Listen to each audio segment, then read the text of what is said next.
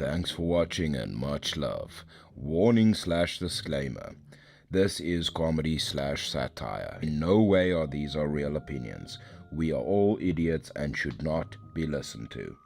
This show is not intended for persons under the age of 18. This show is purely entertainment.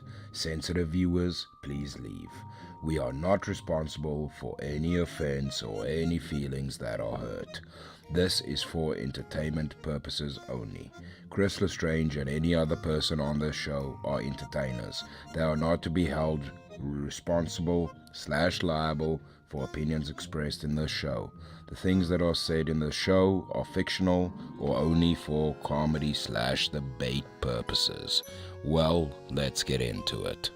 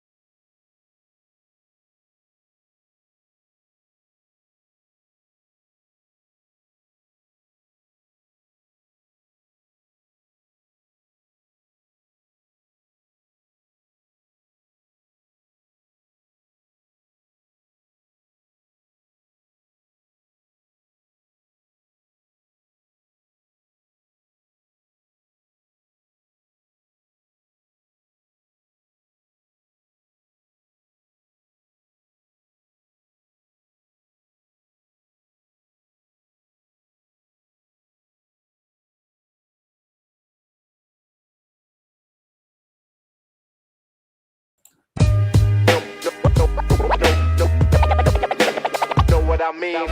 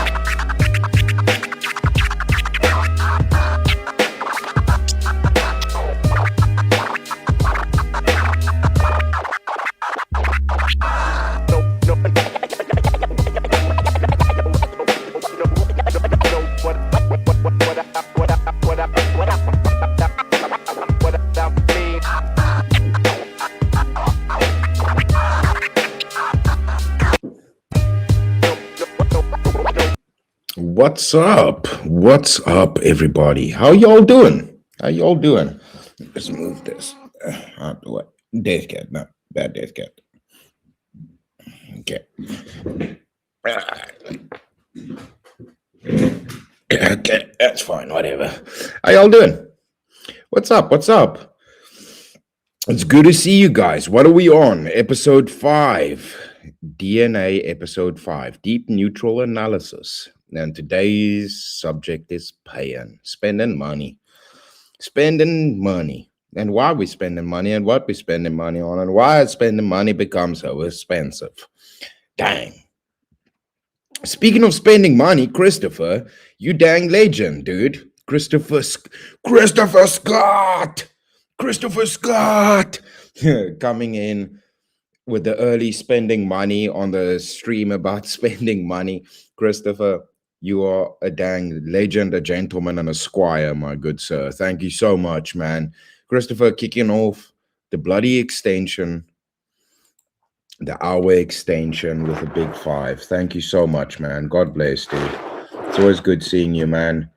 Um, you better get to the debate con that's coming up. I think it's in Dallas, man.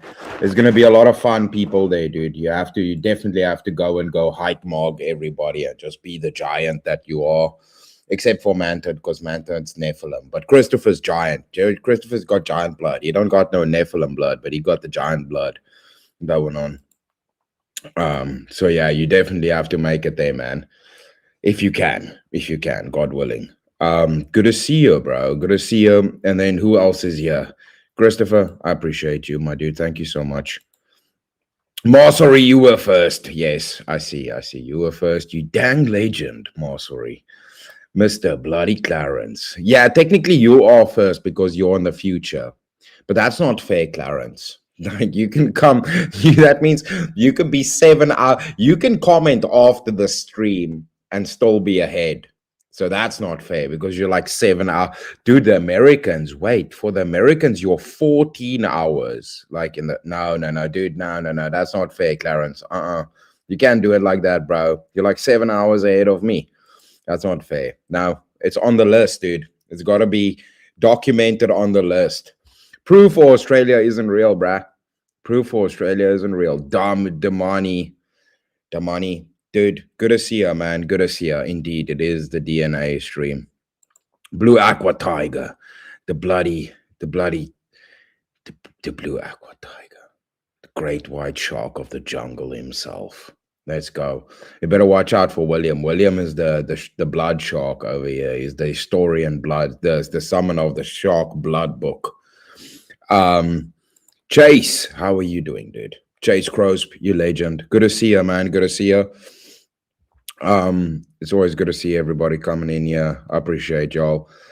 You weathered the storm, dude. It's been ridiculous, man. There's been just sheet metal flying around. People getting hurt, man. People dying. I see one of the towns here, dude, is so flooded. Like, it's just the river. The town is a river. Like, only the tips of the houses are sticking out. It's not good, man. It's like an hour away from me where I am. I'm very lucky that I'm not close. I'm not close. I'm like 15, 20 minutes away from the ocean. But I'm close to the ocean. So I'm not like in a section that can really flood. And where I live, I'm out in the sticks, like close to the bloody nuclear power station. So this area has recently been built. So at least everything here, the drainage systems and everything still functions. But I'm on the side of a hill. So if anything was to happen, it'll run down towards the ocean. So I'm lucky like that, I guess, living out here. Aldi always finishes first. Whoa, Miss Cat. That's brutal. That's brutal. By the way, I have to let you know, Aldi, I need to make your emojis next. Aldi's emoji is next. Then I have to do one for Ferrer because Ferrer is after Aldi, and then after that is Jungle. So that's the order. It's Aldi, Ferrer, and then Jungle that are getting emojis for just being legends and all the support they've given to the channel. But speaking of emojis, I have to hit Kat with hers because she has also been a massive supporter to the channel, and I massively appreciate that. So the medicated kittens for the farmer cat, the legend, the lady herself, the queen of the lambs. No, does that sound bad? Does that do it like a Silence of the Lambs connotation? Are you Hannibal Lecter? She Hannibal Lecter. Queen of the Lambs. Let's go. No, it's fine. Her lambs are fine. They're not getting eaten, okay? It's fine. I'm here for the dino stream. The dino? Dinos. Dude, that's actually a good idea. I should do one on fossils and dinosaurs. That will be the next one we do. We'll do one about fossils and dinosaurs. I already got an event, plane ticket, just need to save for hotel booking. Let's go, Christopher. You bloody legend, dude. Dude, it's gonna be a fun one. I don't wanna say who's gonna be there, but I've been hearing through the grapevine some people that are gonna be there. There's gonna be some legends from the community are gonna show up that some you would have never even seen them before, but they're legends. They've been parts of the community for ages. So I think that's going to be a good one, man. Everybody's going to be there. So get your tickets, go support James, go support Dr. James and the people. Go hang with the Crucible crew. Chris is living next to a nuclear power plant, explains everything. Dude, you know what I'm saying? Listen, how am I going to get superpowers and be able to fight the ninjas? The evil ninja samurai that come and try and take over my village if I ain't be eating radiation, dude. Listen, like, we ain't gonna get mech suits over here. I might as well start chowing on some radiation, to get you. Steroids is expensive. Radiation is free, brother. That's all I'm saying. Medicat for the cat. Ricky Sickles. Ricky, how you doing, bruh? I haven't seen Ricky in bloody ages. Ricky, you legend, dude. Where have you been, Ricky? You've been hiding? Ricky, have you been hiding? Where have you been at, bruh? Hey, y'all, long time no see. Sorry, things have been really brutal lately. Ricky, I hope you're doing all right, man. Hope you're doing all right. And Hannibal. Ricky, I hope you've been doing all right, man. It's good to see you, dude. I hope you're doing well, man. All things considered, hope life's been brutal, but you're doing well, at least, making it through it, bro. Former cat, you see? Hannibal. You got the southern accent, so now you can be Hannibal, Queen of the Lambs. Long time no see. Hey, Annie, how are you doing? Good to see you. You bloody legend. No simping, Annie. No.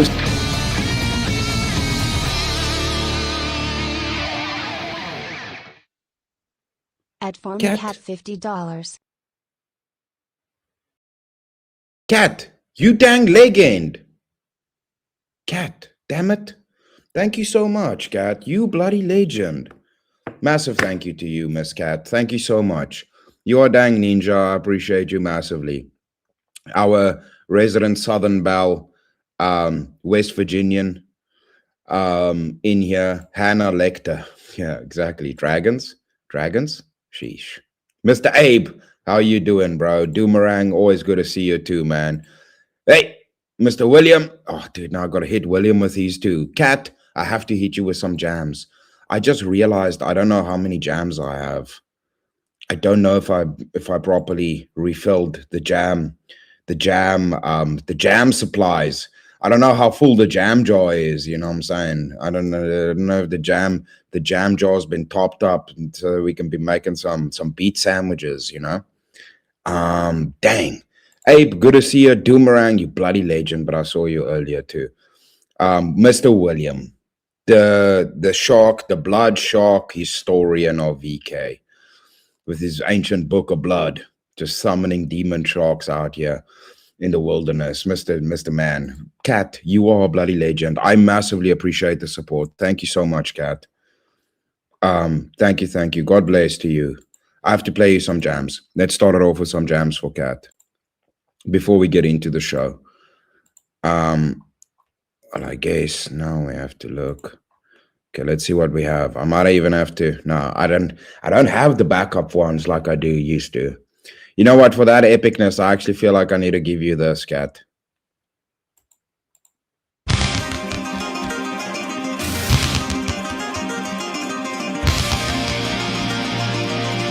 Smashing.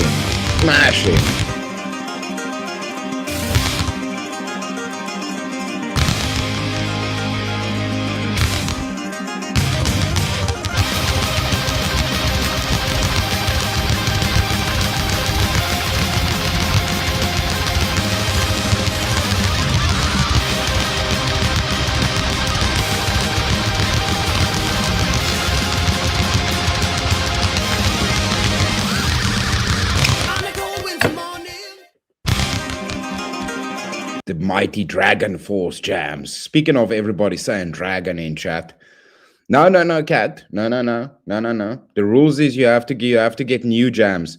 I'll give you one reused one. I'll give you one reused one. Let's see. To give you a lady. Here you go. We'll give you one lady reused jam. Here you go.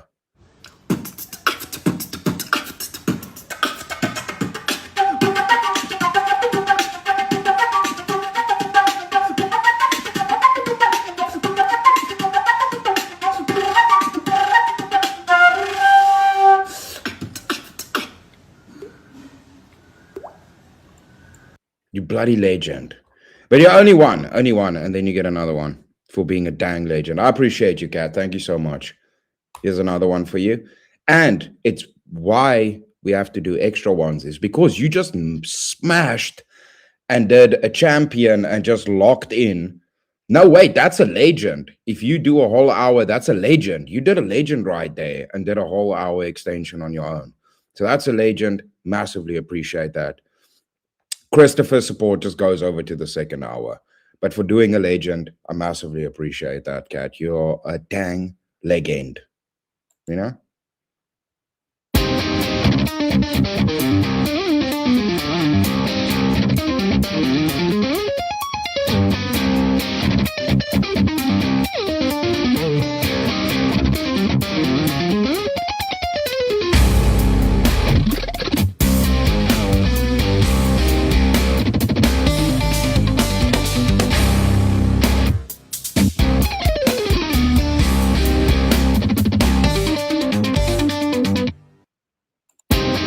Thank you so much, Kat.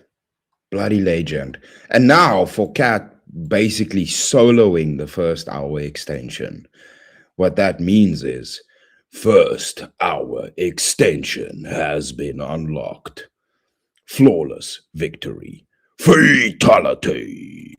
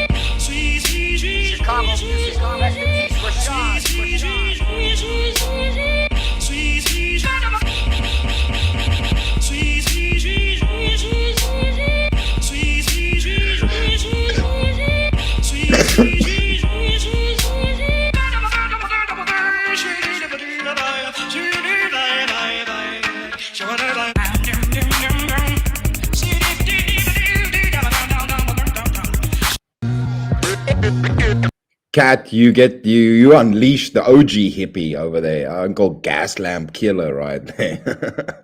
Let's go. Thank you so much, Kat. Smashing the first hour extension. I massively appreciate that. You bloody legend. I'm gonna catch up with you guys now. Let me quickly pull this up.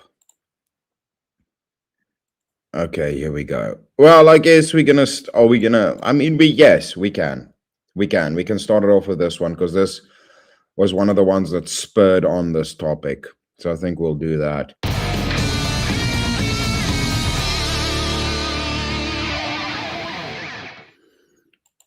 Badass.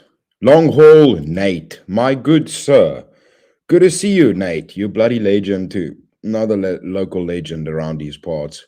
Mr. Long haul, Nate. Good to see you, man. Today is almost over. I just have to get parked. Let's go, Nate. Almost done with the day. That's good news. That's good news. Yep. Miss Cat. Miss Cat is known to be a show off, but in the best kind of way, you know? She's just up here flexing with her span, her 11-inch span, just whipping out her span over here, just showing off. Oh man, I'm sorry about that, dude. Loss in the family. Things were going tough for a couple of months, and it took a turn for the worst. I was helping. Oh man, I'm sorry about that, man. God bless Ricky. Massive love to you and the family, dude. I hope you guys are doing all right. That's always super difficult, man. Sorry to hear, bro. You're still a legend, Ricky. It's good to see you still. I hope you're doing all right, man. He just called Cat a legend. Yes, legend. If you break it up, it's legend. Correct.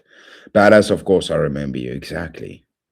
No, no, no. We don't recycle. We sometimes will if we really have to, but no, I have to give new jams each show. That's how we try and do it around here. So that's the best we can do. Dow Paxton, what's up, my dude? Good to see you. Okay, let's get into this. Dragon Force Speedball, dude. Exactly. It's cool that that dude does the drums with the speedball, man. That's quite a. He's got a good little shtick gimmick going, and that takes skills. Anybody that's trying to play with a speedball, man, it's a difficult one to do. Get the rhythm down. Goals get it done, dude. The goals, even on the last stream, the goals have been killing it, man. The goals have been fantastic. The ladies have been taking care of me. So I appreciate them. I appreciate them. Time zones don't matter. William coming in to fight bloody Clarence as well. I gotta go do. Oh, Cat, you keep well, ladyface. You keep well. You are bloody legend. You look after them lambs. Look after yourself too. And good luck. You probably headed to work later, so good luck with that. Tricomb Chaser, what's up, Uncle Billy? How you doing, bruh? How you doing? This guy says, dude, Gaslam Killer's good, dude. He's got some good sets. I had to set the record straight. Miss Marcelry. Thank you, Kat, for being a legend. Here's towards the second hour extension. You ain't gotta try to find chick jams. I'm a patriarch, so I won't mind a man jam, lol. Marcy, you are a bloody legend. Do you know what the thing is? I would play more ladies jams. The only problem is when there's girls playing instruments online, they're half naked. So I don't want to play that on the stream. I'm just like, well, they're all half naked. So I don't know, like, I'm not gonna play that. Or they're out like it's I don't understand why they do that. If they weren't half naked, a lot of them, I would actually put them on the stream for jams. But I gotta find the ones that aren't just naked on the internet. So it's always a bit of a challenge. Yeah, I don't know. Like if you're good at the instrument, I don't understand why you gotta do that. It feels a little bit unnecessary. But I guess every follower, every little bit of even if it's guna attention matters when you're trying to promote you playing an instrument. I don't understand how that works, but I mean, I'm not a chick, so what do I know? Mosseri, you're a legend too. It's good to see you. Lady legend. If you ain't the first, you're last. Ricky Bobby. Ricky Bobby has the wise words. He's one of the philosophers of our time. Nice. Well, I think I figured out some stuff, so we'll see if everything holds together. It looks like the stream's doing all right today. So let's get into this. Let's not count our chickens before they've hatched. The stream might end up breaking on me, so I don't know. Let's hope not. All right. So let's see. On to today's topic, paying and what's going on with products and money. When exactly tipping became an everywhere experience? Because why am I asked to hit a tip prompt in a drive-through? I'm talking about that little screen flip in places where tipping was never the standard, and somehow now I have to be in a more delivery before I get my drink. Cat. At Bloody Clarence, 100 Australian dollars. Bunch of fabletree going around. Let's get into some D.N.A. Bloody Clarence. Bloody Clarence, what the hell, brother? My dude, you are a wild man. Our Australian bloody wild man, dude. What the hell, man? Bro, thank you so much, my dude. Thank you so much. You bloody legend, dude. You just wanted to one-up Cat over there. Bloody Clarence is like, I'm going to one-up Cat right now. You bloody I mean, I'm here for it. I mean, I appreciate the kindness, everybody. Thank you so much. I massively appreciate that. And also, Cat, no. Because if the aerodynamics really made a difference, then the men would do it too. But you see, the men are wearing like suits and wearing masks and things that are hindering aerodynamics. So I don't think that applies. I think that's only for sports. I don't think it adds jamming ability. Dude, what the hell? Bloody Clarence, bro. Abby, how are you doing? Holy crap. Former cat for the science and stuff. Yeah, cats got to go make medicine for people so they don't die of stupidity. You got a lot of people to look after cat. Way too many people need their dumb medication, their dumb tablets. They don't be a nincompoop tablets. Dude, what that, bro? I used to you doing things where you like being kind. You're gonna make me confused again. You're gonna make me feel confused again by doing kind things. Thank you so much, bro. Dude, I have to give you a jam. I know you said no more fabulatory into the, the we can't be fabulous tablets, just up here with the fabulatory, just being tiny little tablets, just being a bunch of phablets. But I have to give you jams for that, bro. I have to give you jams for that, dude. For being a bloody legend, dude. That's some Aussie shenanigans right there. Okay, let me see. I'm gonna give you this one because I think Clarence will understand this one.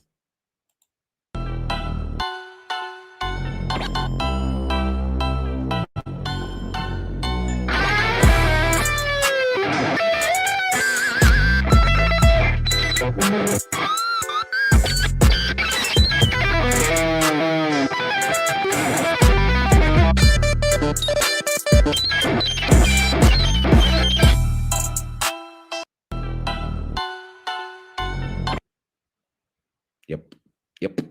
He's making fun of Buried Alive. Listen, I like Buried Alive, okay? I like Buried Alive. He's pretty cool. I like Buried Alive. So, you know what? But he's not wrong. But I like Buried Alive. Okay, this one's for you, bro. I got to give him a drum one, seeing as Bloody Clarence is one of our drummers in here. I don't have a lot of drum ones, bro. Hold on, I got to give you another one.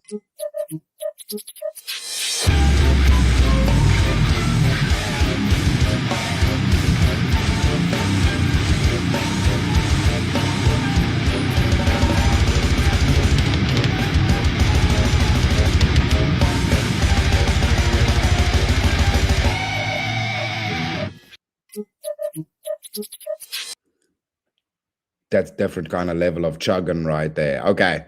And one more nice drum one because you are a drummer, bro.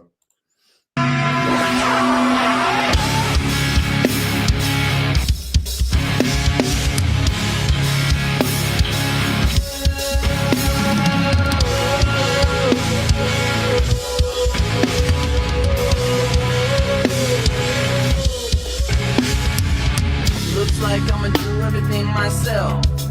Maybe I could use some help, but hell, you want something done right, you gotta do it yourself. Maybe life is up and down, but my life's been what till now? I crawled up your butt somehow, and that's when things got turned around. I used to be alive, and now I feel pathetic, and now I get it. What's done is done, you just leave it alone, and don't regret it. Sometimes, some things turn into dumb things, and that's when you put your foot down, foot down. Glad to have to come and be somebody like you, like you. Glad to have to come and hurt somebody like me, like me. And if you do somebody like that, like that, you know that I'm never coming back, never coming back. Looks like I'ma do everything myself, everything myself. Maybe I could use some help, but hell, if you want something done right, you just do it yourself. Maybe life is up and down, but my life's been what till now? Got it. I crawled up your butt somehow. Got it. And that's when shit got turned around. Got it. I used to be alive, so pathetic, but now I get it. What's done is done. I know you just leave it alone. You don't regret it, but sometimes some things turn into dumb things, and that's when you put your foot, you put your foot down. You gonna be somebody like you, like you. I have to come and hurt somebody like me, like me. And if you do somebody like that,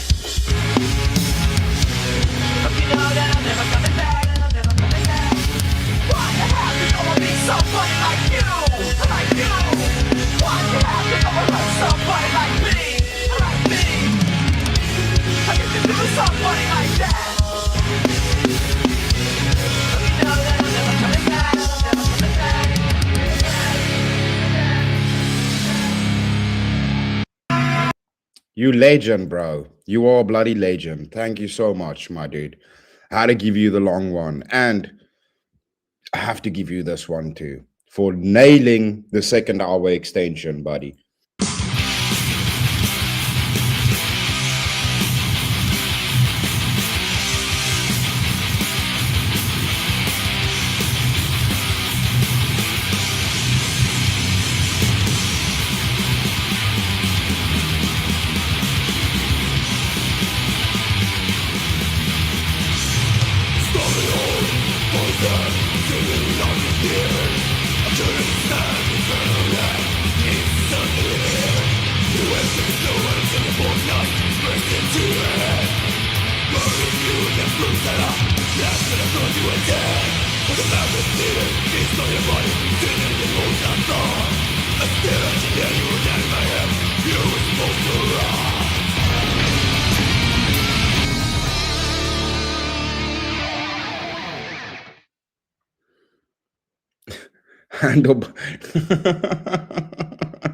Dude, you're a wild boy. You're a wild man, bro. You wild. This is what Australians do, dude. This is why you guys. This is why people are scared of Australians. There's wildness going on. Abby, you legend. Hold on, let me quickly catch up here. I just had to get, dude. You are a bloody legend, bro. You're a bloody legend, dude, and you're too kind, man. I massively appreciate it. And Abby, you bloody legend. Hold on, I gotta pull Abby. I have to give you a nice one, Abby. I'm gonna give you a nice one because I did heavy ones now for Clarence. I had to give Clarence heavy ones. Hold on. Where are you? Before we go into the second, I have to give Abby a nice one.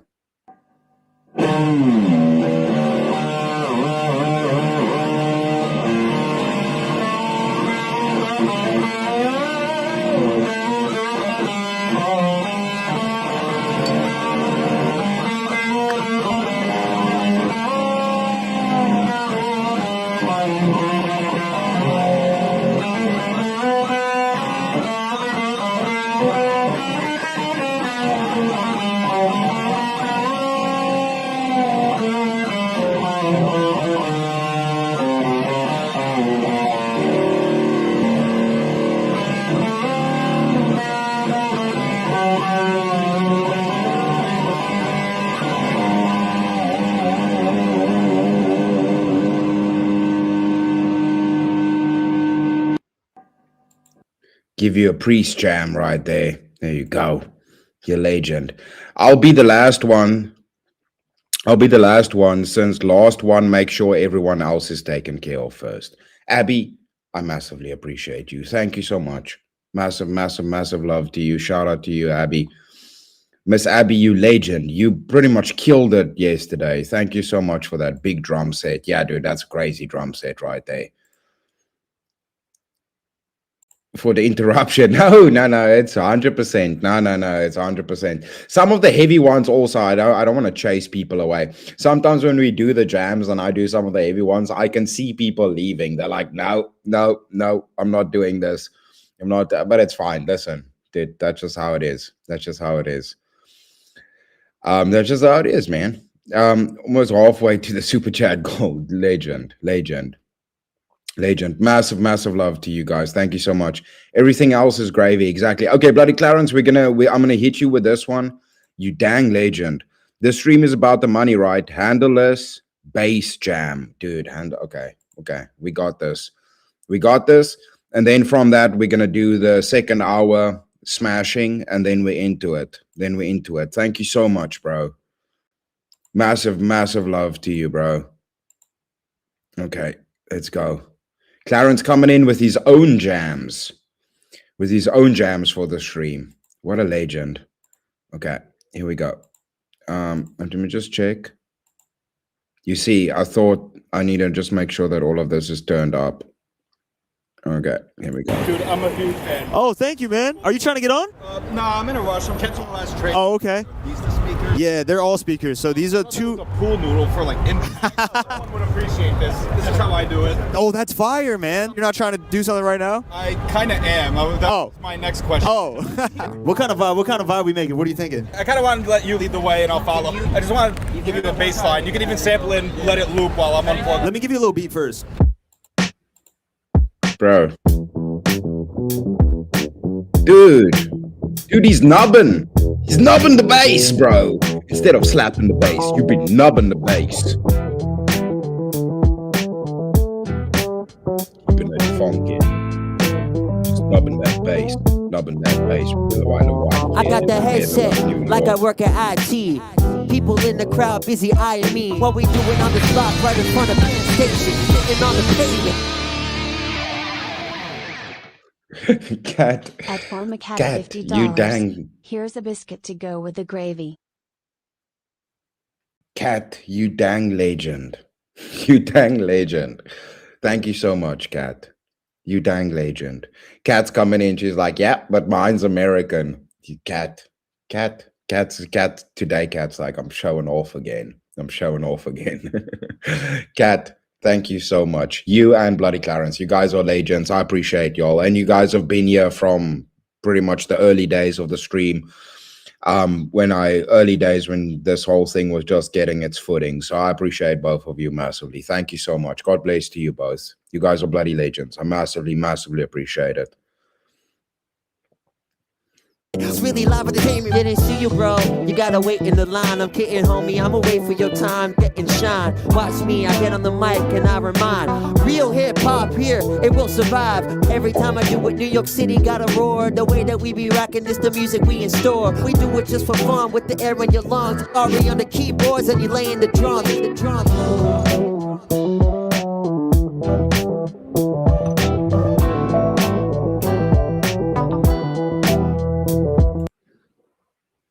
Dude, that was good. Cat, you guys are destroying the jams folder. I just want to say, you guys are completely obliterating the jam folder. I kept one here that's for somebody specific to do, but do you know what? Cat, I got two for you. It won't be crazy ones. I won't do crazy ones. Calm down, everybody. I won't do crazy ones. I have to just give Cat a jam for that.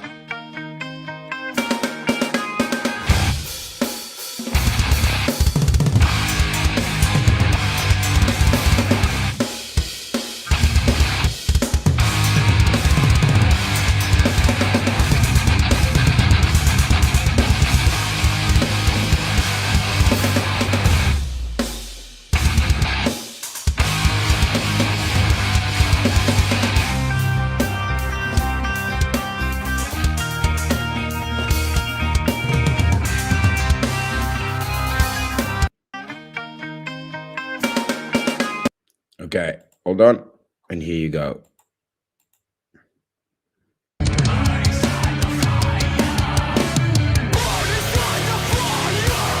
No, wait. That one's a heavy one. Hold on. I'm not gonna give you a heavy one. I'm gonna give you a nice guitar jam, Cat. I'm gonna give you a nice guitar jam.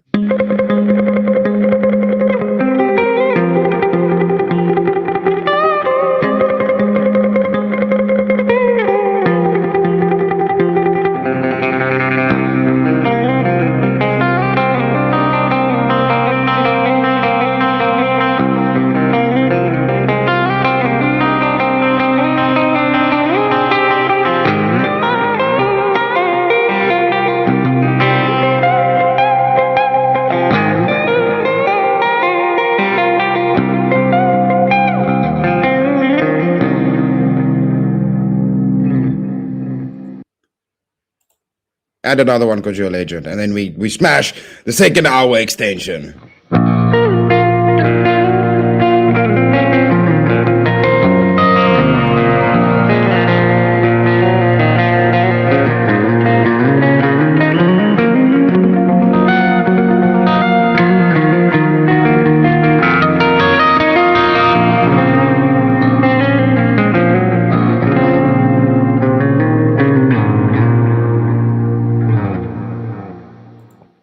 Thank you so much.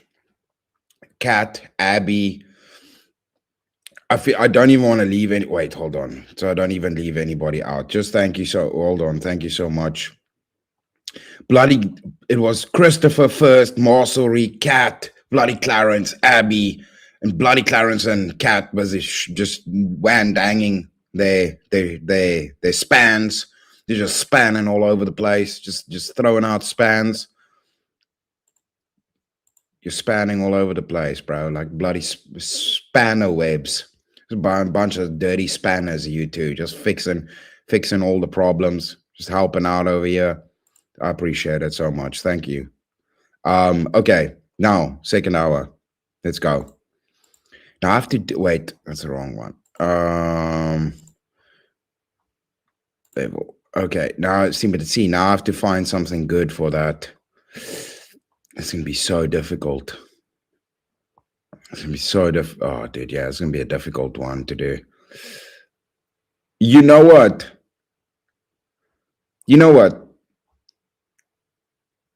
I haven't really found a reason to pop this one, but I think I'm gonna pop this one. So this is actually a South African dude that I found, and it's very rare that I get to play a extension from a local person. So, because of the chat, because of the legends, flawless victory, fatality. Ngilala ngigalele ngilindele inkosi yami, ilindele kumukele inkosi yami. Ngilala ngigalele ngilindele inkosi yami, ilindele kumukele inkosi yami.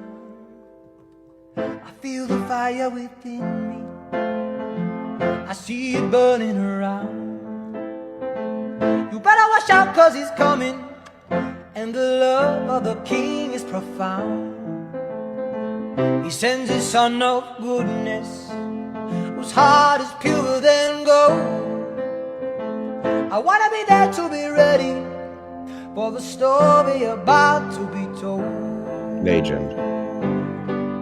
Ngilala ngigalele ngilindele inkosi yami, dele kumukele inkosi yami. Ngilala ngigalele ngilindele inkosi yami, dele kumukele inkosi yami. Thank you so much, bloody Clarence, locking in the second hour extension like a champ. And you know what? Here you go. Another special one, just because to say thank you.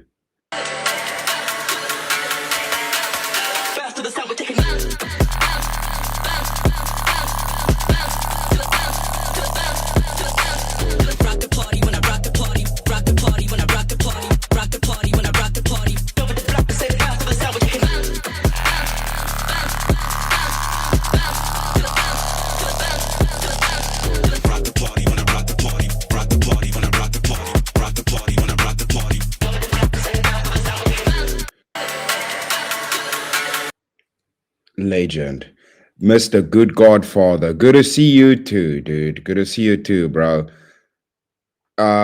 Check it out. Hello, thank you.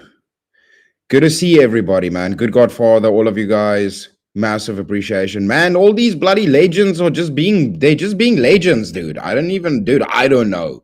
Don't ask me. I'm the person that knows the least what's going on over here than anybody. I think y'all know more that's going on than me right now. I don't even know.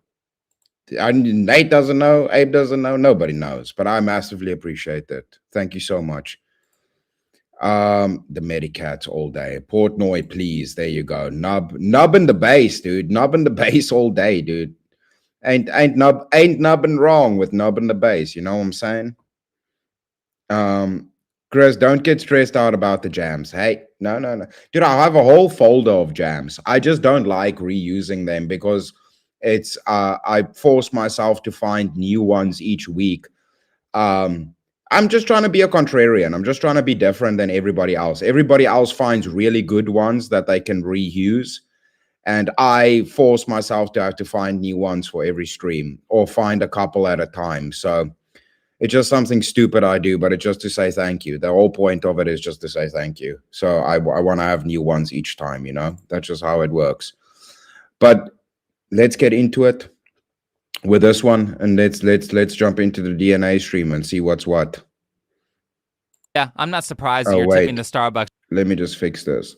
Are we on good? Yeah, we're on good quality. Okay, cool. Drive-through. In fact, I've even been to a self-serve frozen yogurt place where I did all of the work, and when I went to the cashier, she swiveled that screen around and said, "It's going to ask you a little question." Everywhere you go, about to flip the screen on you. You're about to get asked, would you like to leave that tip? Or better yet, they'll hit you with the, all right, it's just going to ask you a quick question on the screen real quick. Honestly, if that frozen yogurt incident wasn't several years back and the first time I encountered a cashier asking for a tip, I would have set my food down and walked out without paying, because asking to be paid extra for doing nothing is an insult to customers.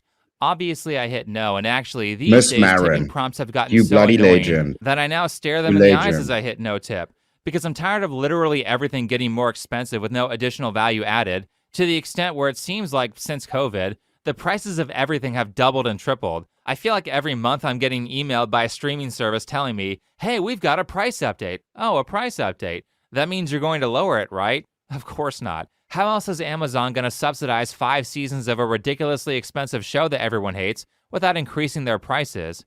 That being said, at some point, enough is enough. But before we get into that, recently a jury ordered Meta and YouTube to pay millions for their role in designing and promoting addictive platforms. They knew their apps could contribute to anxiety, depression, and body image issues, but did not share those risks while prioritizing profits. Oh, you're grifting right now. If you or your child spent years growing up on social media and experienced serious mental accountable or quiz to see. All right, so tipping has gotten crazy. What was once a nice courtesy for an extra good job is now basically an expected part of every business transaction. I appreciate you guys A handful of years massively. back, it began with tipping cashiers for merely taking your order. And now they don't even have cashiers. They want you to tip the kiosk. We're at the airport, guys, and in these kiosks, at the very end, it asks you if you want to leave a tip. Why would they ask for tips, guys? And here's the thing. This is a Whataburger, a fast food chain, in the middle of the airport. You want us to subsidize your poor pay? Yeah, I'll wait for self-serve gasoline to start asking for tips, too, as if oil isn't already expensive enough. And it's not just This is also a bigger thing that I'm going to cover in today's thing. It's very interesting when you hear, like, I've had some chats with people. The rhetoric behind this is that the consumers need to subsidize the business. Shouldn't your business be able to function independently? And if your business isn't able to pay your workers, shouldn't your business then clearly your business isn't successful? Why would that be beholden to your clients to have to pay that? I don't understand that whole mentality. And people going, well, do the CEOs the CEOs need to keep getting their big paychecks? We just have to foot the bill for it. Why? I don't understand. Then their business is clearly not a good business if they can't pay their people. They should pay their people. They should, the business who employs them. Restaurants, it's like every service now. So I drive my dad over to pick up the car, and he comes back with the keys, and he's kind of distraught, which is not like him. He's like, I literally just paid, I don't know, $500 to have my car fixed. And then the guy swivels the screen around and is like, you want a tip? 20%, 25%, 30%. Now, I would have thought that she was making this all up, but I kid you not. I had work done on my house about a year back, and after charging me a price that seemed like extortion, the guy pulls out the iPad and says, yeah, it's just going to ask you a little question. So your local repairman is now asking for a tip. The whole point of tipping in the first place was to give a little extra for good service. You know, give the bellhop a little extra for carrying your luggage to your hotel room, which personally I think is stupid. I think employees and business owners should already be doing the best job they can because they want return business. Good service is how you create a successful company. And provided that...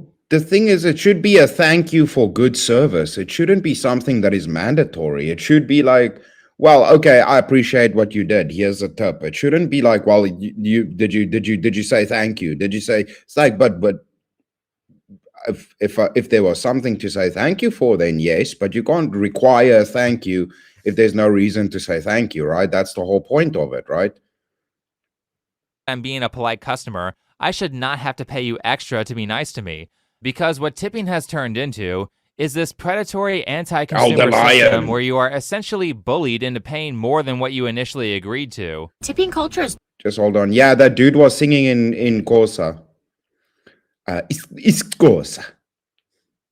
Targeting people pleasers, and it is not okay. As a people pleaser, you think that when someone shows me a pad that says 15%, 20%, 25%, they're looking at me while I press the button. I think I'm gonna hit none. Yeah, you should hit none. I do every time. The system is so predatory that I enjoy... What I also don't understand is, how is YouTube raising the price of premium, right? They make advertisers pay their money. So YouTube's money comes from advertisers paying to advertise on their platform. And then they want people to pay for premium. So you're getting paid double, right? By firstly the people advertising and then the people using your platform. So why would you need to raise the price if you are basically Google, who's making a shit ton of money? And as most people know, off of all of us that have channels that you people come and support because you guys are bloody legends, if you tip or give money on YouTube, they take 30% of that too. So why are they raising the price for premium? Hitting that button, and I enjoy the little maze that some of them make you go through to not tip. The ones where you have to hit like 4 different buttons to cancel the tip, instead of the one button it takes to pay extra. Yeah, it's ridiculous. It gives me a sense of accomplishment when I figured out that the trick is to hit custom and then type in 0. I have tipped so many times in just the last few days. Coffee, tip. Drive-through, tip. Went to Chipotle and you tip before you even get your food. I don't even know if my food is gonna taste good, and I'm tipping these people. Yeah, what if it tastes like crap? Now you're giving extra and saying thank you for something that was bullshit. That's like saying thank you, and then the bellhop turns around and punches you in the face. You're like, well, now I want to take my thank you back. That was unexpected. No. That's a bunch of poppycock nonsense, bro. YouTube just wants the tip. They get 30% of everything, bro. They get 30% of all of you guys donating to the channels. They get 30%. They get enough of the tip. They get more than what a bloody agent gets. They're pretty much taxing at this point, not even talking about tips. If a tip is asked for, it's no longer charity. Exactly. That's the point. Right? You can ask, would you like to tip? And say, we would appreciate if you tipped. But it shouldn't be something that's like, no, you have to tip, you have to tip, you should tip, you should tip. It's like, no, that's no. Yeah, that's ridiculous. Though I do appreciate the cashiers who press no tip Good to see you, Justin. Because they're fed up with tipping prompts. Those people are heroes. More importantly, there is a reason why you hate this system, and you are morally justified for hating tipping, because psychologically what's occurring here is a lack of transparency on the price. For example, you agree to a price of $10, but somehow if you don't pay $12.50, you're a heartless bastard who doesn't care about the sad life of... Yeah, but the thing is, do you know what it is? It's like, you can add gratuity to a bill, right? You can add gratuity to a bill, but they would probably add gratuity and then ask you to tip. Like some places add gratuity, or you can say it's a service fee, or you can add a service fee like Uber Eats and these places do. But they still ask for a tip as well. So it's like, what are we doing here? Like, is there a pre-built-in tip, but then you can't ask for another tip on top of the pre-built-in tip? Like somewhere we got to draw a delineation. The employees? Why are someone else's life issues my problem? I'm just trying to get a taco, and I shouldn't have to be afraid that people will intentionally do a bad job if I don't pay an upcharge. Then the second level of this is which jobs deserve tips and which ones don't. Movers, taxi drivers, barbers. Why not tip the store clerk every time they tell you where something is? I mean, who has all this extra money where they can just drop an extra 15 to 20% on every single bill? Personally, I think we should only be tipping waiters because they're paid almost nothing because tips are expected. But also, morally, I don't think people should tip waiters either. And before people get mad, yes, I do tip the waitstaff at restaurants. Well, but the thing is, other parts of the world don't work like that. Other parts of the world, they just pay the waiters a good wage, and they don't ask for tips because they get paid well. Or they get a commission off the bill. There's a gratuity on the bill, so that if it's a big table they had to serve, they get a percentage of the work they had to do, and they just get paid well. Like, you could just pay people well. It's weird that they're like doing this guilt trip thing, which is that's the strange part about it. However, we do have other examples in the world, like Japan, where people survive without this system. At restaurants in Japan, you don't tip, you just pay for the food. And what is frequently added onto that is a table fee that is a set cost for sitting down at the restaurant. There's your answer. We don't have to tip waiters now. Just charge a table fee. And also, because waiters are sales reps, they should get a commission when they sell high-ticket items like alcohol and steak, or extras like dessert. With this type of system, when you sit down to eat, you now know what you're consenting to without some mystery price at the end based on how scared you are to look like a bad person. Because the bigger problem here is that if you continuously say it's okay for people to be unclear on how much they're going to charge you, you get shit like this. I gave birth to this perfect, precious little angel in September of last year. It is April, nearly May of the next year, and I am getting bills in the mail nearly every single week. Let's look at them. Okay, this one is a bill for $2,000. The service description literally just says vaginal birth. Salute to here's you, another bro. bill for always good seeing you, man. Thank you for coming around more. What's the I description appreciate for? it. Actually, it doesn't even say. Here's another one for $336. The service description is subsequent hospital care. What does that mean? Here's another $675 charge for hospital discharge day. What service is it? You're just charging me for discharge day? I don't know. None of it makes sense. My husband just called. He was on the phone for 20 minutes. And we got no crazy. answers. They said they could get back to us in the next 90 days. Yeah, she's not kidding.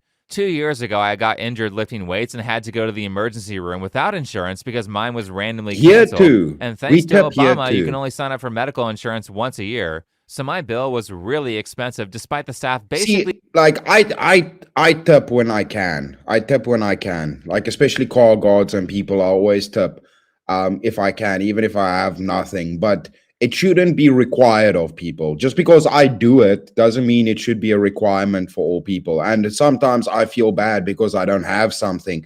And that whole weirdness around it that's the weird part of it. This like guilt tripping thing that it brings up. That's the weird thing about it. Like, makes things unsavory. Just giving me Tylenol and telling me to go home after 3 hours. I remember signing some paper at the hospital for like $4,000, which was insane considering how little service I received.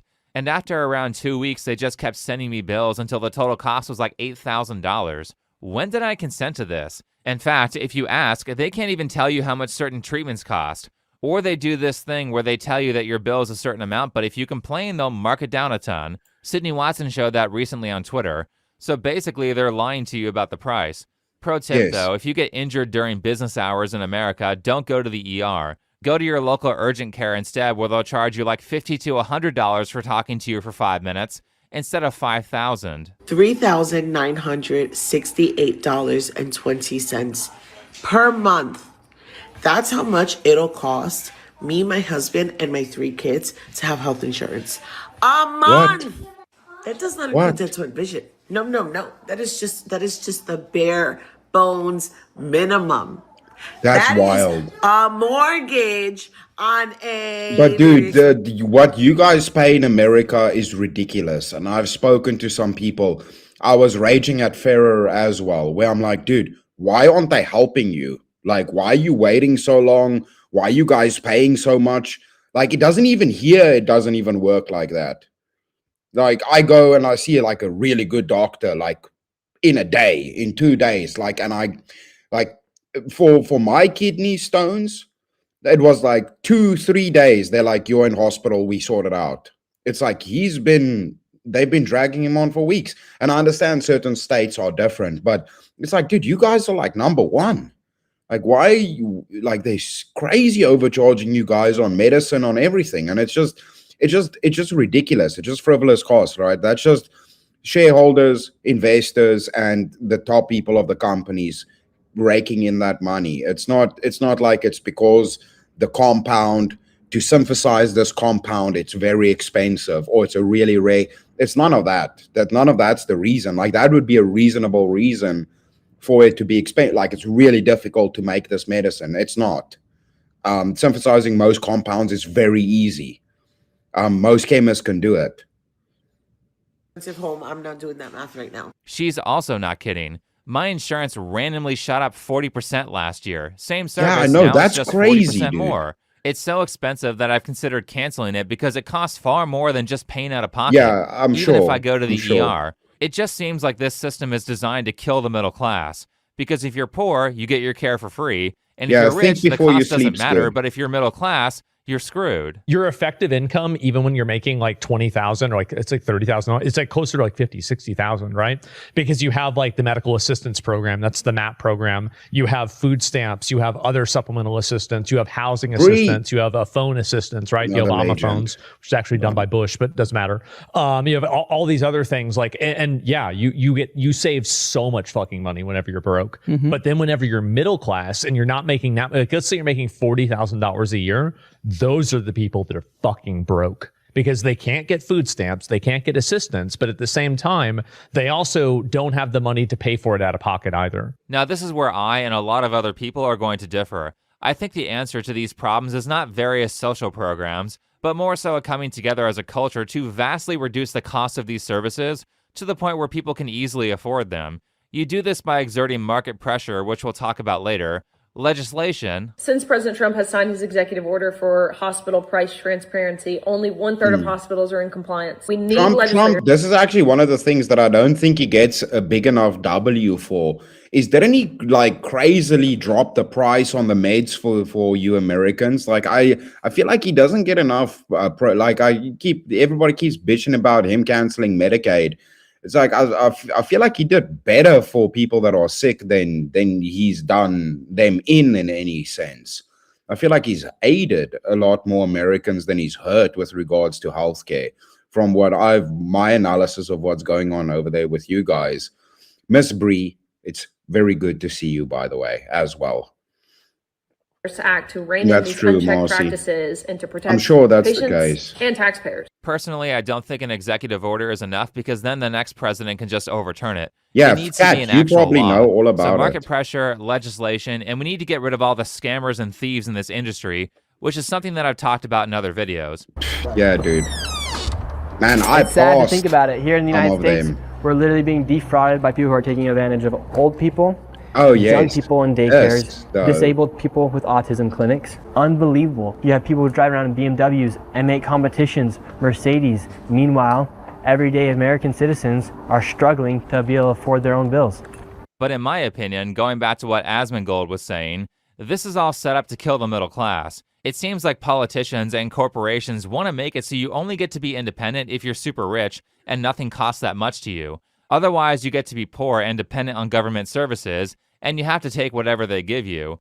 The point here is the removal of freedom of choice for most people, because if you shrink the middle class, then you're going to shrink the number of people who are in the financial position to say no to a bad deal. Yeah. This inability for massive portions of the population to be able to say no causes prices to increase. Well, and what makes it decreases the third option and pushes a binary of either be reliant on the government or be super rich, where ultimately that doesn't really give a choice. It kind of just pushes you into either one of the two categories. And by shrinking the middle is the one that can bounce or push back on the other two systems, or kind of be the outside perspective on the two systems. So yeah, there's been a concerted effort. It seems to be the most targeted financial class is like middle class.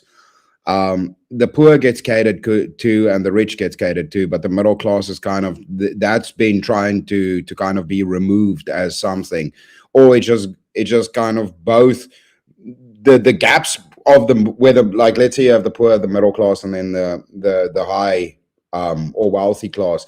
It seems like both of those are just moving in and squashing the middle out, that there is no more middle. Crystal kidney stones. Dude, I had a pass one. I thought I hurt my back skateboarding, dude. I was like, man, what did I do to my back, dude? My lower back is like, I felt like I broke my back. And I'm like, what the fuck's going on? Until I took a very precocious pee. And then I think I kind of knew what was going on. Matters worse is, trust me when I say that no one wastes more money than poor people, and people with high incomes. Either rich people are wasting it and inflating the prices of everything for everyone else because the dollar amount doesn't matter to them, or poor people are wasting it and inflating prices because they don't know how to manage their money, or because they're too nervous to hit no tip on the iPad.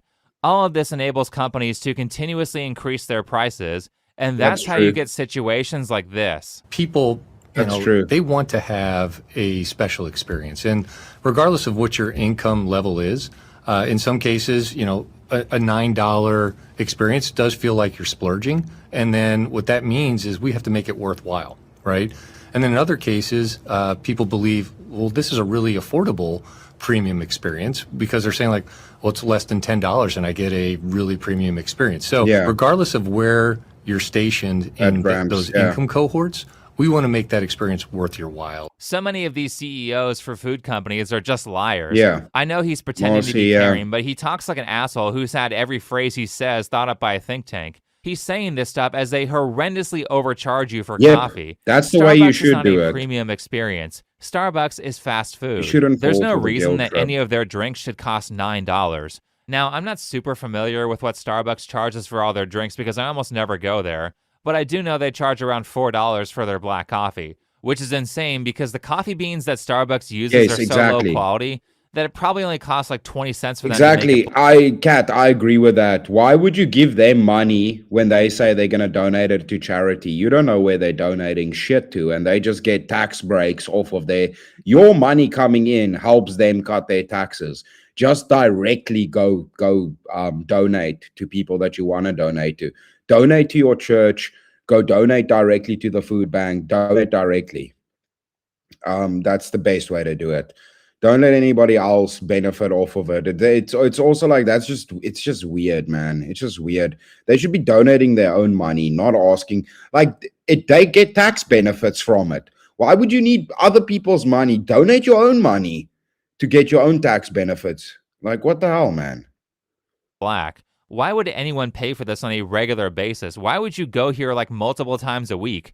Not only do you have to drive to Starbucks and wait in line, which takes time, whereas making coffee at home takes almost no time because the machines do everything for you, but also you can buy the most premium, expensive coffee at Sprouts, and it will cost maybe around $1 or $1.50 for a cup versus $4 for the low-quality garbage at Starbucks. And then they want a tip. Bitch, I'm at Miss Coldstone, girl. And Sterling Bellows, what's up, my dude? Good to see you, bro. Good to see you. Tear down the insurance systems and rebuild on gold, silver, and Bitcoin. Shit, man. I don't know. The system is becoming it's so weird because capitalism is the way. It has to be a hybrid model. I'm not no socialist or no commie, don't get me wrong. But I do like, dude, social systems and fallbacks for people that are completely screwed is something that, like, I think from even just a religious point of view of being kind to people that are struggling, that's important.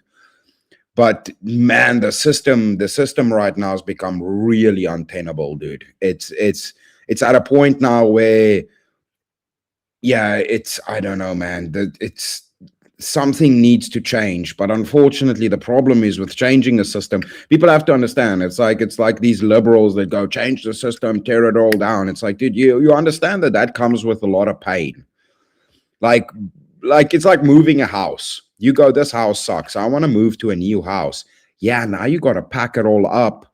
You don't have a place to store food. There's that point where you got to turn off the fridge. Now you have nothing cold to drink. Like, it's going to be a painful process to go to the new thing. It's not just like an easy thing. It's stressful. You got to figure everything. Like, it's not an easy process. It comes with hardship if you want to transition to the new thing. It's why it's a stressful thing. And at an economic level, that's way more than having to figure out if you can get everything in the boxes and whether you have enough boxes that you stole from the bloody Tesco or wherever you're getting them. And that's rude, Elder Lion. The most I donate to hungry children is advice. I tell them to get a job. You can't do child labor, bro. Where they meant to go work? They're meant to go pick strawberries. You want them to sell crack at the kindergarten, after school? What do you want them to do? Sell mixtapes? Like, how these kids meant to earn an honest day's dollar, Elder Lion? Dang. It's rude, bro. I will die on a cross, bitch, before I ever pay this much for a little bucket of ice cream. Y'all crazy. Just don't be hungry. That guy had some energy or style, let's say, but who the hell is paying for this? And Cold Stone is reportedly another store that likes flipping the iPad around to ask you a little question. But $17 for a pint of ice cream? The most expensive ice cream that I've seen at the store is this ice cream here. It's like $10 for a pint, and it's made with premium ingredients. Whereas here is the stuff that goes into Cold Stone ice cream. How are these companies, who don't really provide an experience that's much better than just having ice cream at home, still in business after charging $28 when I can get the same size of Alden's organic ice cream for around $11 or $12?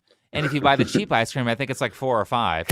Well, I'll tell you why they can charge this much. It's because people keep saying yes.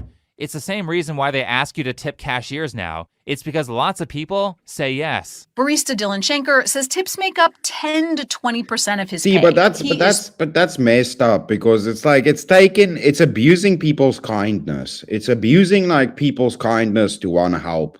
Like that's one of the problems of this whole, like I said earlier, it's like, it's weird because it's abusing people's kindness that actually are empathetic and want to help. We're not going to talk about people that are bloody, what is that? Like, so suicidally empathetic, like the left people that'll just destroy their own country because, we want to make one immigrant that's a criminal happy. But most people, I think, are good people and empathetic. And then you're just abusing that system and just hardening people's hearts by trying to exploit them, which is bullshit. It should be illegal to be hungry. Alder line out here on the streets telling children when they're hungry. He's like, no, you're fasting. It's a good practice. That's what the church does. Stop bitching. Dude, no. 39. He has a decade of experience and expertise. You're not hungry. You're just fasting. I've never made more than $25,000 a year. I cannot even wrap my head around the idea of even just making $30,000 or $40,000 a year. Roughly half of Shanker's customers tip, which is in line with the national average. 50% of people are saying yes. This was from NPR, and by the way, if you're 39 and don't make a lot of money, that's not my problem as the customer. There's just something really, really demoralizing about someone seeing that screen, knowing I'm not rich, and kind of just not caring about you enough to kind of like want to help you. That's crazy. Make a living. Yeah, I don't care. If this job is not making you a living, then you should ask for more money from your employer or get a better job so you don't have to abuse customers like a streamer begging for subs. Now, you may think that you saying no is enough, but that doesn't matter if 50% of the people are still saying yes. If half the people say yes to a 20% tip at Starbucks, then that's like tens of millions of dollars a year, if not more. If you look at the article, they say, well, this is a way of paying our employees more without increasing prices. Technically, reality is a psyop, right? We live in a fallen state. We live in a fallen world. So technically, reality is a psyop. And I guess even the church would tell you, don't get obsessed with the ways of this world, as it is a fictitious thing to distract you from the Lord. So in a way, I guess, yeah, reality is fake and gay and a psyop. So not wrong, Uncle Abe, not wrong. Yeah, because you're tricking customers into paying 20% more for their drink and then shaming them for not doing it like this 39-year-old. That's dishonest. There's a lot of pressure to keep prices low for increasingly frugal customers. Love your cat. Tipping is a way to Love get your more cat, money. you legend. You said you were meant to leave earlier, but I got you sticking around. That means at least the show's not doing too bad. Well, I'm going to give credit to Think Before You Sleep on this one. I'm just here to yammer.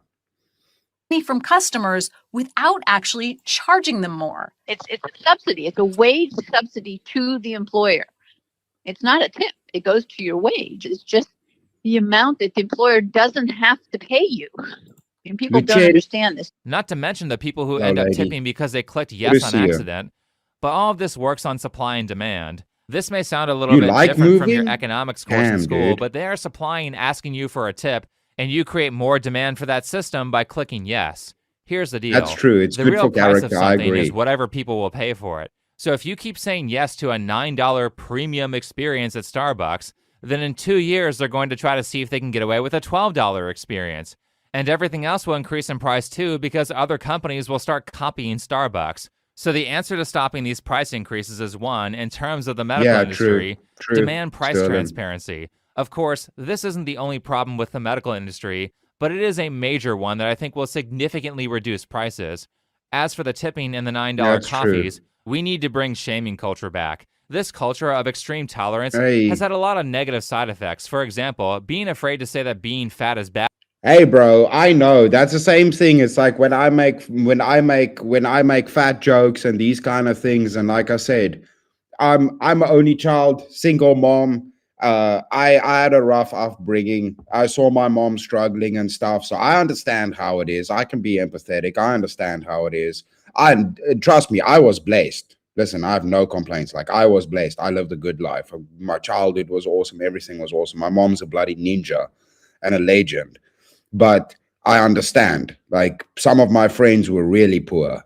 That you know, like not in my like around me, not exactly in my neighborhood. Like, our neighborhood was quite a decent neighborhood. We were lucky because my mom didn't really have to pay rent for the neighborhood, but we lived in. So we actually lived in a better one than we probably could have afforded. So I was lucky like that, massively blessed. But yeah, man, a lot of the kids I grew up with were super poor, dude.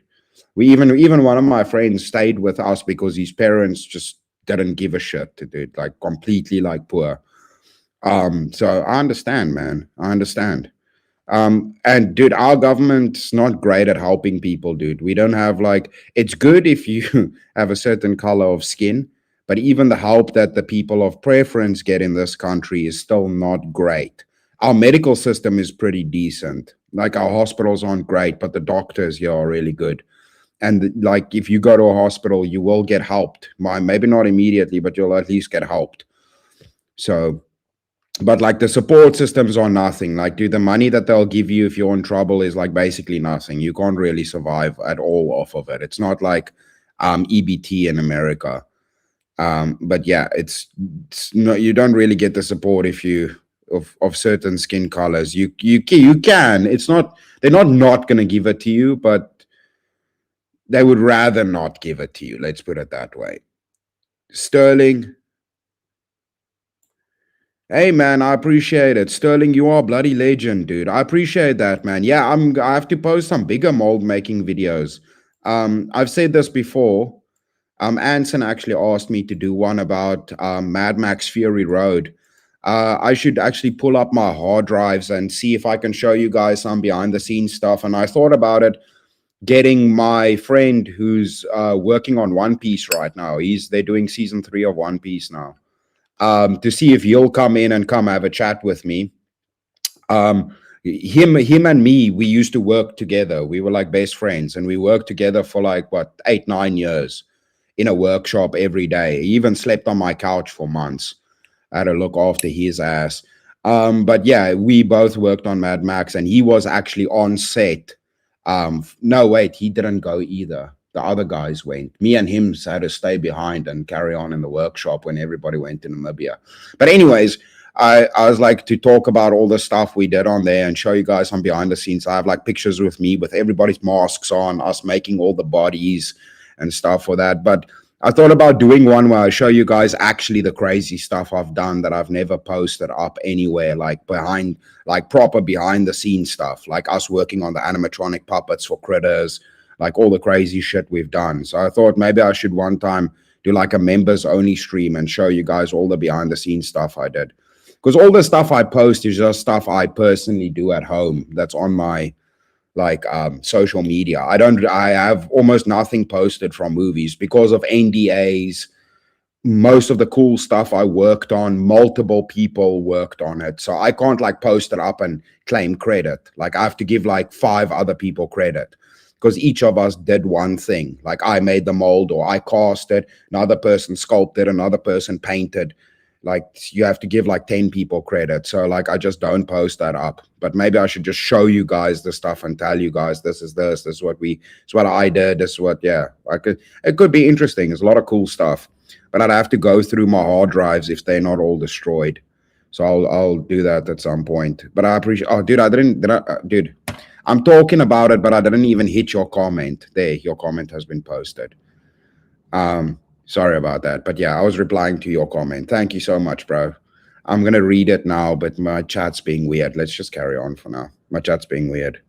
bad for you, increases everyone's medical insurance premiums thanks to the Obama administration, as well as not shaming people for spending $28 on $4 of ice cream for the premium experience of polysorbate 80 and red 40, is making your life worse. Because if people pay $28 at Cold Stone, which is like 2.5 times the price of organic ice cream at the store, then Cold Stone is going to say, okay, well, let's see if we can get 31. It should cost you social value if you're one of those people who enables companies to price hike everything because you want to overspend instead of being responsible with your money. Oh, there's I've actually Mella. gotten rid of almost all my Hello, friends who Mella. constantly throw money away because You being around legend. such people affects my spending habits. And when it comes to rich people, really one of the most harmful things they can do is overspend because that inflates prices for everyone else.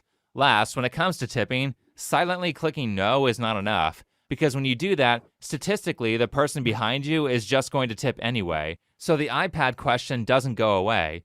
You have to actually openly show your disgust for these companies trying to prey on guilt psychology. It's simple. The second they turn that screen around and say, it's going to ask you a little question, you say out loud, I'm not tipping. And for the people who are going to say, well, they're just employees, the company makes them say that.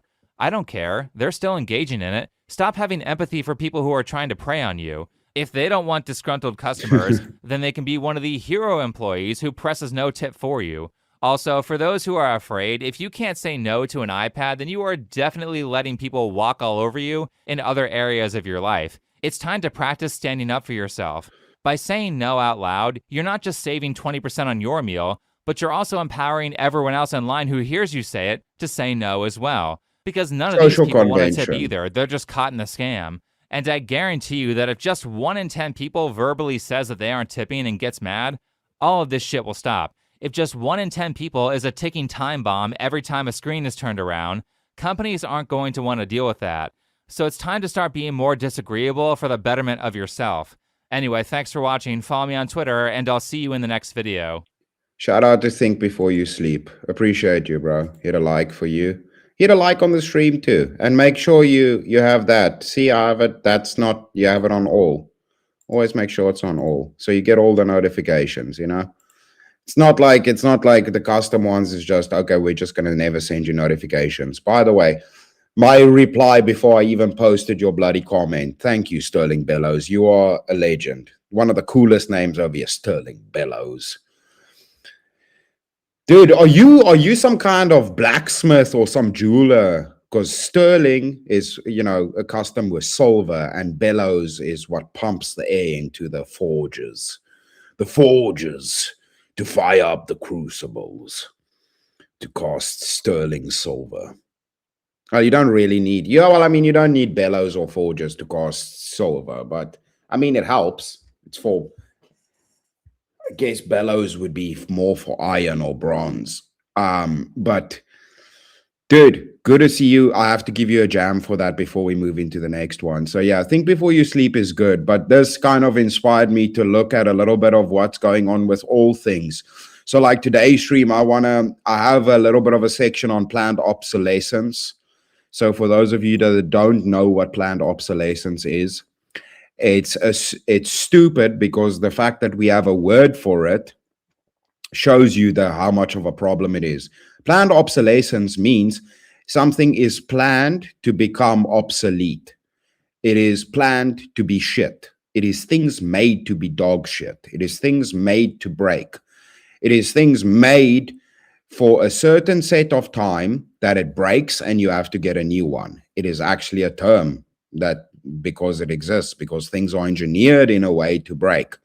But we're improving as a society, right? But before we had instruments like that organ I showed the other day that's been around for 1,000 years, a musical instrument, 4 times the age of America, an instrument is still working. 1,000 years. 400-year-old violins are still around. But a car can't last 10 years anymore. It's like, dude, what are we doing, man? We have fridges from the 60s that are still running. But now you buy a fridge and it breaks in like 10 years. If you're lucky, 15 years, you can have a fridge before it breaks. And then you can't replace any of the parts. You can't access it. If you try and open it, you void warranty. It's just all bullshit. but that's all encompassed in planned obsolescence. So we're going to go through that, and there's a couple of other things. Manufacturing of luxury brands. There's a couple of things. So I have some interesting stuff regarding that. But first, Sterling, you legend. Thank you so much for the support, my dude. And sending it on Ko-Fi. Sterling saying he tips cash. He also makes sure YouTube don't take their 30%, just like he tips cash to the waitresses to make sure they get the money. I appreciate that, sir. Thank you so much for not letting YouTube get their dirty little fingers on your hard-earned money, man. I appreciate that. Let me see. I have to give you a good one, bro. I officially actually tapped out my bloody section, yeah, which is crazy. Okay, let's see. There might be one that I like. Sometimes I skip over some because I move forward. Do you know what? I have to give you I'm going to give you the legend uncle, bro. I'm going to give you the legend uncle because I know I didn't play this one.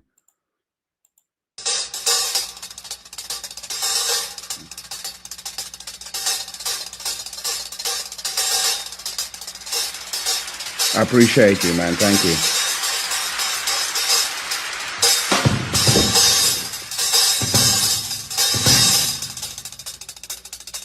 Dude, just skills. Just skills.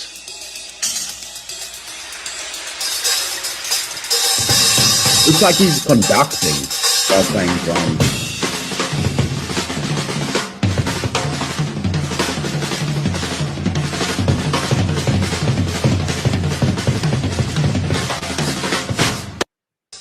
Let's go. Shout out to you, Sterling, you bloody legend. You get the legend uncle right there. Just smashing it. Appreciate you, man. Thank you so much for the support.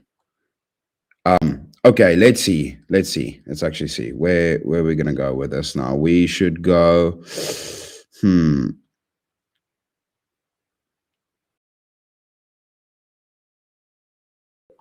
Are we gonna? Let me see. I don't want to go into that just yet. Let's not do the planned obsolescence just yet. Let's do.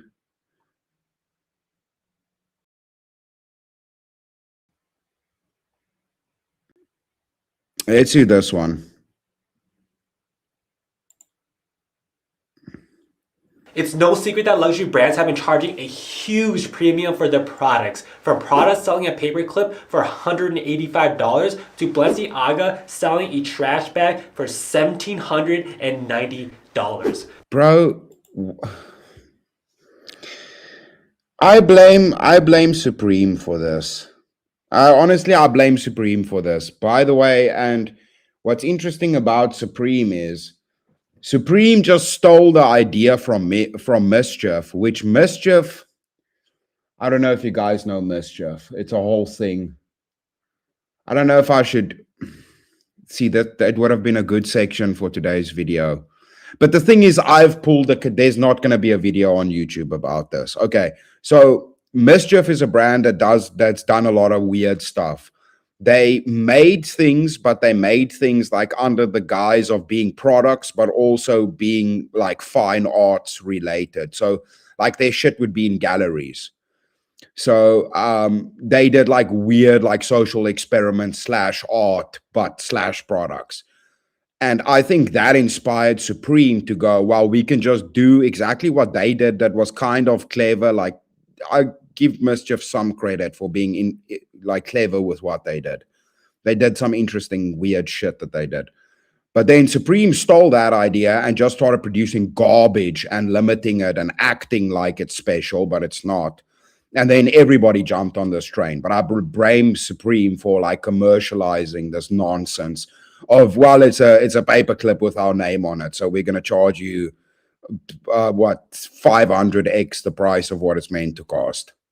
But how much does it actually cost for these high-end brands to manufacture their products? We all know that luxury brands are secretive. And the designers, by the way, how there's correlation between this is a lot of the designers and the dudes like from Mischief and how this whole like evolution happened. There's dudes that worked with each of these guys. They shared designers, and it was also influenced by some of the early dudes from skateboarding.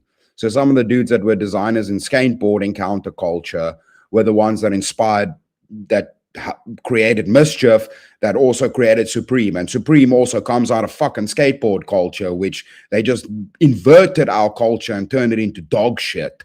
So I blame them for doing that, by the way. And you can trace it back. Detailed analysis on 7 luxury brands. We're going to take a look at each brand's best-selling products and analyze its material and workmanship of each item. With that, we'll discover exactly how much the production costs and exactly how much they are marking up their prices. And at the end of this video, I'm going to tally up all the results to find out which luxury brand has the highest markup. Uncle Jeremy, good to see you, bloody legend. Good to see you, man. Look him in the eye. Look him in the eye and say no. I always struggle with it. I'm actually a softie. I come on here and I yell and I'm all angry, but I'm actually a softie. I try and avoid conflict generally. I've had enough conflict in my life. Now I'm just a softie and I'm like, I don't care. I don't care. Which has the lowest. So keep watching. Before I get started, get rid of your old bulky bifold wallet and get yourself a beautiful and minimalist extra card holder. Each one of their colorways are absolutely stunning, especially their most newly people. released oil slick. Let me tell you, the oil slick sheen is What's gorgeous this? and You mesmerizing. grifting? Extra's You boldness to grifting? use colors that's never been done by other. You're talking about luxury products while grifting a product. My brother in Christ, what are you doing? brands is what makes them the best.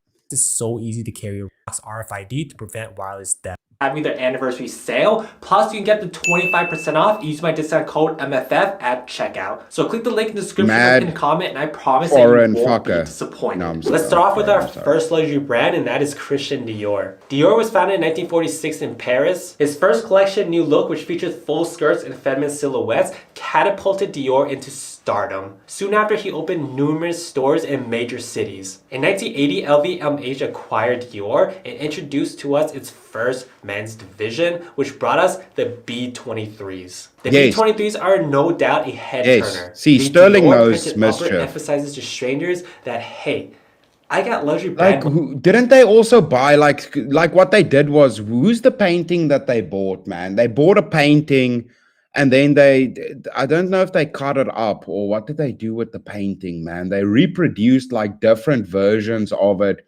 or like cut it up or some shit. They did something like that. They bought like a famous painting and pretty much changed the famous painting. And like they did a lot of like clever, weird things. They snuck art into galleries and like they did a lot of like weird, like, you know, anarchist / under the guise of like art shit. And but then also they have shoes you can buy, but like their website design is really good. Like I'll give them credit on that. Like their website design is insane. It looks crazy. It's like weird as shit. It's like they're clever, but also they did that weird shit where they made those little Nas X satanic shoes with blood in them. So yeah, from a design point of view, what they do is interesting, but none of those people are very corpus mentis in their brains. They're weirdos. Money to spend. The upper is made of canvas. They call it their white and black Dior oblique canvas. But canvas is a very basic material. It's a cloth-like fabric. It's extremely inexpensive, so a lot of lower tier sneaker brands use it, like Chuck Taylor's and Reebok's. They also added transparent panels, which are made of plastic to give the shoe some structure and support. Plastic is a very low quality material for a sneaker, especially when you're constantly bending your foot as you walk. So this plastic is prone to cracking. As you can see, that's exactly what happened to this guy's B23s. For the lining, we have microfiber, which again is a dirt cheap material. The midsole and outsole is made from rubber with a reinforced rubber toe. This is again nothing special. Almost every brand uses rubber soles because it's cheap and easy to mass produce. So not factoring wholesale price, what is the total material cost? Canvas material goes for about $4 per yard and microfiber goes for about $2 per yard. A sneaker uses a yard each, so $6 for fabric. Not accounting for tooling costs, rubber outsoles goes for about $3 and eBay insoles goes for about $2. Plastic panel goes for about 50 cents. These small items like eyelets and laces are really negligible. I would estimate the total material cost to be around $12. For the construction of this shoe, this is made in Italy, but I suspect that the production process is very similar. So this is what Mischief did. They bought an original Andy Warhol painting that was ink on paper, And then what they did was they reproduced the painting and basically sold these perfect reproductions. They made a machine to perfectly reproduce the Warhol painting or the Warhol pen drawing. So they made a machine, reproduced it perfectly, basically scanned it, reproduced it to perfection, signed them. So I don't know how many, they made 1,000. So a possible real copy of Fairies by Andy Warhol is a series of 1,000 identical artworks. They are all definitely by Miskiff and also all possibly by Andy Warhol. So they did kind of a Schrodinger's cat of art. Is it the real Warhol or is it not? Or is it not the real Warhol? So there's 1,000 of them. 99 of them are made by Miskiff and signed and are identical copies of the Warhol, but nobody knows which one of the 1,000 is the Warhol. So they did shit like that. That's like what they did. And then they also sell shoes. It's weird. It's like a bunch of weirdo art people. To lower tier But brands like that's Converse. inspired I would Supreme. estimate around $20 to build this shoe, and that is a high-end estimate. So in total, I would estimate around $32 to produce this shoe, selling at $1,200. That is a total margin of 3,650%. For that, I have to rate Dior an F. Next up, we have Gucci. Gucci started in 1921 in Italy as a producer of leather goods and horse saddles. Gucci rose to prominence in the 50s and 60s for its high-quality craftsmanship and unique designs. In 1995, the head of Gucci, Maurizio Gucci, was shot by a hitman hired by his ex-wife. The whole story is And Andy Warhol.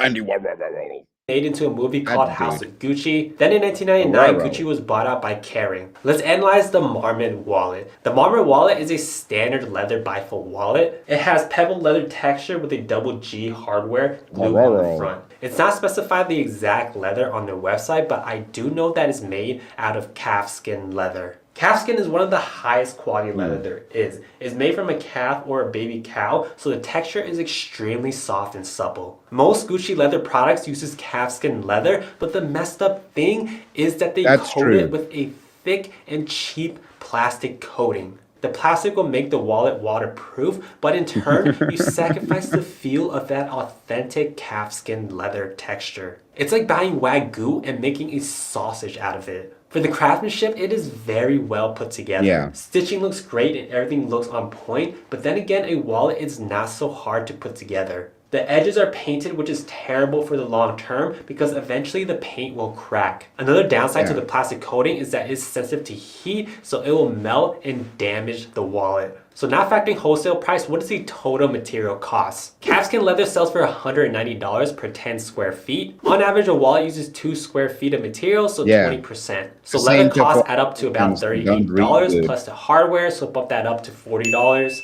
For construction, the wallet is made in Italy, so I would estimate around $5 to put this wallet together for a total cost of $45 to produce the Marmot wallet. So at $45 to produce and the sell price is $590, that is a total margin of 1,211%. So tell me something. And then when they go, things are expensive. So, you know, it's like, yeah, but why is it expensive?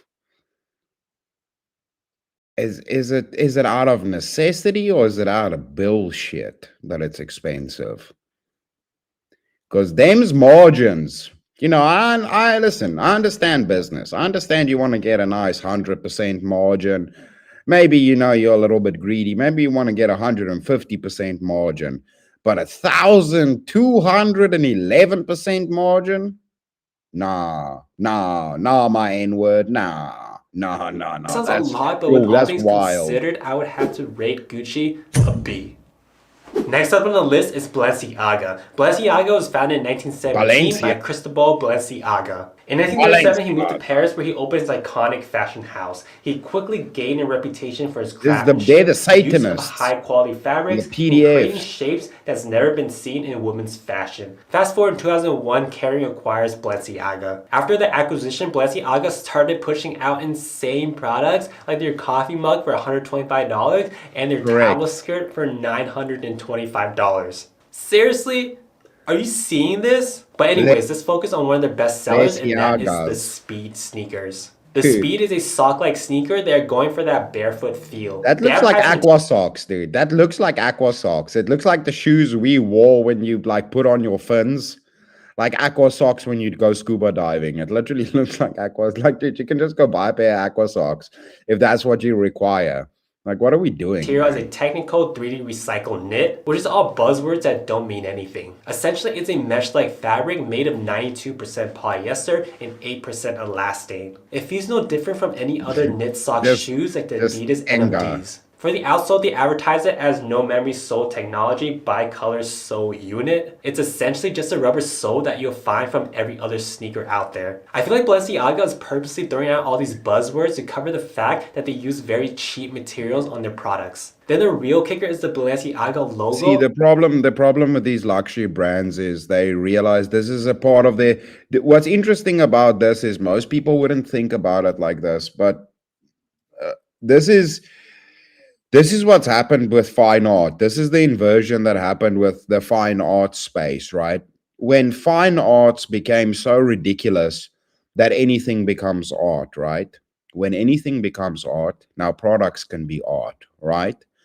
So why that Warhol painting or the drawing, a little dot on a canvas, is worth money is because of the signature that's at the bottom. It's not the quality of the work. It's not the medium. It's not because it's oil painting. None of that applies. It's a signature at the bottom. So when you realize that, okay, we created this inversion of the economic scape within fine arts, well, how do we sell little fine arts pieces to people to make more money? This all spawns out of fine arts and how they inverted and destroyed that system. So now you move it into smaller products that now it's got instead of a little signature, well, we're just going to stamp a little logo on there that makes it valuable. It's got nothing to do with anything except the name. The name is the thing. But they learned that shit from art. It's screen printed onto the sneaker instead of embroidered. So not factoring wholesale price, what does the total material cost? Polyester spandex blend runs about $10 per yard. A sneaker on average uses a whole yard of material. I blame EVA Picasso rubber insole too. is about $2. Then the rubber outsole is $3. So material wise, I will estimate $15 to manufacture this shoe. There's really nothing special about this shoe construction wise. I would argue that it's easier to make this shoe than your conventional sneaker because of the lack of eyelets, shoelaces, etc. Given that it's made in Italy, I would estimate around $15 to make this shoe. So in total, I would estimate around $30 to produce the Speed sneakers. Selling at $995, that is a total margin of 3,216%. For that, I would have to rate Balenciaga an F. Next up on the list is Louis Vuitton. LV was founded in Paris in 1854. Yeah, but see, and it's also the thing is like you could probably say, okay, well, it wouldn't directly relate to that. It can go back to, you know, tailors and it having a name like one of these people making clothing, like Christian Dior or whatever. You want to take it back. But I mean, the art thing is before even the 19th century. So that's why I draw it to art. That would have been before there was a name attached to anything. There would have just been a tailor that made something that you wore. It wouldn't have been the name brand. The name brand definitely spawned out of art. But yes, early days, the names might have gotten their notoriety from some connection to a higher quality or something like that. But the name no longer distinguishes higher quality. It is merely a hollow name that's upon it. It's the dot on the canvas with a signature at the bottom. There's no actual value. There's no purpose behind it. There's no reasoning for the amount except the name. It's not that it has a quantitative thing as in quality or craftsmanship or something being attached to that name. It's merely a hollow name now. They started out specializing in crafting luxury trunks for rich clients. They opened their first store in 1885 and continued to expand globally in major cities. In 1896, LV's son Georges Vuitton introduced the iconic monogram canvas featuring LV initials and floral pattern. Fast forward 130 years to this day, this pattern is still being used on almost... Is that what you call black chickens? I'm just saying. Carrying on. All their products. Let's take a deeper look at their monogram bags. For the material, LV uses canvas coated in PVC or vinyl, which is a terrible material for the long term. Vinyl is the third most widely produced plastic polymer, and it is extremely cheap. So that's why it's not advertised on their website. It's not as luxurious as actual leather bags. The plastic coating is easily damaged by chemicals like hand sanitizer or sunscreen. It's also sensitive to heat, so if you wear it out in the sun all day, then you'll most likely notice some discoloration. Yeah, pretty much. On the inside, LV uses nylon or cotton. For the trims and handle, LV uses Vachetta leather. Vachetta leather is a full grain veg tan cowhide leather. Full grain is the highest quality leather you can get, and vegetable tan is the most expensive and time-intensive process you can do for leather. The leather surface is finished, so the texture is smooth and silky. No, wait a minute, not full It's sad grain. that LV doesn't use this type of leather for the whole body of the bag. On a side note, I saw this ridiculous comment on Reddit where someone was claiming that they prefer coated canvas over full grain leather. If you're paying over $2,000 for a bag and you prefer plastic over real leather, then LV has successfully brainwashed you, and you need to rethink all your life choices. For the hardware, the website mentions golden color. Yeah, I was confused. I was confused because it's full grain is the top layer, and then top grain is the whole thing. So like top grain would be for boots. That's why I got confused. Full grain is just the top skin, it's the thin part. Full grain is the whole chunk of leather, so that's what you use for boots and like bags and stuff. And then genuine, full grain, top grain, and then genuine. Genuine means basically nothing. And then it's like split and then bonded and then pretty much pleather is the rankings. LV used to use brass for all their products, but brass is expensive, and to maximize their profits, brass LV isn't now uses expensive. Some kind of metal alloy coated in gold paint. Brass isn't expensive. LV uses Riri zippers, which are made from Switzerland, and they are more expensive. You have bronze, brass pipes and fittings and shit on your plumbing. It's not expensive. Stitching is even, and the edge painting is neatly done. So now factoring wholesale price, what is the total material cost? Coated canvas sells for $12.99 a yard. Because of the size of the bag, it most likely uses entire yard. Full grain veg tan leather for its trims sells for $80 per 10 Bro, I always feet. say it, dude. Whenever we talk about BBC, bro, it's always that big black chicken, bro. The big black chicken, bro. Big black chicken over there in Britain always be on some bullshit. LV uses 7 See, Ricky Sickles knows what's up. square feet, so $56. And cotton lining costs about $5 per yard. For the hardware, metal alloy is very cheap. Ruby zippers are high quality and sells for around $30. Considering size, I would estimate the total material cost to be $104. Then the workmanship of this bag, a lot of meticulous details, from painting the edges of the leather to the stitching. Given that the bag was made in either US, Italy, France, or Spain, I would estimate around $40 to construct this bag. That's Overall, racist. I would estimate $144 to produce the LV duffel bag, and they are selling it for $2,500. So that's a total margin of $1,636. Dude, so all of these brands are going above like 1,200% profit. Obviously, I will give a little bit of credit here and say this guy's not factoring in marketing and distribution. So yes, you would have to factor in marketing and distribution, and there's a couple of other factors that need to be added to this. But all of these guys are pretty much pulling clean on 1,000% profit margin, probably. And that's racist, bloody Clarence. Obviously, there's black chickens. What are you talking about? Have you not seen Foghorn Leghorn, bruh? Haven't you seen Daffy Duck? There's black chickens, bro. There's black chickens. Yeah, I don't know how that identifies, you know, but they got the melanated feathers, brother. They got the melanated feathers. I seen them. I knows them's reals, bruh. You just hating, bruh. You just hating. You don't want to celebrate the peoples, bro. The black chicken lives matter, bruh. That I would have to rate Louis Vuitton a C. Next up on the list is Hermes. Hermes was founded in 1837, mostly selling high-quality leather goods for horses. They opened their first store in the 1880s and started to include a broader range of leather goods like travel bags. In the mid to late 1900s, they developed. Don't even talk about the Odyssey to me right now, bro. I want to do a whole rage about the Odyssey, dude. That dude, don't even get me with film stuff started. I'm gonna have to write this down. I think we need to do a film one too. I think we need to do a film DNA too at some point. I mean, I have to do a film one where I can rage about that, and then I think we need to do a one. What was the earlier one? Bones.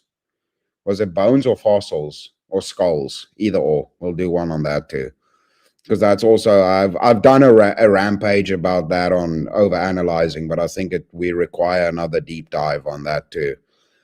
But yeah, don't you even start with me on Christopher Nolan's bullshit that he produced, bro.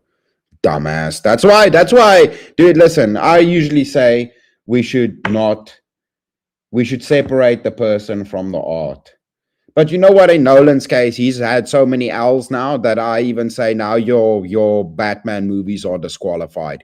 You dishonored Heath Ledger's name, and I will disqualify your movies. Tim Burton, Batman #1, bro. Suck it, Nolan. Developed the Birkin and Kelly, which has become the most sought-after bags in the world. They also developed the iconic and world-renowned H belt. Let's take a closer look and do an analysis on it. The H belt is crafted with a very... Wait. Christian Bale's based. I heard he became Orthodox. It's because his name's Christian. You see how to do it. I know the feeling. But Christian Bale's based. I take that back. Christian Bale's cool.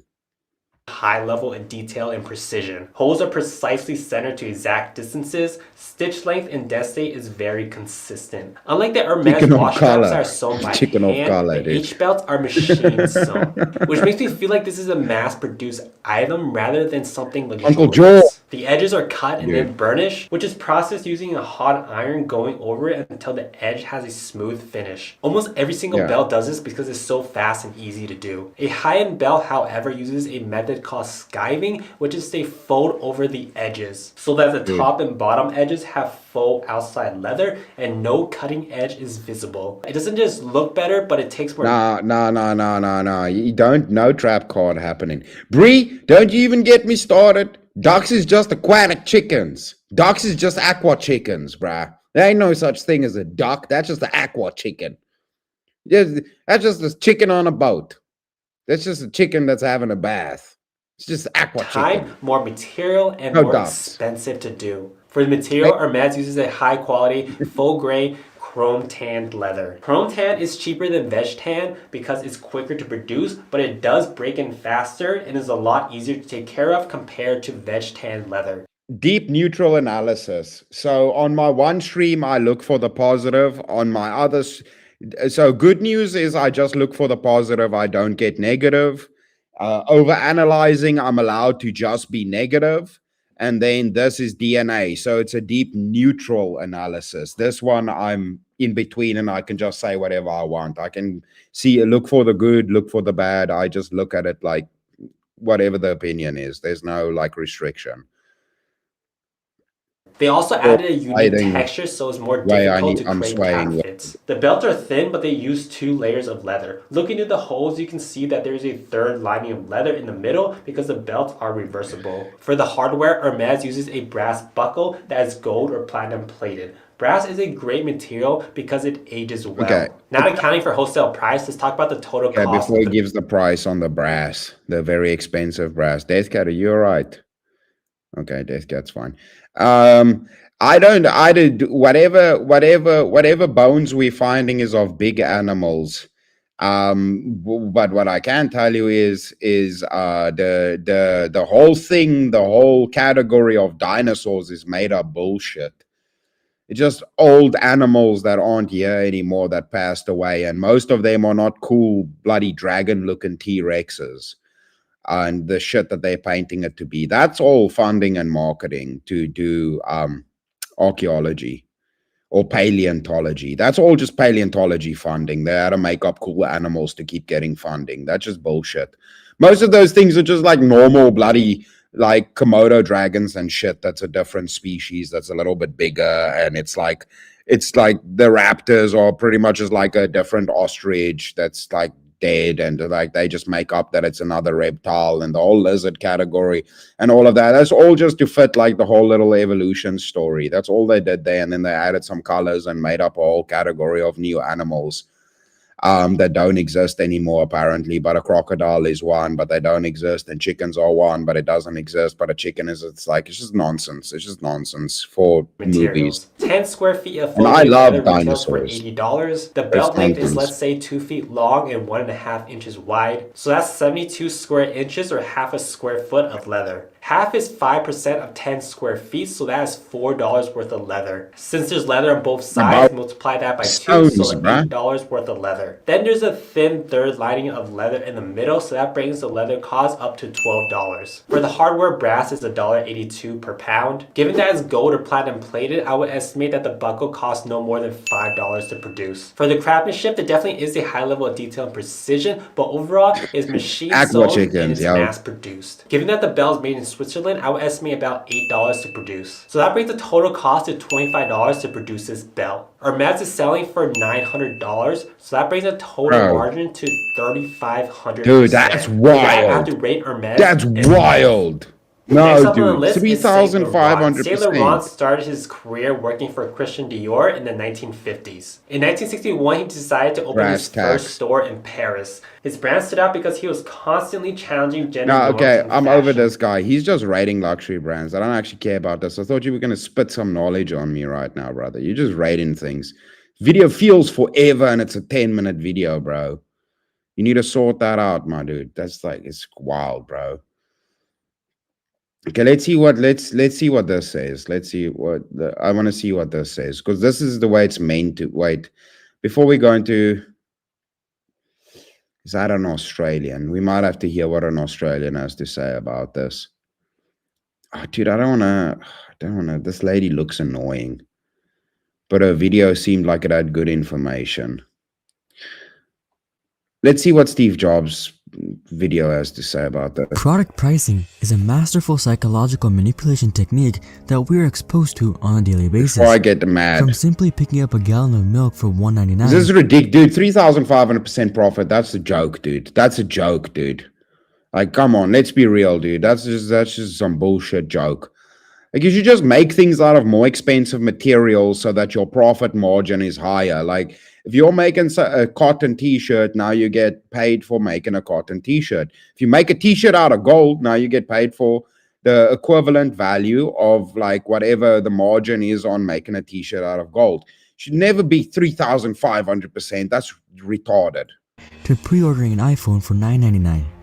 We try to make buying decisions based on value, use, and longevity. Yeah, it's just big lizards, but bro. despite our best efforts, these pricing gains subconsciously affect all of our buying decisions. Considering this, because that's the thing, like if dinosaurs is just big lizards, then we have dinosaurs right now that are Komodo dragons. So all of these ancient things are just bullshit. But the drawings of all of these ancient animals, they can't know that that's how they looked. So they're clearly lying. So it's just a lie. It's just bullshit. It's just bullshit. We have big crocodiles right now. That's a dinosaur. So dinosaur's bullshit because it's just a crocodile. So if it's just a crocodile, then what is it? It's nothing. It's just a stupid categorization that was just made up to make money. It doesn't actually mean anything. It doesn't mean shit.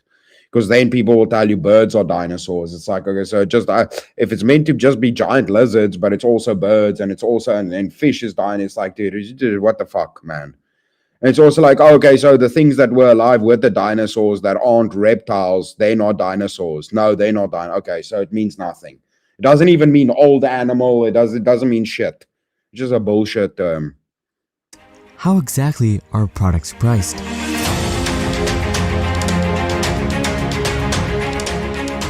Yeah, but the ice age is 10,000 years. The ice age is like 12,000 years. It's not millions of years. Dinosaurs is millions of years. So that's like a whole other barrel of fucking puppies right there that we're not even going to talk about right now. But millions of years is a massive fucking leap to make. 10,000, 12,000 years, we found mammoths frozen in permafrost. We've pulled saber-toothed tigers out of the tar pits. Like, we know how these animals looked. We've found them pretty much complete. The millions of years ones, no, they find little pieces and then they speculate how the whole animal looked, how the tendons were, how the muscles were, how much color they were. They tell you how they fucked. Dude, it's like, bro, it's like, dude, it's just anime, dude. It's just anime nonsense. It's just garbage. It's just garbage. We have They're the lying. most blatant pricing technique, charm Just pricing. making shit up. Charm pricing is when the price ends in 99 or 95. Yeah, Charm megalodons pricing are is just less big about sharks. the ending number and more about reducing the leading number by 1. Yeah, but This those can is be giant especially squids effective for too. prices that are just Remember, under the giant squids also, we know that those exist, and they sometimes will come up and they can grab boats. They can, like the kraken in the, like we have krakens and we have the stories of these things in the Bible too, right? But that doesn't mean that that's a dinosaur. Like we have like giant animals in mythology, but those aren't just one category of dinosaur. Dinosaur is a made up nonsense category that paleontologists use. Yeah, there's giant animals. We have giant squids, and I know giant squids will sometimes eat whales too. So yeah, that happens. Yeah, but I mean, that's not a dinosaur. That's its own thing, which means something, and it's not just an arbitrary term that means nothing. value like $10, $100, or $1,000. Our brains use the first number as an anchor and use this to perceive the cost of a certain product. When we see the price $1.99, the anchor value is 1 rather than 2, despite the actual cost being nearly $2. No. By reducing the perceived cost, They're not reptiles. companies are able to make their products seem like according to the terminology, a rhino wouldn't even be a bloody dinosaur because it's a mammal. It's not even a reptile. So an actual thing that looks like a dinosaur isn't a dinosaur because it's a mammal. And it says it's got to be a reptile to be a dinosaur. So it's just a bullshit category. Even the thing that looks like a dinosaur isn't a dinosaur. It's because it's stupid, dude. It's just... Dude, like, if you understand universals and categorization of things and, like, the law of identity. So if it's this, it cannot be that. Then you go, okay, so this is just, it's nonsense. It makes no sense. It's just bullshit. Greater value, thus increasing the likelihood of a conversion. Next up, we have exclusive pricing.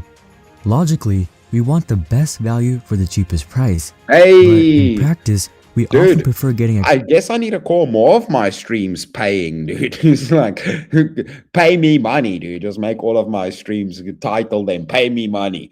I guess it works, man. Thank you so much, Rowdy. You're a legend, dude. It's good to see you, man. It's good to see you. But yeah, well, I'll do a deep dive about it because I said I've reproduced, like, I really love doing skulls. I've even reproduced a child skull before. That came from proper sources. It's not no weirdness. We had to do it for a thing. And we got a medical replica that came, and I worked on a child skull. I have some videos of that too. Like, it was like about this big. A really tiny one. So I had to make the mold for that, dude. And you have to be very careful with those to not damage them. So like samples and stuff. And I've done lions before and a couple of things. So I used to make reproduction. So I know how all that shit works. And making stuff for museum. I know I did it. I literally did it. So we'll do a deep dive on how all of that works and how also, again, these things are categorized. Because if I make a copy of a real child skull and I go, this is an actual baby head. Yeah, it's an actual baby head because it was reproduced off of an actual baby head. But it's not the original baby head. It's just how you phrase it. The terminology, like, you just actually have to pay attention to terminology. It's what I've said before. It's like, it's organic. Yeah, poison's organic. Acid's organic. Like, what the fuck are we talking? Like, biodegradable. Yeah, poison is it breaks up in nature. Doesn't mean it doesn't destroy nature. Like, these, like, categories or the term of something is either specific or it's super broad and it doesn't actually explain what the thing is. And they use that to their advantage with a lot of things in the world. Most people will know this, right? Especially in products. They use this very dishonestly. It's like, it doesn't actually, like, how people use words nowadays means nothing. When you actually inquire as to what do they mean by the words, you realize it's just talking nonsense. exclusive product for a higher price. The best example of this is Apple. They don't offer the best specs or the latest technology. In fact, they often lag behind the market, whether it's OLED implementation or DDR4 RAM. But this doesn't stop Apple from selling millions of iPhones and MacBooks. The thing is, Apple isn't selling phones or laptops, they're selling a lifestyle and a social image. People are well aware of how expensive Apple products are, and owning an Apple product will display that you are financially stable and even wealthy. And this perceived image Yo, is what Static sells Agent Apple products Show. What's as well up, as dude? all How you luxury doing? brands. Good to see Are you, man. Rolls Royces really 4 times as luxurious as Mercedes S-classes? No. Are organic foods really twice as healthy as normal food? And as for designer brands, this really needs no explanation. Overall, with premium pricing, companies try to get consumers to buy their products based on exclusivity rather than value. Moving on, let's take a look at a few visual tactics. Writing prices in a small font is a popular technique used by many companies. Our brains perceive cost of a product not just by its numerical value, but also its physical size. Conversely, discounted products often have large physical price tags, as this is perceived as a larger. Is Static Agent Show, is that Blood Logos? Is that Blood Logos? 3 more super chats. Thank you, William. You bloody legend. Good to see you. I'm glad you're still here, Uncle William. You legend, man. Is Static Agent Blood Logos? Is that Blood Logos? Because I don't see Blood Logos in chat. Did you change your name, Blood Logos? Gingers aren't allowed to do that. I never fought with Ricky a day in my life. What you talking about? What you talking about? What you talking about? You always fighting Ricky. Just don't come and shove it under the curtain over here, bloody Clarence. Sounds like fun words to me. Bree, I agree. Cripple fight. Rhinos are unicorns. Yeah, that's literally the translation from the Bible where they talk about unicorns. It's rhinos. Google a hippo skull. Yeah, it's the thing is they didn't know how to explain what a what a rhino is, so they said it's a fat horse with a horn. It's never, unicorns are never meant to be horses. They are rhinos. Even in the Bible, the translation from the Greek is understood that they were talking about rhinos. It was never a horse. It was just the best description for saying what is a rhino. The people that never saw a rhino, they go, it's kind of like a fat horse. That's where it came from. It's still a rhino. It's like everyone wants to be somewhere dinosaur birds are. Yeah, dude. Everyone likes to be somewhere where there are dinosaur birds. Speaking of larger prices, that's true, bro. You may have noticed that large We prices can ride on our generally don't birds, have commas. bloody Clarence. This is That's designed based. to influence the way we group the numbers in a price. If there was a comma, we are more likely to read this number as 2,399. Mr. Ferrer Wild. What's up, my good sir? Good to see you, bloody legend. But without a comma, we are supposed to read it as 23.99. By associating smaller numbers with larger prices, companies make their products appear cheaper than they really are. Similar to this, companies also associate words that mean small with high-priced products. Static Agent For Show. instance, That's what I if you said. were trying to sell a $1,500 phone, Didn't I instead say of that? advertising it as high performance and high I said capacity, that. Didn't I which say are that? characteristics consumers would already expect, it Aging. is much more effective to say, No, "Damn, man, you let's guys are good. No, do you know what? Sometimes I think you guys are like, oh, Chris can't read good. I think you guys just don't understand my accent. You guys just don't understand my accent. I said Static Agent Show. And you guys are hearing Static Agent Show. And I'm saying Static Agent Show, bro. You see how that works. Y'all just don't understand my accent. It's fine. It's fine. You're just racists, but that's fine. I was meant to do a giraffe skull. I know, they look insane. They're very cool skulls. Go look at them. I quoted on doing one of them for a client. They're very cool. I know how they look, man. They're sick. and low power consumption. Another pricing technique used is breaking up the total price of a product into smaller quantities. Bastards. This is especially popular with monthly plans, whether subscriptions or installment payments. For example, a gym that charges $90 a month may advertise their subscription cost as just $3 a day. This doesn't sound nearly as bad and makes it seem like the per visit cost is only $3. But the thing is, it is unlikely that you go every single day. The average person would be lucky if they went just 10 times a month. I forgot about so that. the per visit cost is actually 3 times more at $9. Similarly, most gyms don't even offer an yearly subscription because you are less likely to renew given a higher upfront cost. Following up, for large prices, it is very effective to offer specific pricing rather than round numbers. For example, it's better to price a car at $29,654.37 rather than just simply $28,999.99. Though you're offering a higher MSRP, the higher price is more likely to lead to a sale. This is because people associate specific numbers with honesty. They think, since you went through the trouble to come up with such a specific price, you're not trying to rip them off, and so they're less likely to negotiate. The round $28,999.99 is perceived as having a much larger markup. I can't go back that far. Hold on, wait. However, in cases where a purchase is emotional, it can actually be helpful to choose round numbers. Static age show. This is often the case in jewelry. In such cases, the buyer has already decided to buy the product, whether a wedding ring or a wedding dress.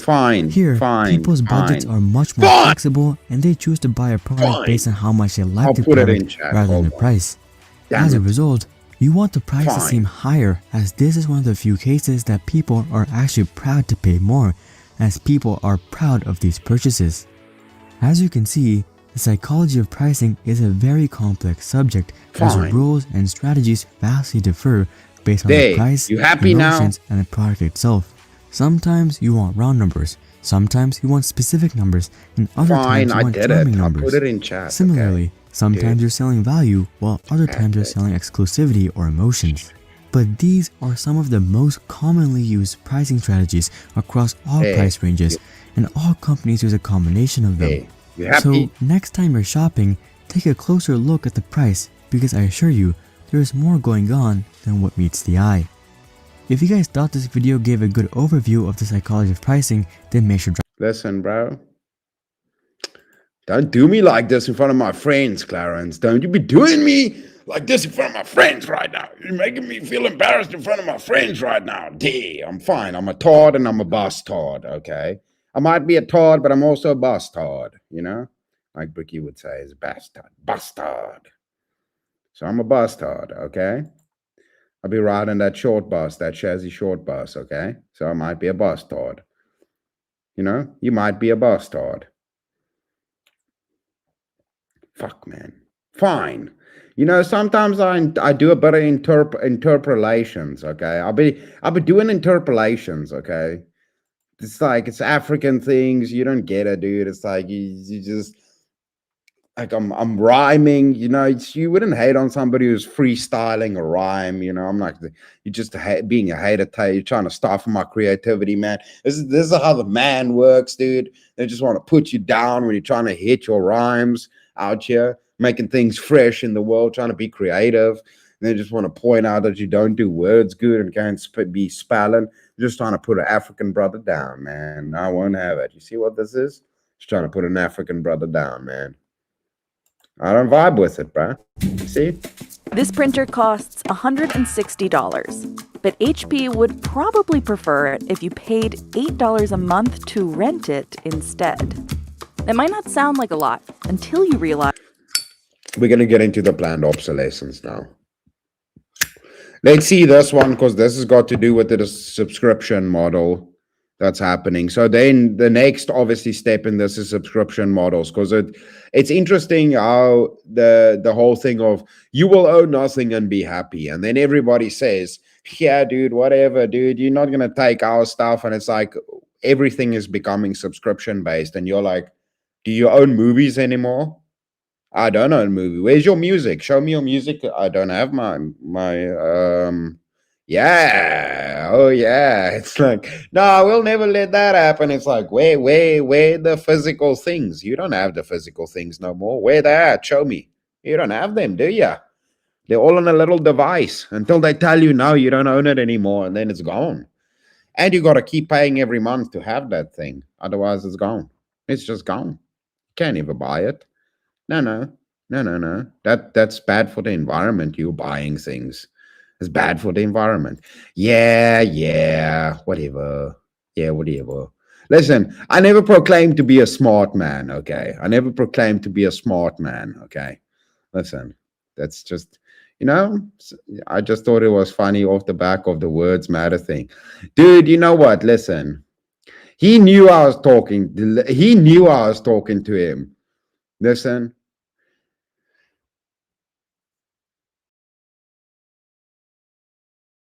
If there was a big lizard over here and I said to him, yo dinosaur ass, and he turned around and looked at me, he understood what I said, even though it doesn't make sense what I said. So you know what? It depends on the situation. It depends on he knew I was talking to him, okay? Depends on the situation, okay?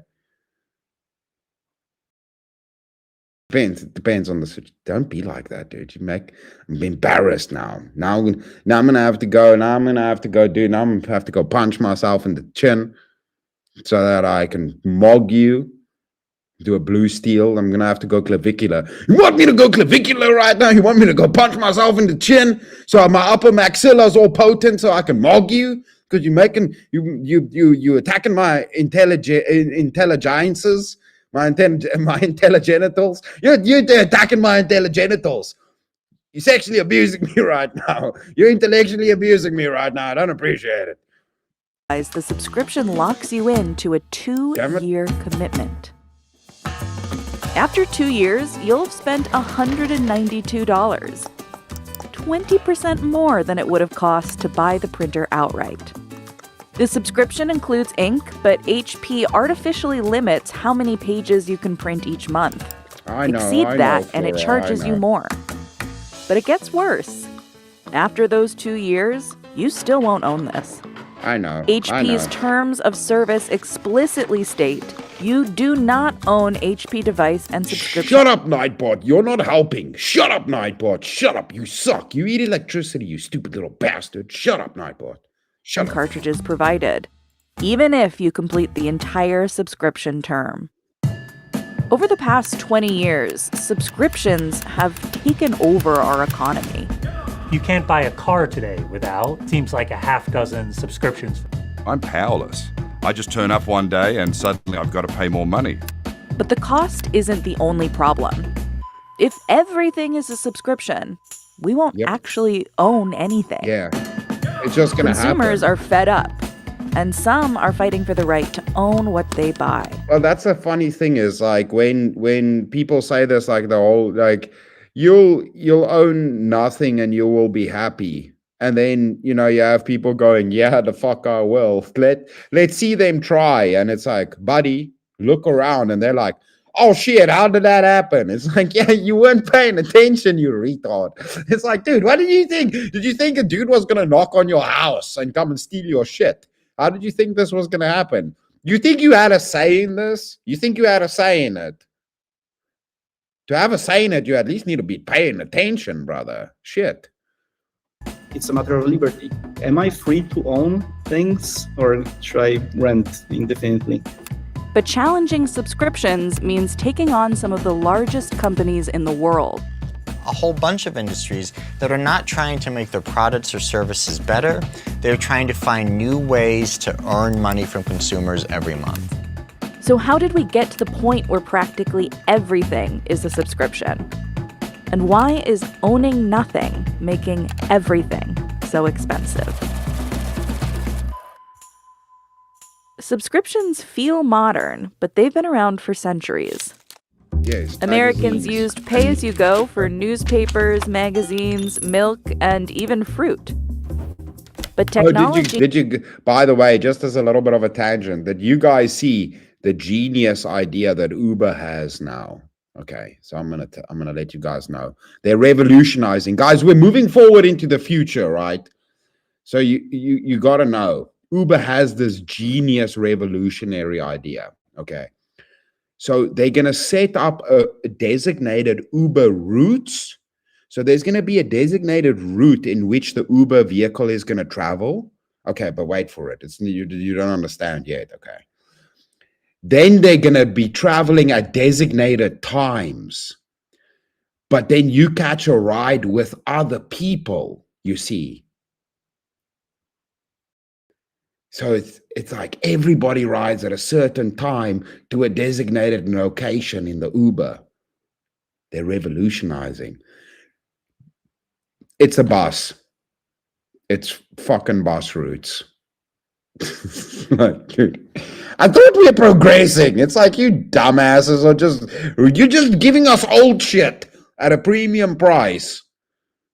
Enabled companies to turn anything into a subscription. Only fruit. Consumers knew they were subscribing to a newspaper because it landed on their doorstep every morning. The fact that consumers are paying for services that they're not actually using is a trend that technology has enabled. It started with cable. For decades, most TV channels were free, and there weren't many options. Don't miss this wonderful chance to get a My only fruits. Listen, there's just a bunch of kiwis on there. Them's aren't even real. There's a bunch of kiwis on there, bit of pomegranates, bit of nuts. You better not go to the section of the only fruits that has nuts in it. You don't want to see that one. That's the bad one. Don't go to that one. Don't go to that one. By the way, I have a little Indian man that runs my only fruits for me. in video picture rate. But that changed in the 1970s. Satellites enabled nationwide broadcasting, and the government allowed more channels on the air. Bastard, the first company to leverage this lucrative technology was HBO. It realized that consumers would pay monthly to access its curated channel. I know. Cable was an ridiculous. early example of paying for a subscription without getting a physical product in return. And it was wildly successful. There's going to be a huge demand Only for BS material good. very shortly in a couple of There's years. pictures of this is going to be like HBO signed up over like 14 million subscribers in a decade. And by the mid-1980s, dozens of channels had followed its lead. Put a little bra. Put a little bra. The percentage of on my households chin. with a cable subscription jumped Chin from bra. 7.5% in 1970 to around 67% by 1999. But that was just the beginning. Well, but that's why I said a little Indian man. That's the local population of Britain now. I mean, who do you think lives? Where do you think Indians live? They live in Britain. Like, where else do Indians live? No, I mean, where do you think they live, Kat? Obviously, it's Brick. Brick had to transition. He's now Indian. He lives in Britain. He has to become a Britonian. So he's now Indian. That's how it works. It's called integration. Starting in the 1990s, internet providers like AOL connected millions of Americans using subscriptions. NPC. You've got mail. What's up, bro? And consumers started How you shopping doing? online. Companies pretty quickly understood that this new structure of the relationship with consumers with food, gave that's them it. opportunities, not for like a one-time payment, but for an ongoing monthly revenue stream. Companies took something that consumers used to buy once and instead asked them to pay continuously for access. Like software from Salesforce, Cat gets it. music from Rhapsody, and online games from Blizzard. World of Warcraft. Try it for free at warcraft.com. This shift turned products And how into much is World of Warcraft now to keep playing? Like, how much does it cost now? Like, your subscription to keep playing World of Warcraft used to be free. This is the thing. That's the whole triangle, right? And the triangle is undefeated. I got explained it in my early days working in workshops is the triangle, right? Cost, quality, time. You can only have two. So cost, quality, time. You can only have two. And then if you think you're getting all three, the triangle is undefeated. If you think you're getting all three, there's usually the cost one. There's usually a cost you're not seeing. There's usually a cost you're not seeing. It might not be financial. It might be your freedom. It might be your information. It might be your data. It might be something that you're not seeing. If the deal looks too good to be true, just remember the triangle is undefeated. services. You always only get two. There's so many people and so many internet users, and for us, this is a beginning. This sacrifice, this trade-off of control for convenience, right? Improved online payment systems reduced friction. And as e-commerce grew, subscriptions popped up for every Bro, I'm trying to keep Deathcat happy right now. Here's Deathcat's blanket. Deathcat be chilling under my bloody nice 100% cotton like sarong scarf thing that I got in Bangkok. Like I just used to wear it as a shirt on the beach. Like you just throw it over your shoulders so you don't burn. But now because it's like 100%, like she doesn't like t-shirts and stuff. So now I have to throw the bloody nice, one of the only nice things I have over her. She can relax because it's cold as shit. So Deathcat, please don't kill me. Mr. Gabriel says you're not allowed to murder me today. So please put away the shotguns. You know, it's like I've been good. I've been giving you kibbles, and you see now you fired it up, dude. No, you see this is Gabriel, dude. No, dude. I mean, come on, bro. No, you see what you did, bro. No, not in the face. That's not in the face, bro. No, that's in my eye. Get out, no. Okay, there we go. Thank you. You see, dude, don't do that. Don't do that, NPC. Don't do that, dude. Come on, seriously. Aspect of daily life. The hijab. But the rise of smartphones is what solidified this transformation in the late 2000s. Maybe. For the first time on a mobile device, you can listen. Don't you be taking hijabs at me, bro. Don't you be taking hijabs at me. I ain't no Muslims. Okay. I ain't no Muslims. We ain't got no Muslims around here. This ain't Canada, all right? The internet in your pocket. Using apps had become a daily routine, and it didn't take long for some developers to start charging small monthly fees for them. The subscription economy has grown from sort of a small set of... She has blankets, bro. Look here. I'll show you. She has blankets, but the blankets is too big. It's too big. The blanket's too big. It doesn't fit on the pillow that's next to the laptop. So it's too big. Like I needed something small that's like the size of a shirt. So it's like a really small, like the scarf is thick. It's like that thick. And then I just fold it double and I throw it over. So it's like that long and it's like that. So it's like a cloth. The blankets are way too big. It's also gonna make my laptop burn out. And her pillow is only like this big that she's like sleeping on. So it's like you can't have a big blanket on the pillow. Goods and services to almost everything. She has like 3 blankets. Even sleeping has a subscription now. The company 8 Sleep sells a smart mattress cover that costs over $3,000. Most of its functionality is locked behind a $17 monthly fee. Muslims. That subscription is mandatory for at least your first year. Oh my God. I probably have 10 to 20 monthly subscriptions. Am I allowed to use the word enshittification here? Netflix, yes. Hulu, Dropbox, Vogue. The correct term is planned obsolescence, but enshittification will work too. But the industry term is planned obsolescence. Google Storage, Apple TV, New Yorker, Amazon Prime, YouTube TV, my local YMCA.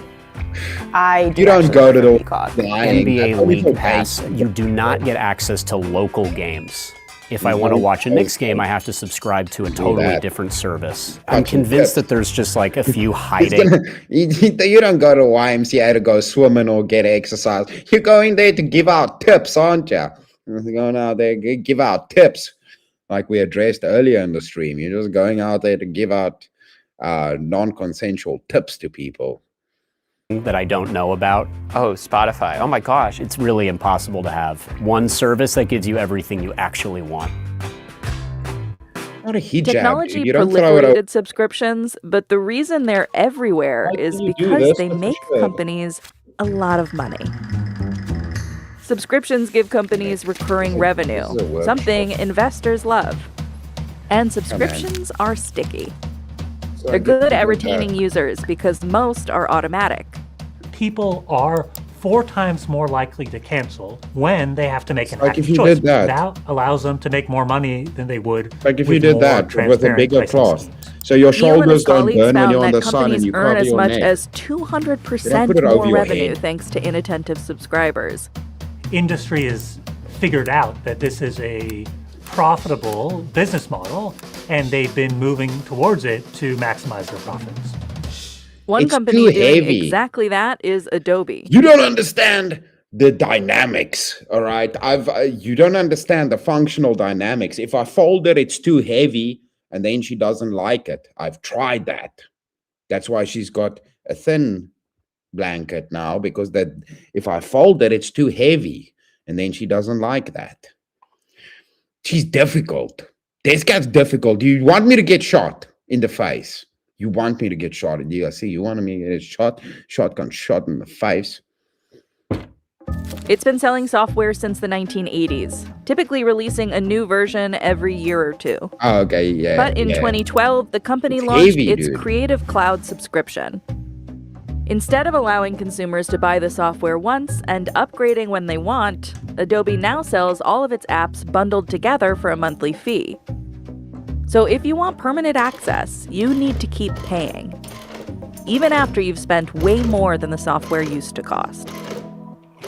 Adobe faced heavy criticism for its decision, but there's no doubt it transformed the company. Nope. 3 years after launching Creative Cloud, revenue was higher than ever. In 2024, it soared to $21.5 billion, over 5 times higher than before Adobe launched the subscription service. Bro. Adobe really was a pioneer. Defecating cults. Defecating cults are just called homeless people. It's like Sesame Street over here.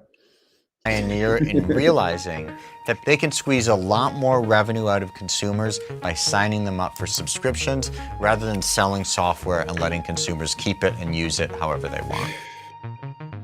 Another company that's made a fortune off subscriptions is Apple. Since 2015, it has launched at least 8 subscriptions. Now, when you buy an Apple Watch, the company hopes you'll also subscribe to Fitness Plus and Apple Music. Of course, you'll also want to protect it with Apple Care. Annually, these cost about the same as the Apple Watch itself. Dude. Apple's been remarkably successful at finding new ways to squeeze money out of its customers. Apple's services revenue, which includes subscriptions, rose from a... You know, the problem with the dev cults is you never hear them coming. That's how that works. Until you drinking the Kool-Aid.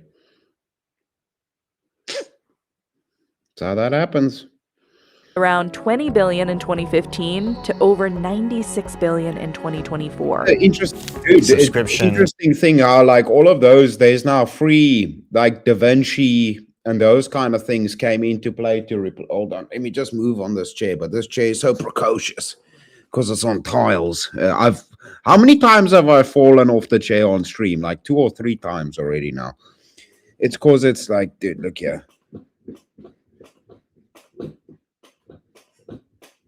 I'm just like wiggling slightly, and like the whole chair is rolling around. It's like it's not good to have a wheelie chair on like slippery tiles. Yeah, the thing is, like, dude, photo, like the whole Adobe suite is so expensive now. It's another thing that's a part of the arguments against AI is if you say, let's have people be able to create in a certain way, but the means of creation is tied to a subscription model. Now painting, music, everything becomes a subscription model. So for you to make music, you would have to pay your subscription. Then we just go down that rabbit hole. Now to breathe, you need to pay your subscription. Now you're driving in your car. Did you get the premium feature where you're allowed to use the brakes? Did you? It's like, dude, what are we doing? Like, that's a problem when everything is on software and digital. Like, do we forget, like, we live in a real world where things need to be tangible, man? Like, we're giving up tangibility for intangibility attached to subscription costs. And that's the mechanism at which you will owe nothing and be happy, and you will be charged for every single thing you do. You think, what, when the neural links come, average intelligence, that's the premium. Oh, you want to have your average intelligence running? Well, that's premium that you pay your subscription. We're going to put you on inbred. Inbred is the free package. Oh, you want to access your normal intelligence? No. You need to pay for the premium subscription on that, my friend. from a company's perspective, You want to be able to is the taste way to your go. food? The real That's premium question for me subscription. is it the way to go for consumers? At first, many subscriptions may seem like a good deal for the convenience they offer. But the lifetime costs are more opaque. Take a look at this subscription from computer hardware company NZXT. Mr. Billy, you go have a sleep, bro. It's already 1 a.m. for us South Africans, man. You go have a sleep, my dude. Good to see you, bro. Altyd goed om jou te sien, oom Billy. Hoop jy het 'n lekker aand, bro. Jy's a legend. Ek check jou later. Veilig wees. Lekker slaap, bro. Rent a gaming PC with the option to cancel at any time. The middle tier costs $129 per month, which might appear like a steal. But let's do some math. It'll only take 15 months to spend more than the value of the computer itself. It's common for a PC to last more than 5 years. In that time span, you'll have paid NZXT over $7,700 through its subscription. For that amount, you can buy the PC 4 times over.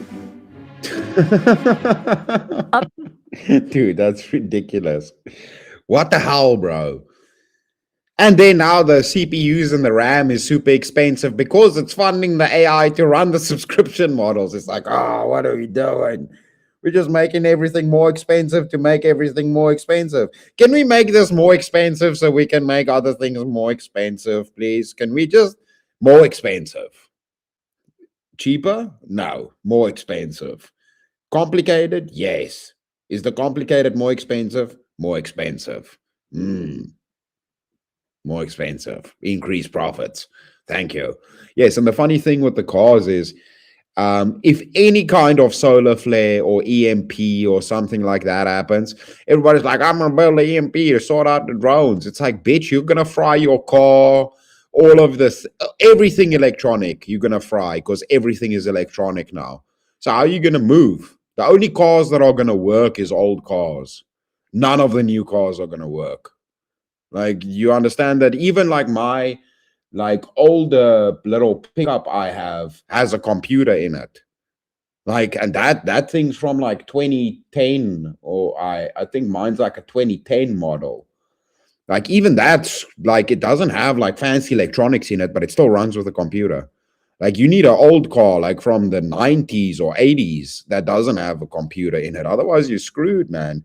You need to get like a 1980s Land Rover, bro. That's what you want. You want like the 1980s, like late 80s Land Rovers or something. Then you sort it. You're fine. You can work on that thing, fix it. It's immune. Other companies entice users with free trials or sign-up promos, hoping they'll stick around even after the subscription outlives its value. It's becoming almost anti-customer, where it feels personally as a customer that I'm preyed upon. And the problem isn't just that the cost adds up over time. Many companies purposefully make it difficult to cancel. Dark patterns are when a company designs a user interface, like a website, to deliberately trick or deceive customers. Once companies have consumers' payment information, charging people is frictionless, raising prices is easy, and canceling subscriptions can be really hard. I said like an Asian. Yeah, rent the computer. Sam Levine was director of the FTC's By the Bureau way, of renting of computers is already a thing, right? They're doing that. You can now, that's a thing where you can rent a computer digitally. So you gain access. So basically how they flushed out their technology is how the games run now on PlayStations and things. So you outsource process. Basically how my stream is running right now. My laptop sucks. The streaming software is online. I pay a subscription. Here we go. So the software that's actually doing the hard work is all digital on the website. The laptop barely does anything. So the same way you can now rent a computer where you can access it, but the actual processing power, the hard drives, everything is on the internet. So you rent a tower, basically. You rent a computer online. And then you just have to access it with you can access it with anything, but the actual processing. And do you know what's going to make that a very feasible option is if RAM and CPUs are too expensive to afford anymore.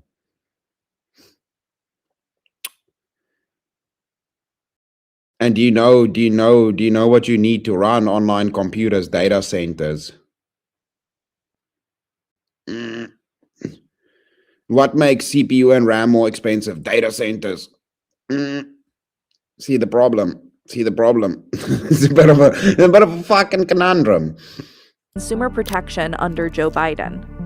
What I saw during my time of government is some of the biggest companies in the world were some of the biggest abusers of subscriptions. It's my AI brain. The FTC sued Amazon in 2023 and Adobe the year after, arguing the companies tricked users into signing up for subscriptions and made it deliberately difficult to cancel. See what Abby said.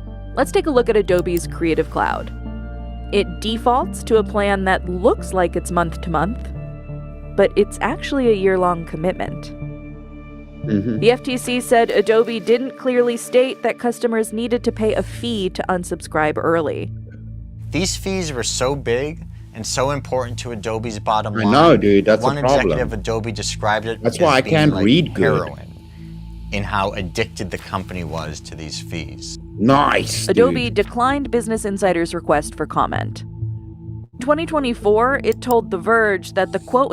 How the hell does that work, bro? Y'all are so lucky. This is the one thing when I was blue collar that I got so jealous of.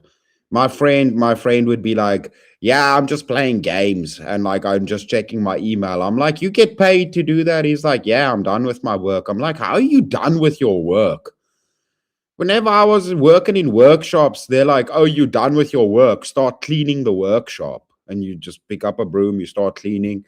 Or they're like, well, you can get started on tomorrow's work. There's tomorrow's work. Carry on. And it's like, fuck. Can't even sit down. They're like, no, carry on working. It's like, how does that work? Y'all are lucky, man. That's pretty cool. Not here to complain. I'm just saying, remember sometimes. I also told him, I'm like, I'm not here to bitch about your job. I'm just saying, remember that you're lucky, you little cunt. That you can just sit and play games while just staring at your email because you don't have any more work to do. So, you know, I understand why people do blue collar shit, even though it's like a little bit gay. White collar shit, even though it's a little bit gay. I'm just saying, but I understand why. That's pretty cool. Was taken out of context and said cancellation fees made up only a small part of Adobe's revenue. Folks who rely on Adobe services and Adobe products and end up getting ripped off by a company that we grew up with internet cafes. So in my early days of when I was still basically a professional gamer, Counter-Strike was my game back in the day, normal Counter-Strike, 1.6 era. Yeah, I would ask my mom for cash and go to the internet cafe. And that's where everybody was playing Counter-Strike. It was basically a dude who had a massive like internet and a massive setup with a lot of computers that were all LAN together. So we could all just jam games there. Nobody was really doing internet stuff. Everybody was just playing Counter-Strike there. But yeah, I mean, that's like nobody else really even had internet back then. So that like, even if you just wanted to use internet, like you would have to go to a computer cafe or internet cafe or whatever they were called to just use the internet. And also if you like, I mean, I remember early days when I was traveling as a kid to go see my dad in Asia. The only way like I could communicate with my mom back here is you would have to like go to the internet cafe and go sit there and log into your email and send an email. Like nobody had internet just in their pocket back then. Huge fees and making it really difficult to cancel. Adobe appears to be making its subscription terms clearer. Screenshots from 2017 show that users had to click into the fine print to learn about the cancellation fee. I've done some upholstery. I've done like the skills that upholstery uses, but not for upholstery. We used it to make animals. But I understand how to make couches and things. Like I obviously, like we made animals and stuff. So like taxidermy. But taxidermy follows like similar processes to how upholstery will work, right? How you make the stencil, or the pattern for the couch, and then you stitch it together and you stuff it so that it's fluffy, or to make toys, or how it stitches, how it bonds, make a frame. So like armature for animals. I know how to do it. I'll be able to do it. I've done stuff like that. But I've never actually made a couch. That'd be pretty cool though. It might be a good FTC's idea. case showed that in 2023, Adobe's sign-up page mentioned a fee, but didn't immediately disclose the amount. As of December 2025, it states upfront that users must pay half the remaining annual commitment, which could cost hundreds of dollars. The FTC's case is still in litigation, but others have already been successful. It should be as easy to unsubscribe than it is to subscribe, but it doesn't feel like that's the mechanism that most businesses are going for. The FTC was working on a rule called click to cancel that aimed to make canceling as easy as signing up. The rule was huge. Kat, you just got to be like Elderlion. You just got to be the boss. If you're the boss, then you just order people around. Shit, I didn't even think about that, Elderlion. Shit, I was just meant to be the boss, dude. You see, this is why I wasn't good at my job. I should have just been the boss, dude. It's like, why are you poor? Just have money. It's like, why you don't have a home? Just get a home. It's like, why you work if you can just be the boss and not work? Dude, shit. You see, this is what I mean. This is why I'm not a smart man, bro. See, this is why I'm just not a smart man. Cat, dude, this Elderlion's figured it out, bro. Us, just a bunch of dum-dums out here in the world. To be popular, but earlier this year, I should just start a Somali daycare. One of the federal courts struck down the rule on procedural back in grounds, Chris's day, saying back that in my industry day. should have had more chances to weigh in on the rule. And there's no indication that the Trump administration is planning to continue work on the rule. Removing subscriptions from your life isn't easy. As companies connect more products to the internet, the distinction between owning and paying for That's access not good, Kat. gets blurrier. The owning nothing economy. Printers, security cameras, exercise equipment, and even cars all Bro, limit features Bro, behind the biggest bullshit, like, I mean, all of this is bullshit. The biggest bullshit is that you buy an exercise bicycle and then you gotta buy a subscription for your exercise bicycle to use your exercise. Bruh.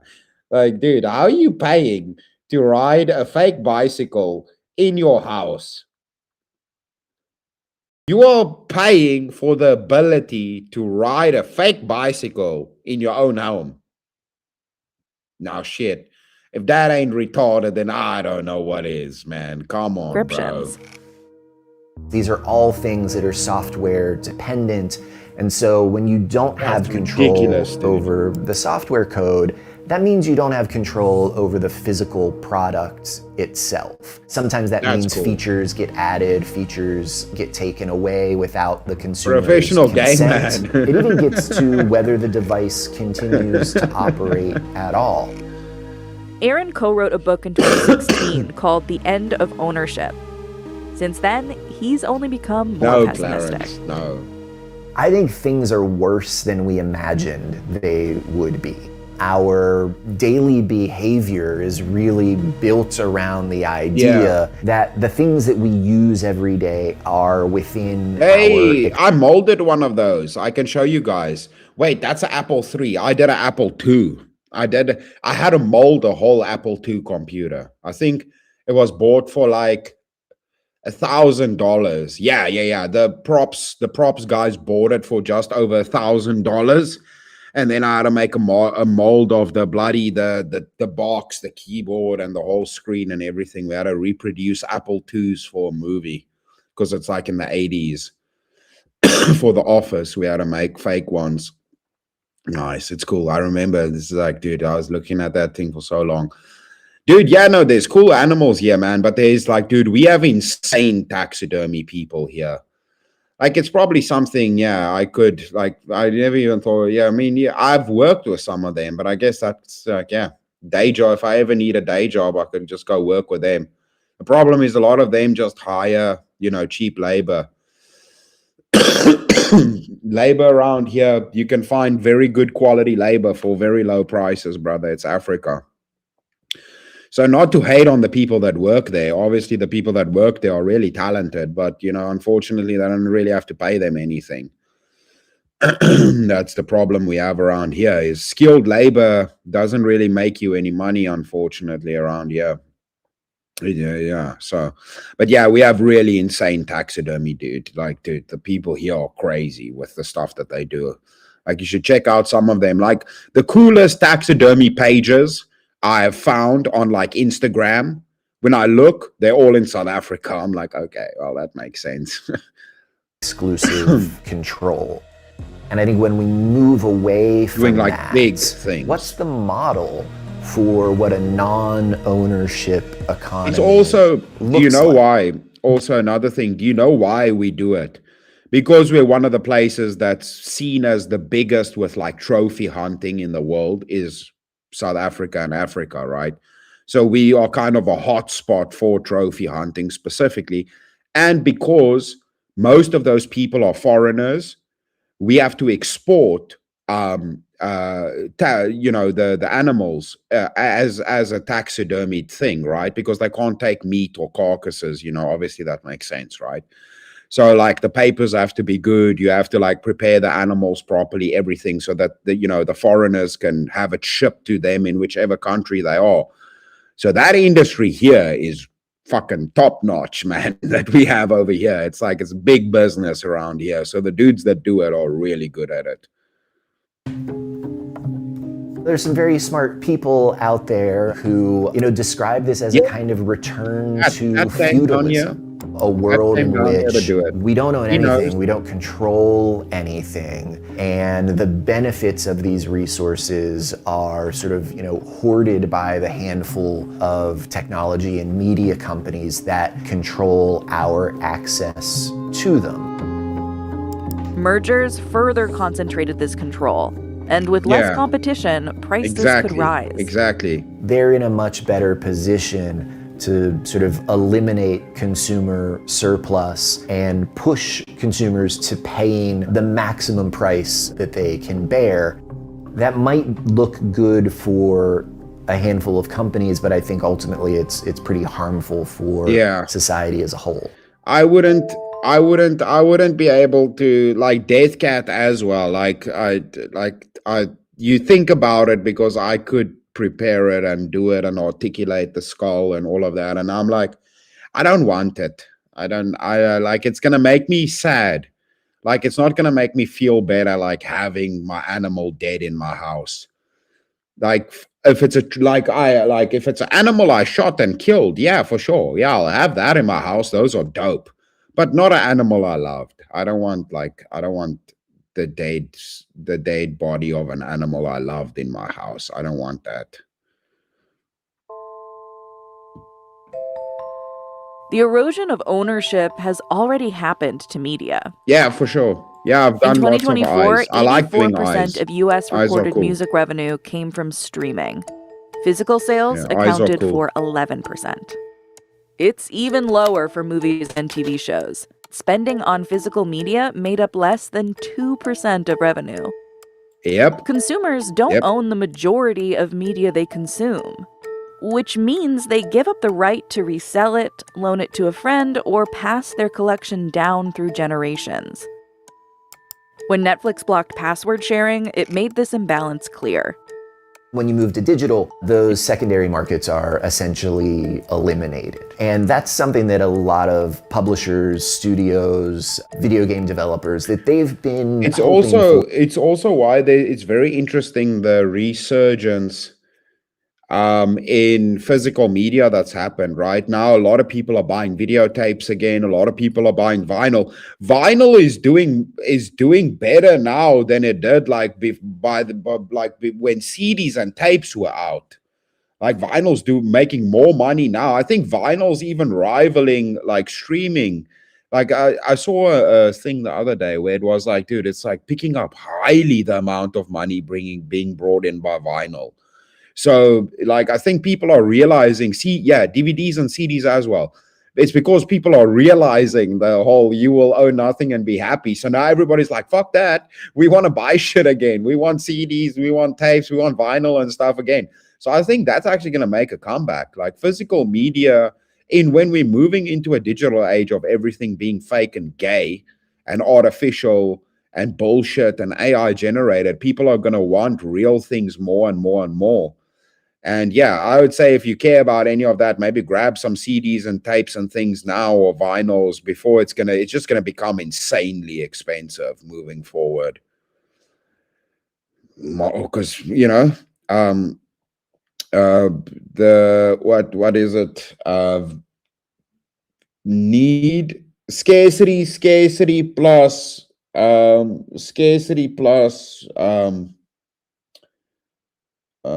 Scarcity plus fuck man, why am I drawing a blank now? Scarcity plus market dictates price, right? Not market, that is another word, but I'm just gonna put that in there so I don't look like a dum-dum. Or for a very long time. But a growing number of consumers don't want ownership to die. Yeah. Take a look at this graph. Since 2005, the number of vinyl records shipped grew by over 1,200%. That's awesome, Abby. It's an old idea to physically hold something and look at it, but at the end of the day, it just feels good. Yeah. It's nice to like look at things and reemergence of a physical life that I think people are really missing in an age of complete digitization and dehumanization. This neighborhood in Brooklyn, New York sees itself as fighting against that dehumanization. Yep. Shop owners refer to it as Analog Alley, because within a few blocks, you'll find board games, books, records, and VHS tapes. That's clever, dude. That's clever. After one night of complaining one too many times, Jess yelled at me to start the store, so we started the store. Hey, William. Pretty much that's what happened. Where we at with that? Night Owl Videos merchandise proudly declares death to streamers. I think the pitch from these streamers when they started was affordability and accessibility. William, you think we're gonna do it? There's like 9 minutes left to hit 3. Well, it's even $1 counts towards the extension. So maybe we'll. I don't know. Maybe. But William, you're a legend. You're a legend, Uncle Will. It's always good to see you, bro. Uncle William hanging here in the back. He's just chilling with us today. I'm glad you're hanging with us today, Uncle Will. I appreciate it. And now it's the complete opposite because they've started making their own movies and they want to push those onto people, removing the titles that clearly people actually want to watch. While prices started out low, every major streamer has increased the cost of its subscriptions. You're being fed from an algorithm and fooled into thinking that this algorithm is super tailored for your particular taste. You're probably just going to end up scrolling for an hour and not finding anything you want to watch anyway. Jess and Aaron hope Night Owl's human curation reminds patrons they don't have to let an algorithm pick their next movie.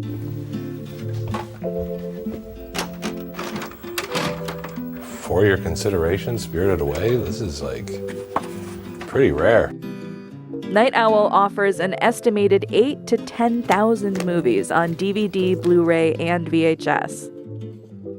When I tried to order copies through the distributor too, and I couldn't get them. They're back-ordered. Young Frankenstein is back-ordered. It's really cool to see a younger generation who didn't necessarily grow up buying DVDs like we did, embracing that idea, really enjoying it and enjoying like searching through the stacks to find great stuff. DVDs and Blu-rays haven't experienced the same comeback vinyl has. Yeah. But for Night Owl, selling dead media has been a success. Yeah. A physical collection comes with tangible benefits. Streaming It's catalogs so cool, like, change all the time as licenses swap hands or companies like Disney remove titles to write them off as... Imagine now, like in a few years, people are going to be like, that's a beautiful movie shelf you have there. Back in the day, it was like libraries where it's like, look at all of your beautiful books in your library. Now it's like, well, look at my lovely collection of videos I have over there. It's like, that's where we're moving towards. You're like, wow, very eloquent. You must be a fancy man. You own all these physical video VHS copies. That's beautiful. I'll look at my collection of CDs I have over there. That's Nintendo. I was like, wow, brother, wow, that's very interesting. You got all the Nintendos up there on the shelf. Dally ho. Why did it do that? Financial losses. Blu-rays can also look and sound better than streaming because they're less compressed. And the quality doesn't change depending on your internet speed. But more importantly, curating a collection is the way Jess and Aaron show their love for their favorite media. Also, we've spoken about this where the Audio Texans dudes spoke about this, right? That they decrease the quality because they know it's playing through phones. So like Spotify and these things, if you listen to the songs on there and you listen to them on a physical copy or like a vinyl, it sounds like, I mean, most people won't realize, but if you know music, it sounds way better. And you're like, why does it sound? It's because they make it shit because you're listening to it on a phone. They don't care. So they decrease the quality. Every little bit they can cut off makes it cheaper for them to house as many songs as they can. So they do it to the point where you don't even realize what they're doing anymore. But yeah, there's a very big difference with physical media quality compared to digital media quality. Not all, but a lot of the like general on subscription services that you get. Streaming has devalued art in almost every way. I think that it's really important to preserve the films that you love and to really experience them. Okay, well that's not bad. The expressions on a lot of people's faces biscuits when they come in, it's like, wow, this still exists. I like it's biscuits. Really a nice thing. Fighting the subscription trend became a personal mission for James Kuda too. I deeply hate subscriptions, unless they make sense. His company, Procreate, has become wildly successful by asking its users to buy its apps once. Yes, we would technically make more money if we were going down a subscription route. We're all in business to generate revenue. That's crazy. But I think the other part of that story is we're here to generate revenue and provide value to the customer. And I think that part is just not being evaluated. We're sort of prioritizing revenue generation at the expense of the customer. I think that creates quite a lot of brand damage because you're not eliciting a feeling of joy or fun when interacting with that brand. You're creating a sense of aggravation and a feeling of entrapment, which customers don't forget. Gamers are feeling the aggravation too. Microtransactions, battle passes, and online-only functionality are all too familiar in modern gaming. The customer should have. Did you know that? Well, most of you probably don't know what Procreate is. So Procreate is any tattoo artist. Any tattoo artist you go to will be using Procreate. Like it's like the design app that most people that draw or do art digitally will use Procreate. I didn't know that an Aussie owned that. That's cool, dude, because that's like stock standard on Apple. It's an Apple pretty much only app. So like I thought that was Apple's shit. That's crazy, dude. That dude must be mega rich, bro. Basically freedom to own their media, because the more of the control lies with the company that either distributes or creates the ecosystem, the more opportunities for just unfair practices. The legend. They are becoming the standard and no one knows that they are unfair anymore because they haven't seen anything else. The platform GOG is committed to preserving retro games. But even with new titles, it offers users an offline installer without digital restrictions. That means you can install a game even if the publisher no longer sells or supports it. Bloody Clarence. The aim was to solve that for consumers and to build a digital distribution platform that would keep the good things about physical distribution, but move them into the more convenient digital era. You have the files, but they're yours. You can keep them. It's a matter of liberty. It's a matter of like whether I can actually own something. Oh, you two legends, Bloody Clarence and Abby, you legends. I was looking who got it, and then I looked. I was like, it's Bloody Clarence. It's Abby, and Abby got it at the end. Bloody Clarence, you dude, you're a legend. But Abby snuck that from you just at the end there, bro. Abby snuck in the 10th one. Dude, you're legends. I appreciate that massively. But Abby got you on that one, bro. That was close, though. That was close. But you were such a my emo internet isn't quick enough to beat Abby. Dude, no, you did good. You did good. Abby, I owe you a jam. I owe you a jam. Thank you so much, guys. You guys have been bloody legends. I massively appreciate that. Massively. I'm gonna hit a jam now for that. Thank you so much. And whether a company takes something away from me, am I free to own things? Battle. Is that okay for me to own? Abby sent the 10th one. Yeah, I saw she got it.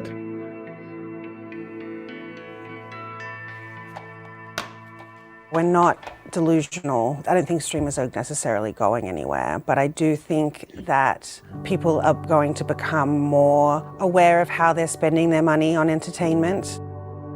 Consumers should make whatever choices work for them. I'm not here to tell everybody that they're wrong for having a Spotify subscription and everybody just needs to buy vinyl records. But one of the things that troubles me is that for people who want to buy tangible copies, that's becoming increasingly difficult to do.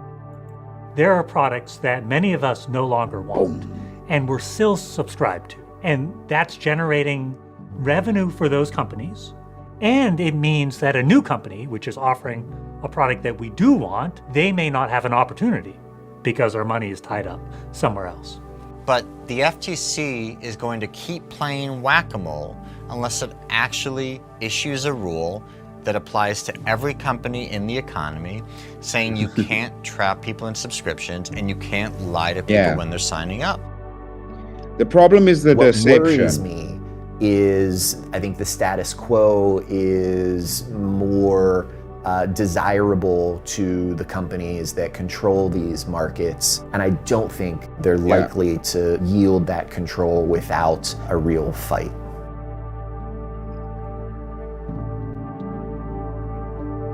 The biggest problem with a lot of this is the deceptive nature of a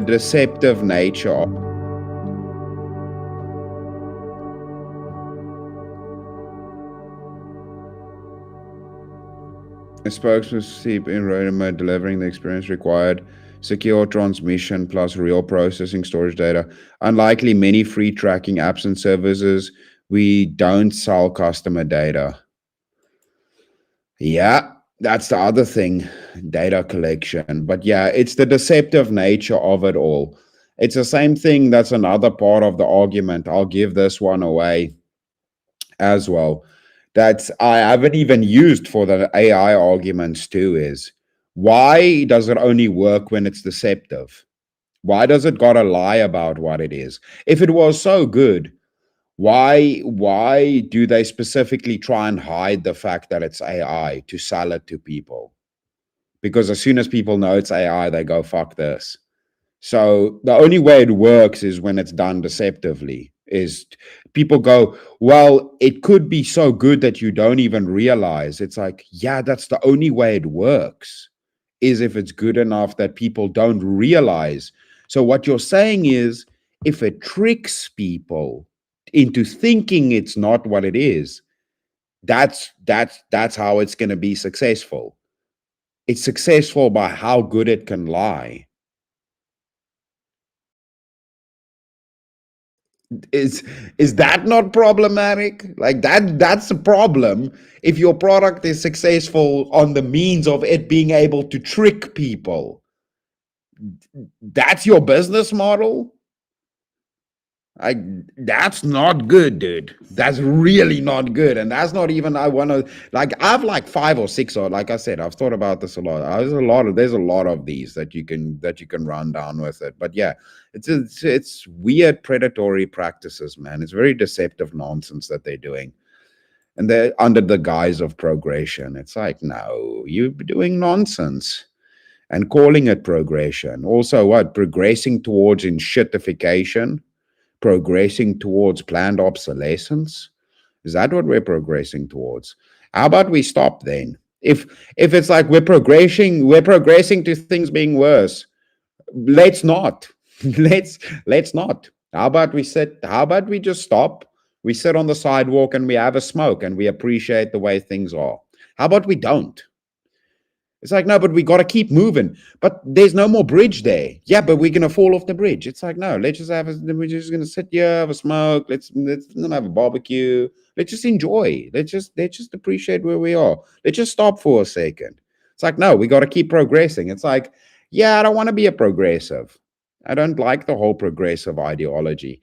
I like tradition. I like maintaining. I like being human. I don't want to be a machine. I don't want to be a robot. Why I got to be a robot? Why are we trying to make robots seem like humans and humans turning humans into robots? Why can't we just be human? Can't we just be human? I like being human. Humans are cool.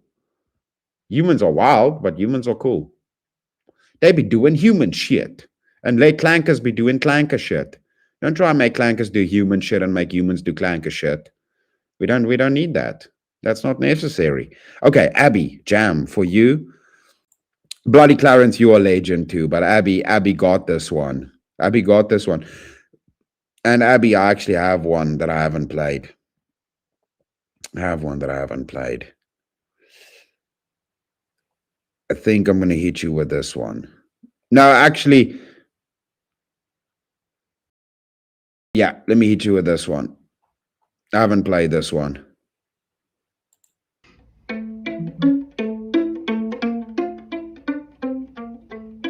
For smashing the goal. Thank you so much. This one is the one that got it. Thank you, Abby.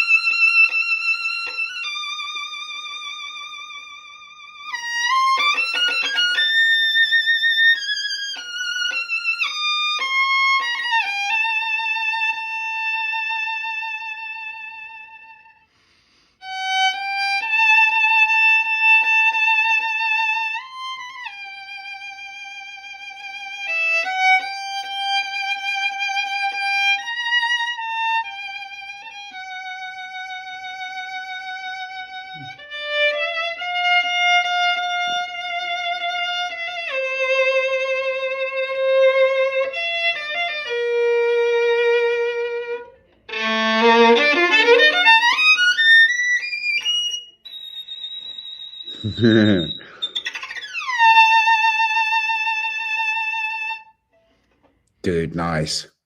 That bounce technique he did there at the end was sick, dude. Really nice work, bro. Is this dude Russian? Wait a minute, bro. Are you Russian? That's Cyrillic. Hold on a second. Hold on. Let me just quickly double. Is this dude Russian? No way you're Russian. Are you Russian, bro? I didn't know that was a thing. Dude, he's Russian. I knew it. I was like, that's Cyrillic, bro. Why you have Cyrillic in your thing? He's Russian? He probably went over there to go study fiddling. He went over there to go Angolan fiddlist, violinist, violentist. He's violent towards Lent. He's a violinist. He's Angolian.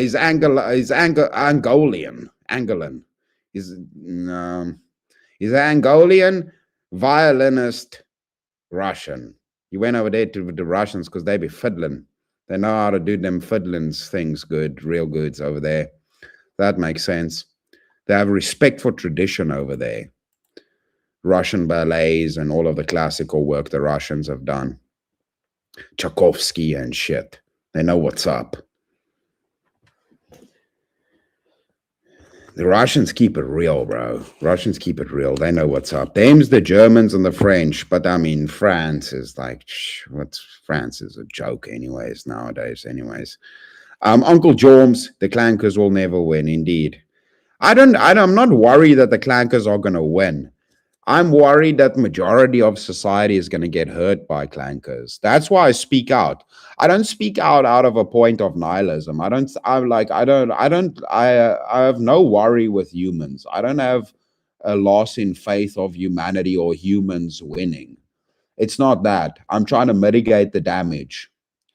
See, winning implies a war is necessary. I'm trying to fight now to avoid a war happening.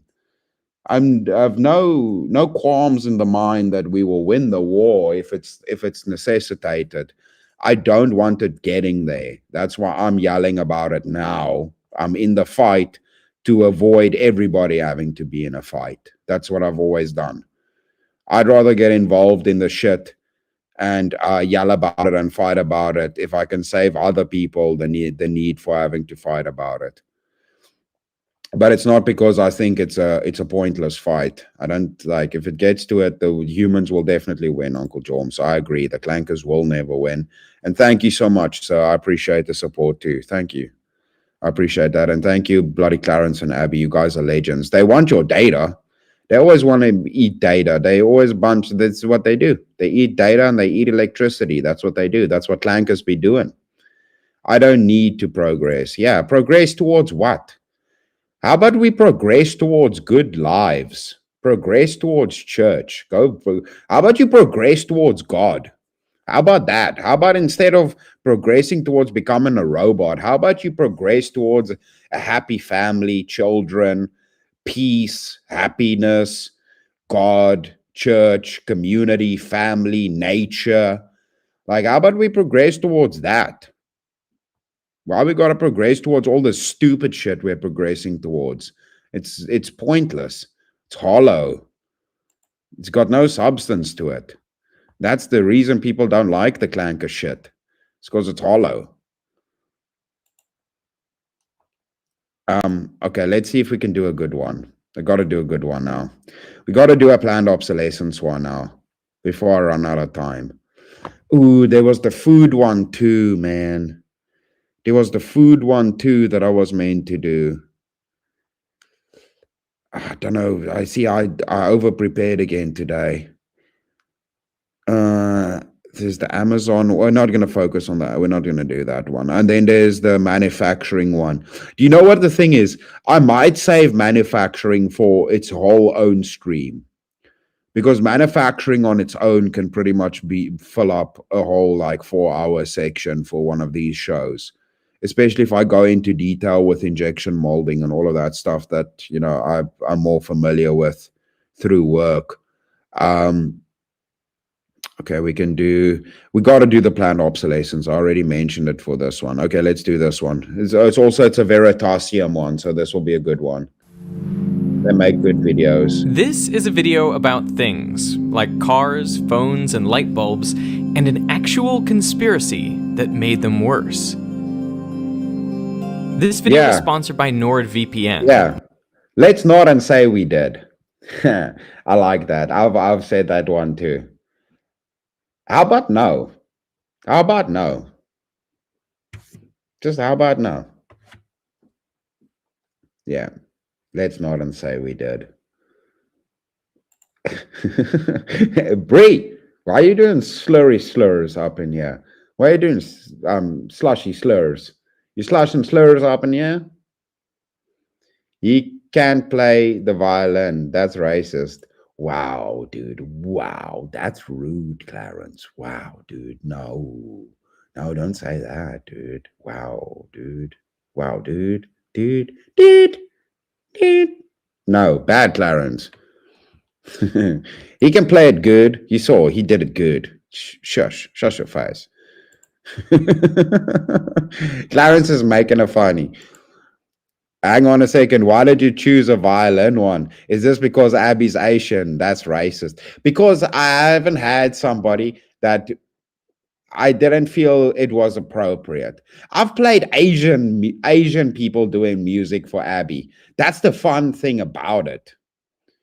I mean, I did think about that. I'm not gonna lie. I did think about that. So I was like, this is a good one. But it's not maybe she didn't play violin. Maybe it's not. Maybe she played piano. Maybe she didn't play any instruments.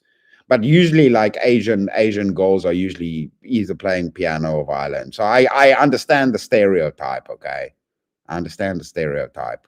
But that's a good like that's the funny thing about that. That's not even a bad one. It's like, oh, so you could just jam out on a violin and a piano. It's like, yeah, like, oh, that's like, yeah, dude. It's like that's like going to a black person. It's like, oh, you probably have a big D, don't you? Huh? You probably, it's like, yeah, and it's like it's not really a diss. That's like a positive stereotype, you know.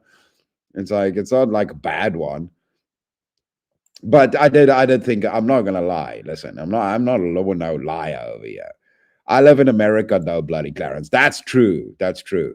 Like, if we have a Russian in here, I'd play them a ballet video. Clarence, dude, by the way, Clarence, have I not for you played didgeridoo jams? I do it for everybody. I'm equally racist against anybody. I played the level up on myself. I played a dude singing African tunes. For you, I sometimes play a dude jamming didgeridoo. I do it for everybody. I do it for everybody. For our Americans, I play American tunes. We just don't realize the racism, okay? Play rock and roll for them. It's like, psh, it's just because they're American. Now you're just playing them some rock and roll because they're American. It's like, yeah, dude. Yeah. We do it for everybody around here. That's how we roll.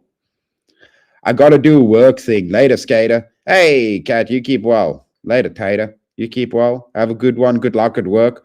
I know, Abby, not taking your Americanese away from you. Clarence, you're just looking for slaps today. You're going to get digitally slapped in chat. At least Abby is based, so she probably just laughs about it. She's a legend. Hey, unapologetic preacher, Mr. Rev Ross. It's always good to see you. Uncle Rev, always good to see you, man. Hope you're doing well, Rev. Bloody Clarence. Bye, Medicat. It was nice to see you, Cat, indeed. Bree, you legends. Okay, are we going to get Les Veritasium? So this should be a good one. Let's see what they have to say about planned obsolescence. More about them at the end of the video. I am outside Livermore Fire Station number 6. Protect John Connor, dude. Here, Exactly. they have the longest continuously on light bulb in the world. It has been on for 120 years, since 1901. No clanky girlfriends. No, it's not even connected to... No. Just because you're doing funny stuff with a vacuum cleaner with a wig on it doesn't mean you're not having sex with a vacuum cleaner. There is no clanker girlfriends. You're shagging a vacuum cleaner.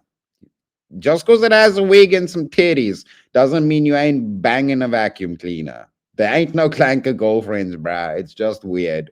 Don't let them trick you. They're gonna try trick you. Don't let them trick you. A light switch, but it does have a backup battery and generator. So the big question is, how has this light bulb lasted so long? It was manufactured by hand not long after commercial light bulbs were first invented. Again. And yet, it has been running for over 1 million hours, way longer than any light bulb today is meant to last. A while back, a friend of mine... Wow, who in America plays violin anyways? It's usually French people, Russians, and Asians that play violin. No, none of the other countries play violin. Who else? Do you know how expensive violins are? They're like crazy expensive. Told me this story, that someone had invented a light bulb that would last forever years ago, but they never sold it because an everlasting light bulb makes for a terrible business model. I mean, you would never have any repeat customers, and eventually you would run out of people to sell light bulbs to.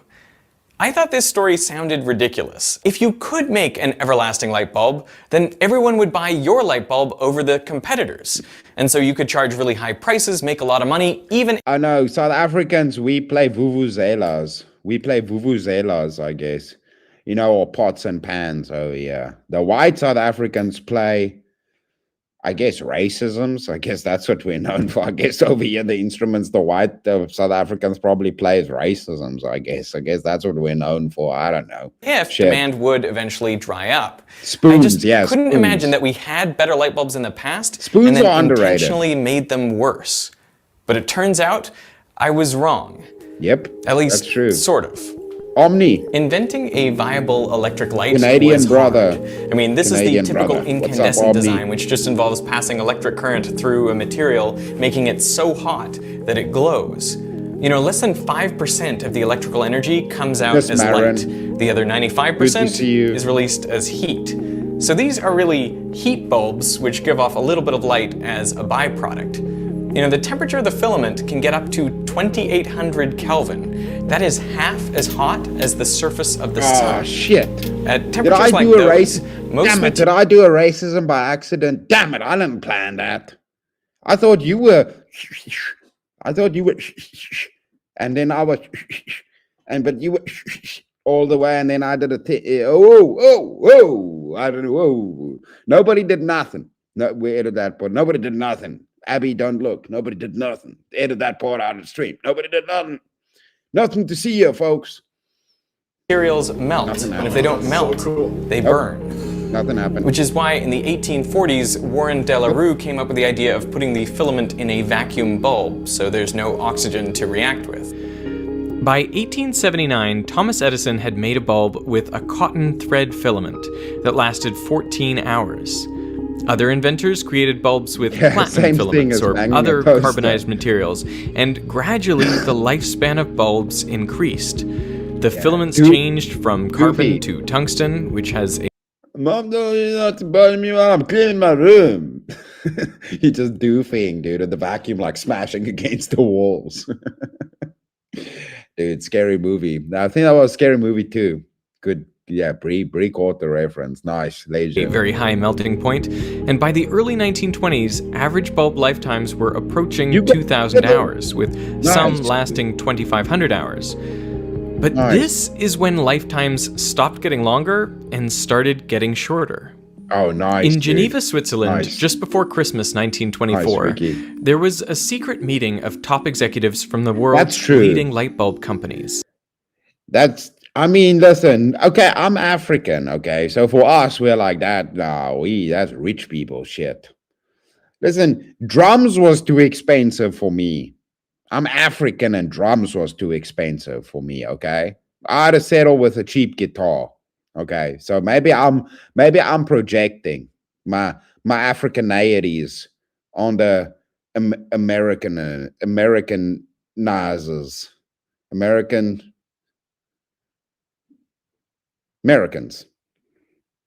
Philips, International General Electric, Tokyo Electric, Osram from Germany, and the UK's Associated Electric, among others.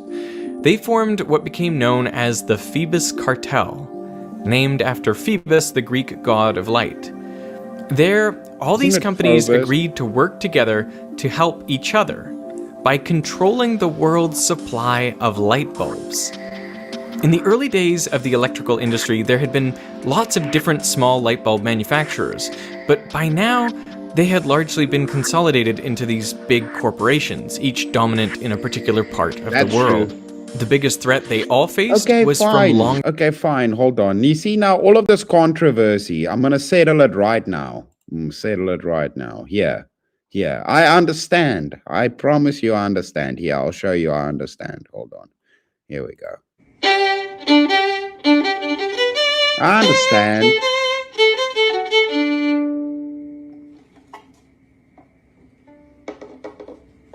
I get it. Listen now, y'all, I understand. I understand the dynamics we're working with right now. I get it. I ain't messing around. I kinda get it. I understand.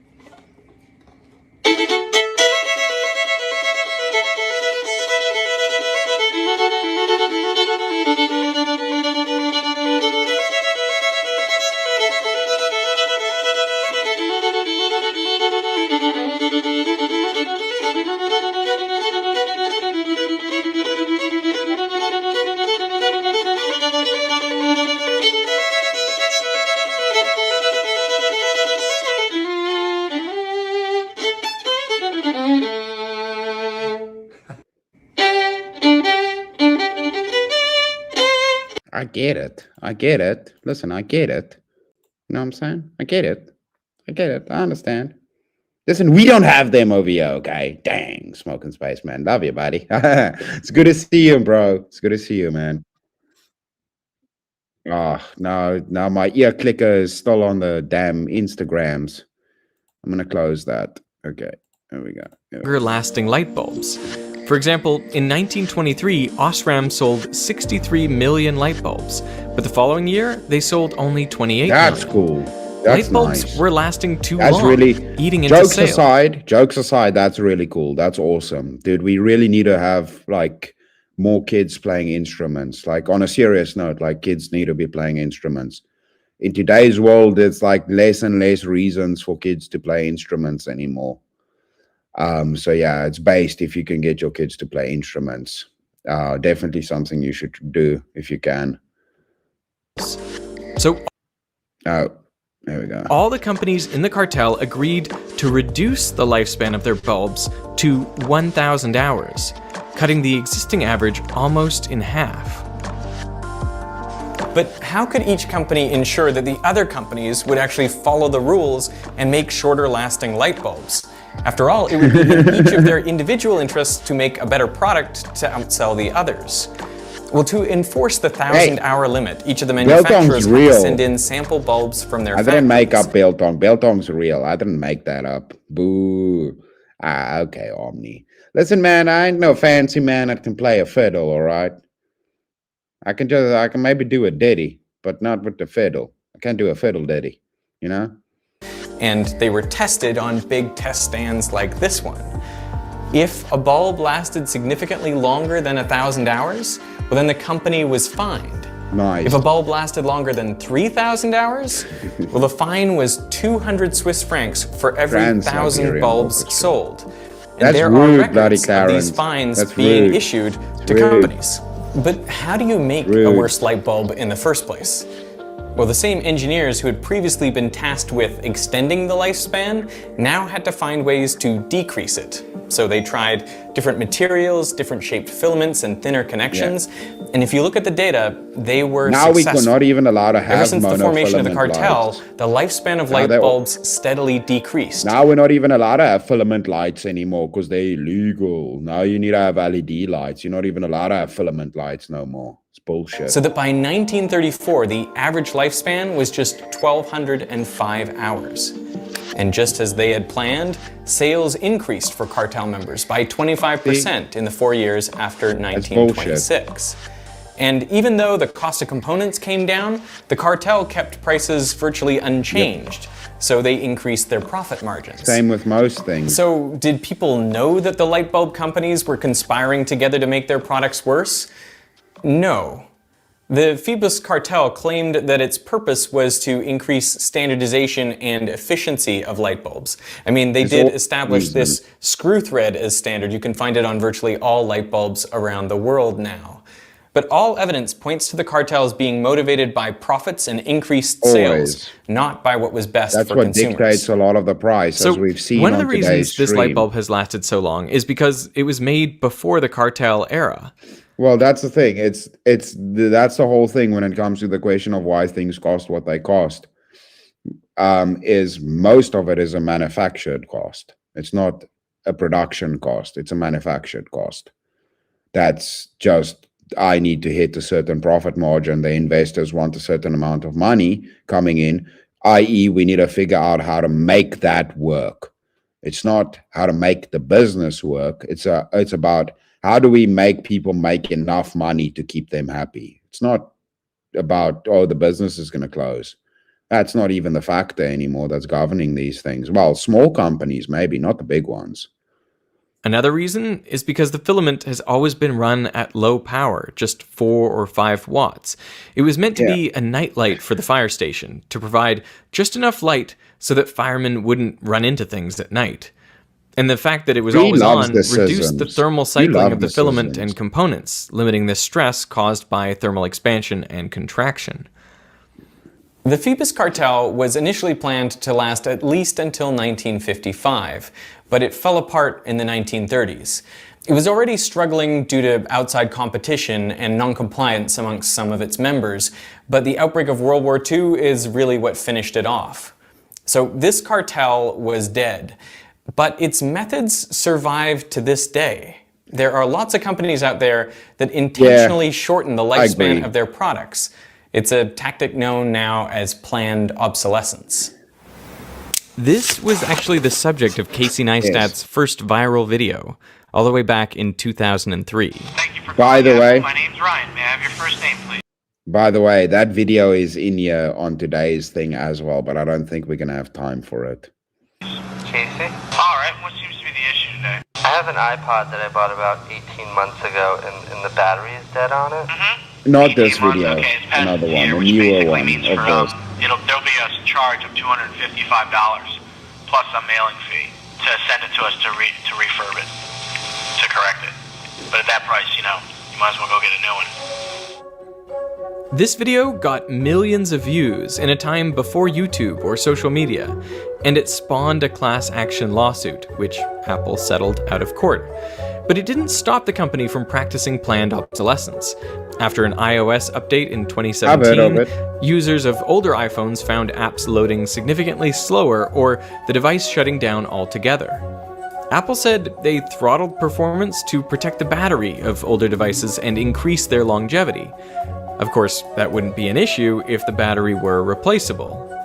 In a series of lawsuits that concluded in 2020, Apple was fined or reached settlements to pay hundreds of millions of dollars. Undoubtedly, this amount pales in comparison to the extra revenue they generate by limiting the lifespan of their products.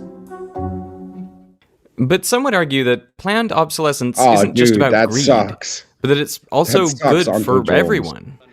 During the Great Depression in the 1930s, when as much as a quarter of Americans were out of work, an American real estate broker, Bernard London, proposed mandatory planned obsolescence as a way to get people back to work and lift America out of the Depression. He wrote, "I would have the government assign a lease of life to shoes and homes and machines when they are first created, and they would be sold and used within the term of their existence definitely known by the consumer.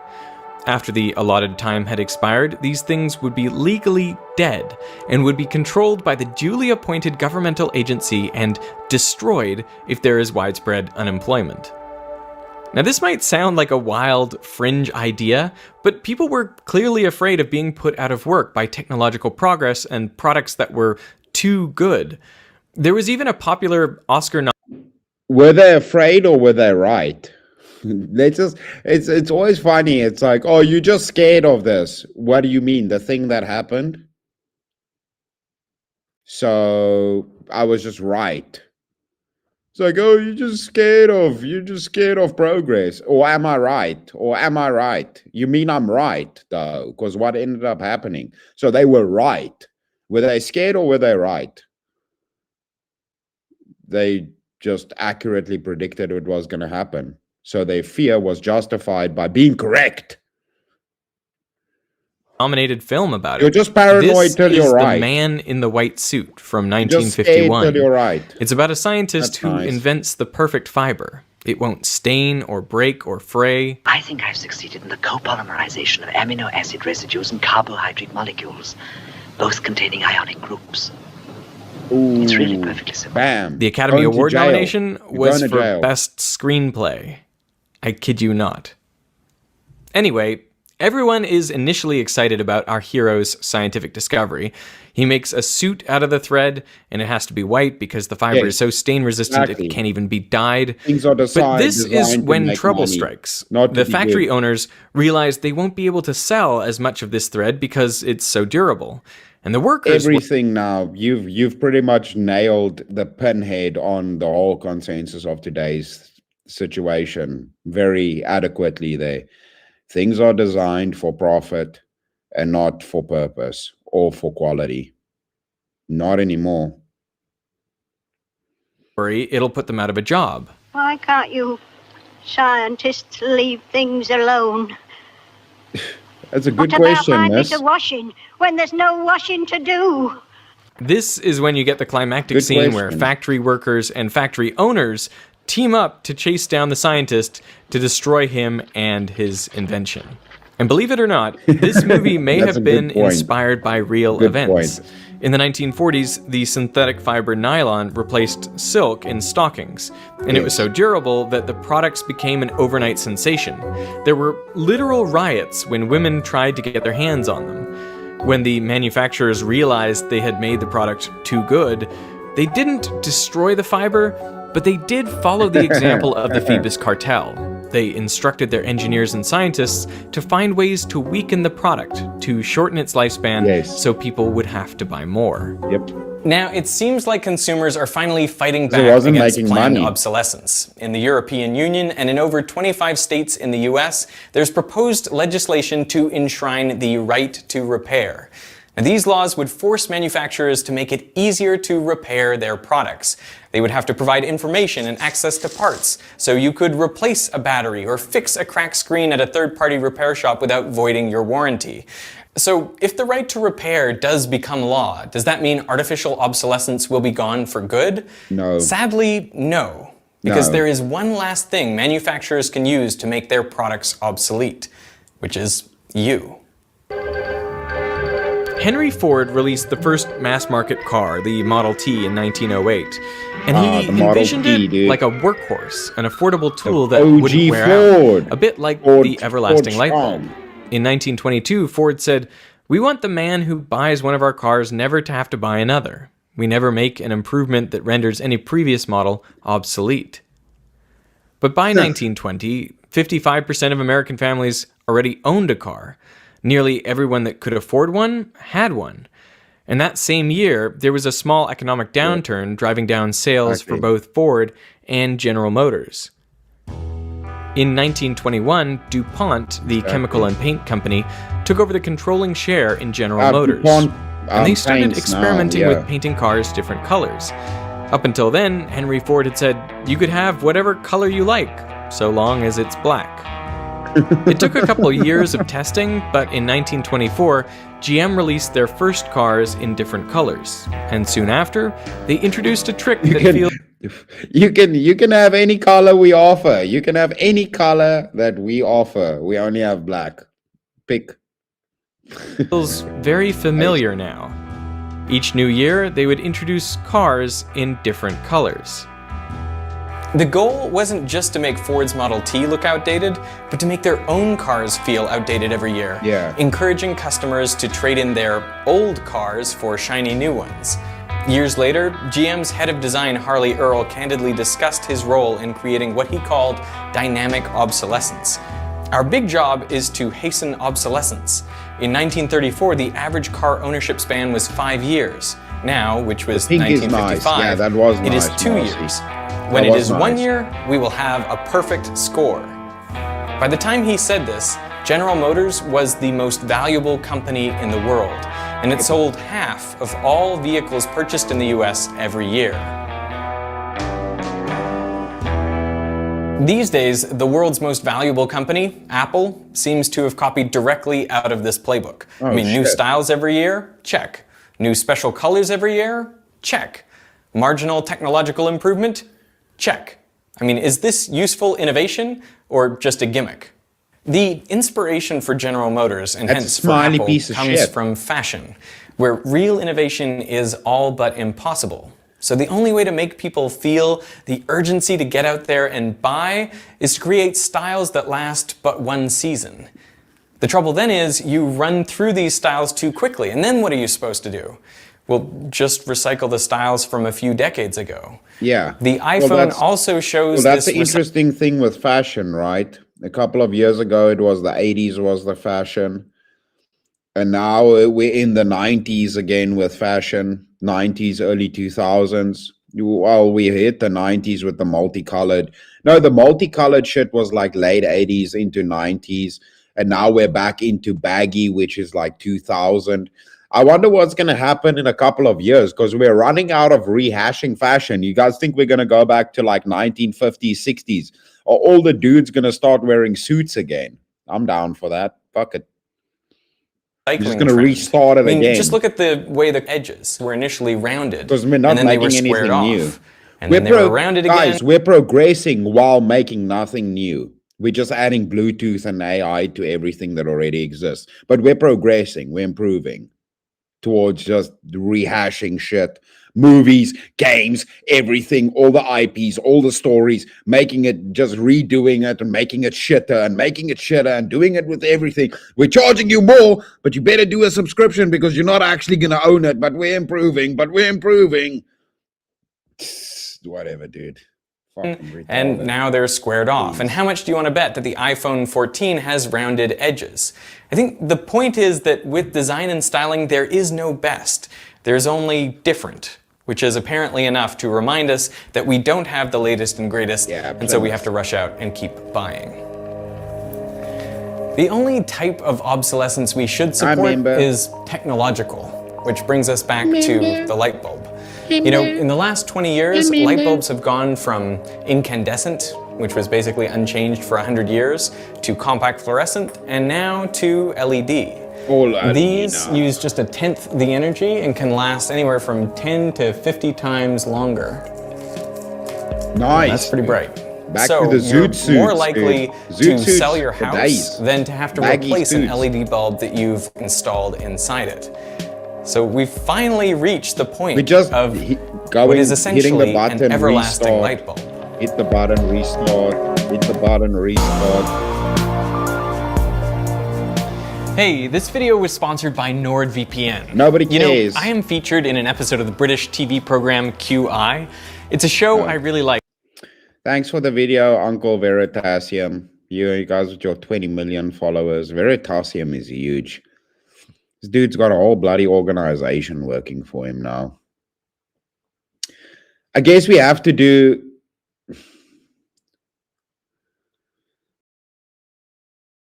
Let's try. I know that that dude's one is going to be good. But I'm going to have a gamble on this guy.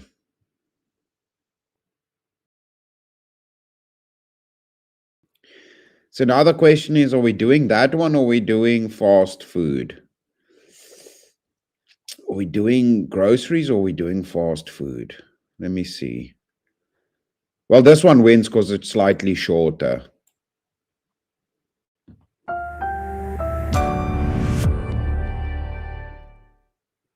If it feels like everything costs more now, it's not just your imagination. Things do be more expensive.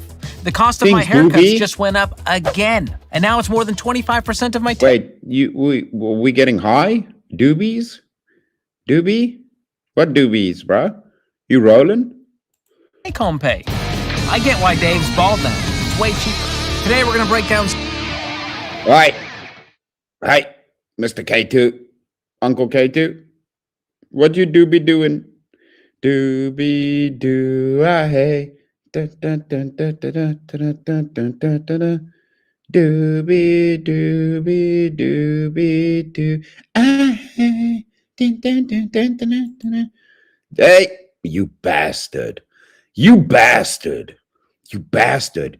Why every time you send super chats, you're just adding more cooms? It's just exponential coomage, dude. It's just the expanse of coomage is just never-ending coomages, bro.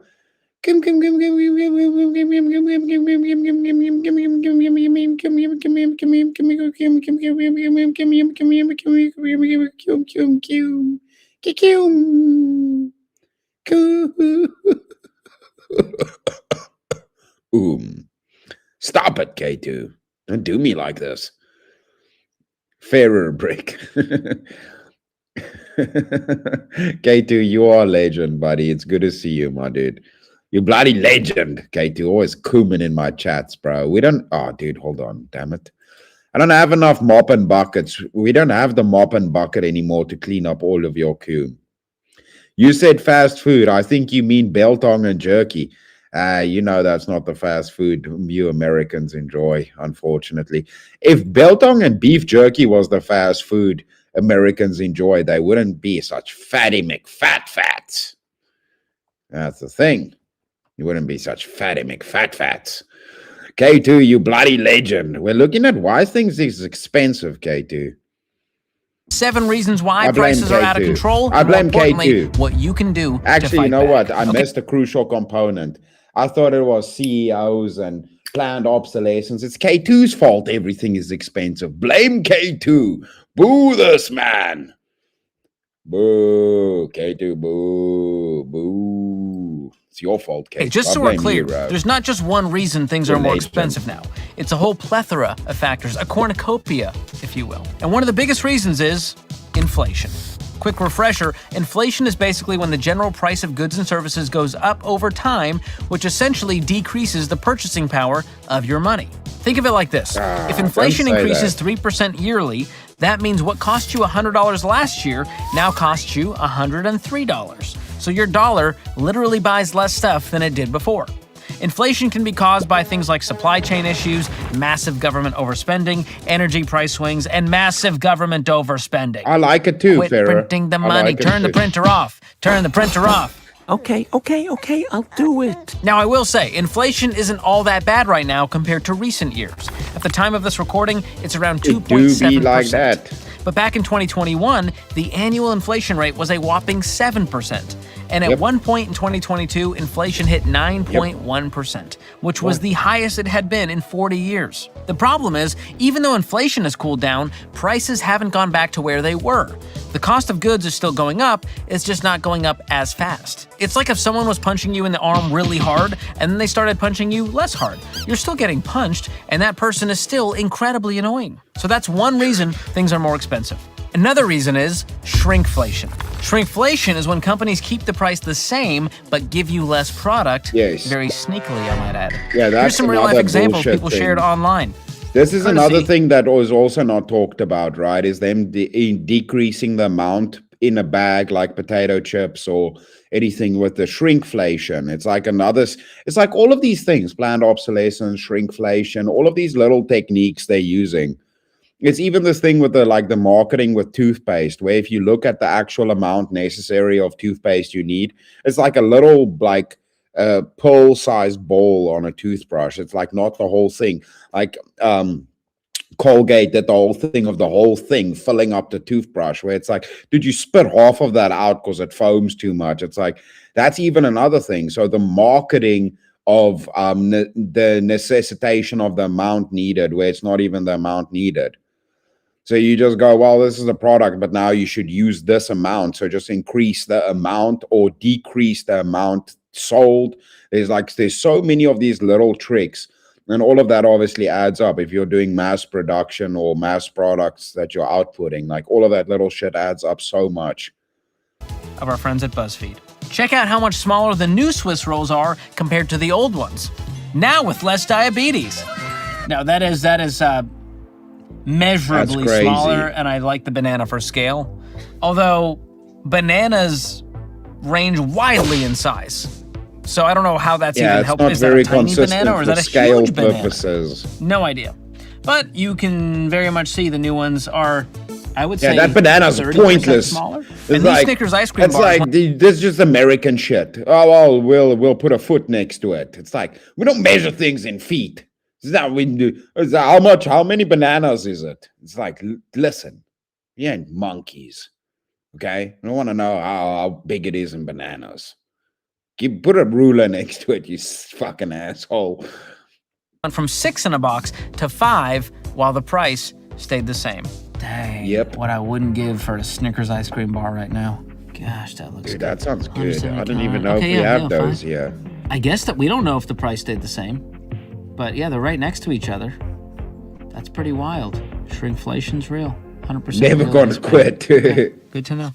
Okay, here's a dirty one. Check this one out. Bigger bottle, less shampoo. How do you even accomplish that? Is there just more plastic on the inside? They went from 13.5 ounces to 12.5 ounces, but they just increased the font size slightly and made the bottle slightly taller? I'm actually impressed. And here's the cool trick. If you're a company, you want to try this out, maybe if you redesign the package, people won't notice you're ripping them off. Like this new Tropicana bottle that now includes 6 ounces less than the old one. That is the worst crime involving OJ since... Never mind. And if you're under 40 watching this, just don't worry. Ask your mom. Never gonna Tell her to stop texting me. But companies do this to... Can't stop, won't stop, never gonna stop. You bastard, K2. You're just giving me sassy black lady energy right now. And just, you sassing me? You sassafrassing me, bruh? You're giving me sass? Give me that lip? Giving me lip service right now? Gonna get sassy with me? Sassy pants. You sassafras and sassy pants in me right now. K2? Dang, dude. Shit. Respect, though. Mama ain't raised no quitter. Us because they're betting we won't notice. And honestly, a lot of people don't.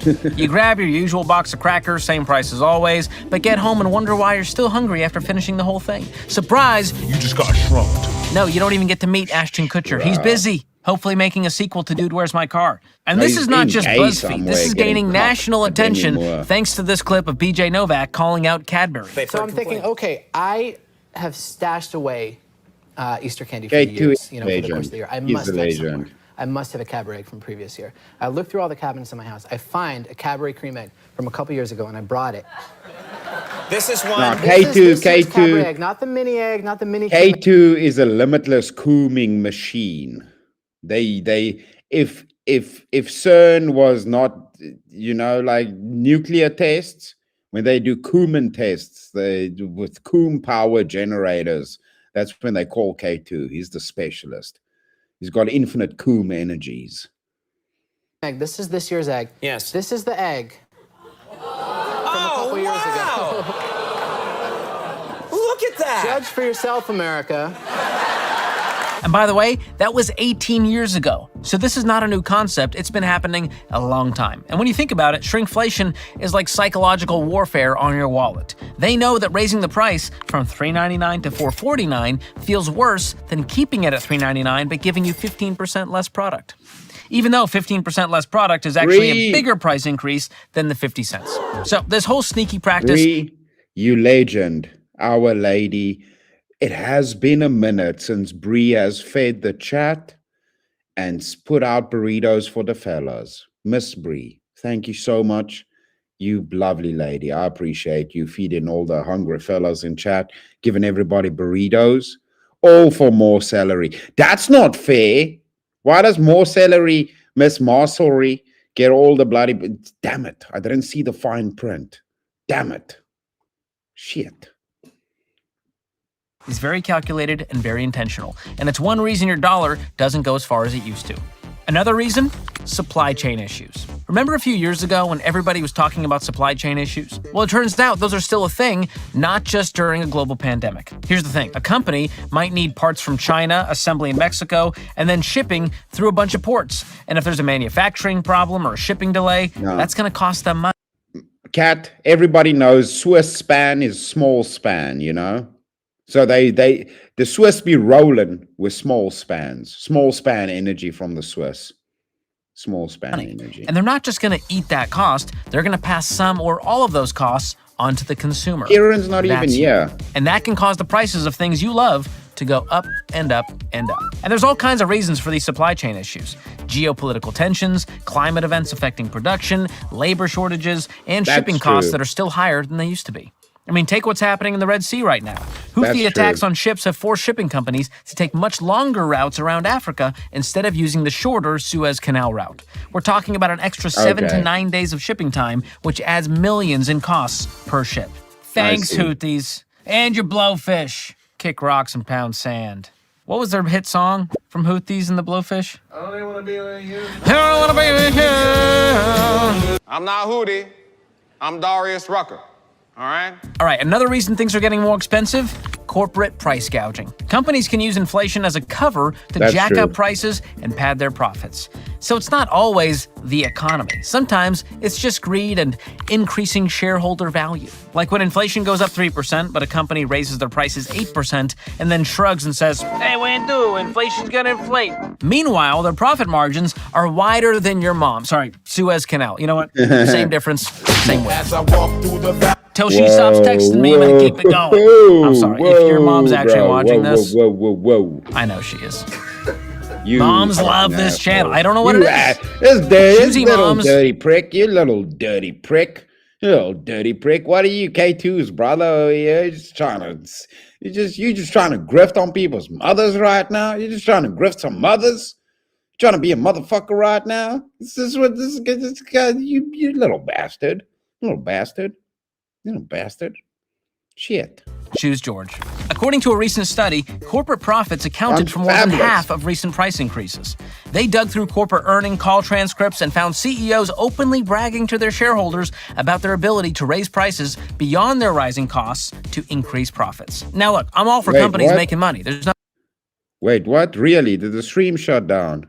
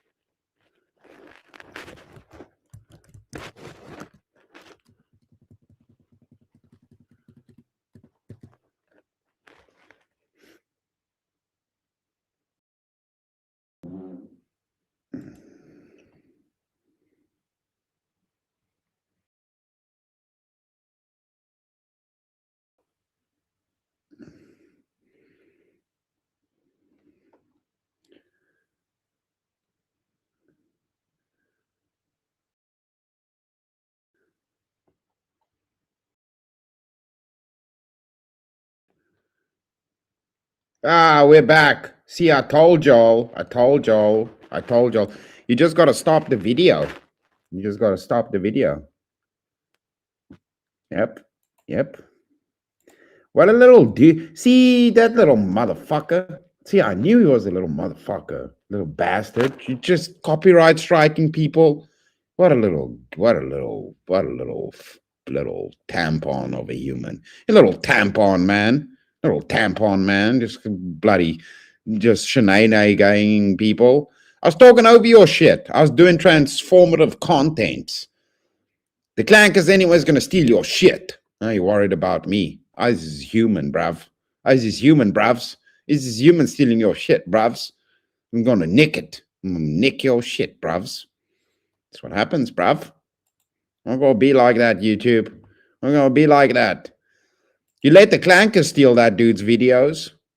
You let the clankers steal that dude's videos. They ain't been transforming shit. Gonna get struck. They closed down the bloody video. They've done that to me before. You just gotta wait a little bit. You just gotta immediately take the video off screen and then just wait a little bit for the AI to assess and see that it didn't happen. Or it never happened, AI. We took it off the screen. Now I'm gonna have to edit that part out of the stream too, otherwise they're gonna yell at me and give me in trouble. Where's the stream gone? Bunch of phablets. Dude, it's that little dude with the stupid glasses. It's that little dickhead with the glasses, bro. Fine, we won't watch your videos again, you asshole. Veritasium with 20 million viewers ain't be doing that nonsense. I know, dude. I was doing transformative content over here. Chuck D, I challenge you to a duel, sir. I'll duel that other guy. I'm gonna fart in his face before we start the duel, though. Someone didn't like you watching their stuff, dude. They're being queefs, dude. They're just being a bunch of queefs. Probably I have to start a new stream. Nah. You don't have to start. If I start a new stream, that's a whole Sunny and Philly reference for the win. Nah, dude. No. This ain't my first rodeo, y'all. I was a professional YouTuber over here, bro. Professional YouTuber. Been doing it since yesterday, you know. So I'm a professional now. Been YouTubing since YouTubing been YouTubing, you know what I'm saying? I've been tubing since fat kids be jumping on water slides, man. I know how this shit works. What's the problem? Somebody doesn't allow their content to be used. How long did it take me to grow the stash? I don't know. I've been cutting it a lot. But I've had a big mustache for about 3 years. I've had the mustache for about 3 years. But I have like content on my YouTube where I don't have the mustache. So it's been about 3 years. But I obviously have to cut it. Because like when these grow out, like the edges are the longest. So for everything to catch up, you have to like keep cutting it. So now everything's like the same length. See, so like that is the same length as the ones that grow out here from the side. So yeah, it's about 3 years. He got his knickers in a knot. He did, dude. He did. It's because he's gay, dude. Because they are friends of Night. Dude, he's definitely friends with Nightbot, bro. That's definitely Nightbot's homie over there, dude. Dude, that's definitely, dude, you call that shit. That's definitely Nightbot's little shitty homie right there, bro. 100%. 100% a Nightbot, one of Nightbot's boyfriends, dude. That dude was totally Nightbot's boyfriend, bro. Him and Nightbot be butt buddies. Him and Nightbot just be touching tips. They be docking each other.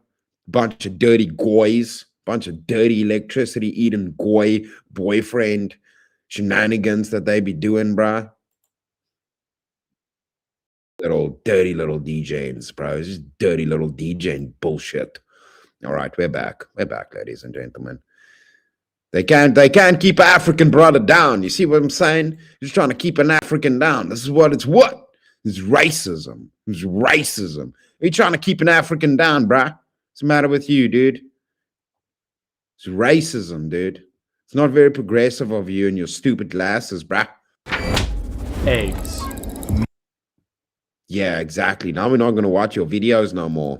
We're not going to watch your videos no more, bruh. I'm not even going to give your video a like. I should have disliked it. That's what I should have done. Should write an angry review like a Karen. I should ask to speak to your manager. Get your mom on the phone right now. I want to complain how she raised you. Seeing as give me your mom's number so I can complain about how you were raised. Tell her she should have smacked you more. How about that? How about that? Ask her why you weren't fed from a titty. You clearly got raised from a bottle because you a bottle of bitch. Just a bottle of bitches right now. little nipple sucker. All right. Screw that guy. He's being difficult with me right now. Damn it. Fine. I'm gonna watch Jack's video. Is this guy's name Jack? It's Johnny. I'm gonna watch Johnny's video. Screw milk, bread, ground beef, butter. Prices at the grocery store are going up, especially for people who spend a large amount of their income on food. So a little price shock can have huge effects. Grocery prices that usually go up think before you sleep would never do this. Have started jumping to more like 13%. Metatron would never do this. Asman would never do this. Veritasium would never do this. Do you know who does this though? Joe Rogan does that, and dude, you know who's the worst at this? The worst at this. The Jubilees, bro. Jubilee is one of the worst. They also do that shit. They've hit everybody, Jim Bob, everybody. Jubilee also does that shit where they take your streams down if you review their stuff. Prices are going up yet. I wonder why. Sticker shock on store shelves. You probably don't need to be reminded. And now, of course, everyone's blaming COVID and broader inflation. And it's in the name. Those are a part of the explanation. There's actually something bigger going on here. I mean, check this out. Food companies are bringing in record profits. Yeah, CEOs of those companies are making... Yeah, whenever they do that, it happened to me the first time. I played like highlights from District 9 because we were talking about the fucking prawns. The fucking prawns. So we were talking about the prawns, and then we were playing highlights from District 9. And then Universal Studios obviously has copyright on that, so they took my stream down. And then I just took it off screen. You just got to take it off screen and wait a little bit for the AI to assess, and then it comes back. More just in the last few years, and shareholders are getting huge payouts. So what is going on here? That is a question I have had for a long time, and we're sitting here in the kitchen, which is also our studio, and I thought, gotta... My mustache has only curves. Only curves, bro. Only curls and only curves, bro. It also doubles as a black lady hair salon. So you can get, you can go over there and get some extensions. You can get some tips. You can get your nails done. You heard? You would like to get some. You'd like to get some coloring on them eyebrows. You come on with the curls and tips. Use it sometime, so why not on a video about food? Today we're going to understand our food system, the vast, complicated, kind of magical food system that provides a lot of us with our nourishment, bringing food from all around the world to our grocery store shelves. And then we're going to look at the corporations. Cat, they were being racist against I want to me. They were understand being what their racist. incentives are, what their power is, Being what racist, they dude. have to do, if anything, with the rising prices. I also want to understand why they're making so All much night money right what's now. strange, And ultimately, bro. I want to answer what and who is behind this massive increase in bunch of grocery store liberals, prices. bro. About 8,000 years ago, in what today is Syria and Iraq, you could find humans doing something that was pretty unique for the time. They're growing food, and in fact more food than they actually needed, and then started trading it with other people who had more than they needed. Now this was new. If there was one group who lived near a salt mine and another group who grew wheat, they would both make a surplus, they would swap their goods, and both would be better off. A super basic idea that changed everything. Dude, it's Humans started racist, doing bro. this at a more Plus, and more massive if anybody's are allowed to review District 9, I'm South African. I've met Shalado Copley. By the way, Shalado. And Neil Blomkamp is South African, who directed it. Boo, Neil. Boo. Just because you live in Canada now, you think you're all Indian and shit. Now, I think you're cool because you live in India stan. Think you're cool because you live in the 51st state of Canada, Pakistan. Huh? Think you're cool because you're Indian now. I met Shalado. I've spoken to Shalado. And I'm South African. I'm allowed to review the prawns. Dick. Yeah, but they kicked me in the nuts. And you just got to wait a little bit. It's fine. Whatever. Crossing seas and deserts, building empires to move goods, to share tools, to spread ideas. And the collective human focus became, how do we do this better, bigger? We invented technology to improve it. We fought wars over it. We created money and companies and laws, entire systems, just to trade more stuff with more people. Trade was changing the world. And a lot of the history of our world is the history of trade. It's what spread ideas and technology and flavors around the globe. Arabic math and Chinese no, that was the British. Tomatoes arriving British to Italy, that. chilies arriving to Asia, corn. No. What spread spices around the world was white people that didn't know how to cook food good. So they went and they tickled the Indians to take their spices. I think that's how that worked. That's what I heard. I was taught by a British guy. They did nothing wrong. They just went over there and tickled some brown people and stole some cumin. They stole some cumin. And K2 was like, he's like, dude, they got cumin over there. I want some of that. And then that's how all that, I know history. Dude, I know this guy trying to tell me history and shit, Africa. bro. Coffee arrives to Europe in the 1500s and blows everyone's minds, contributes to a whole revolution in thinking.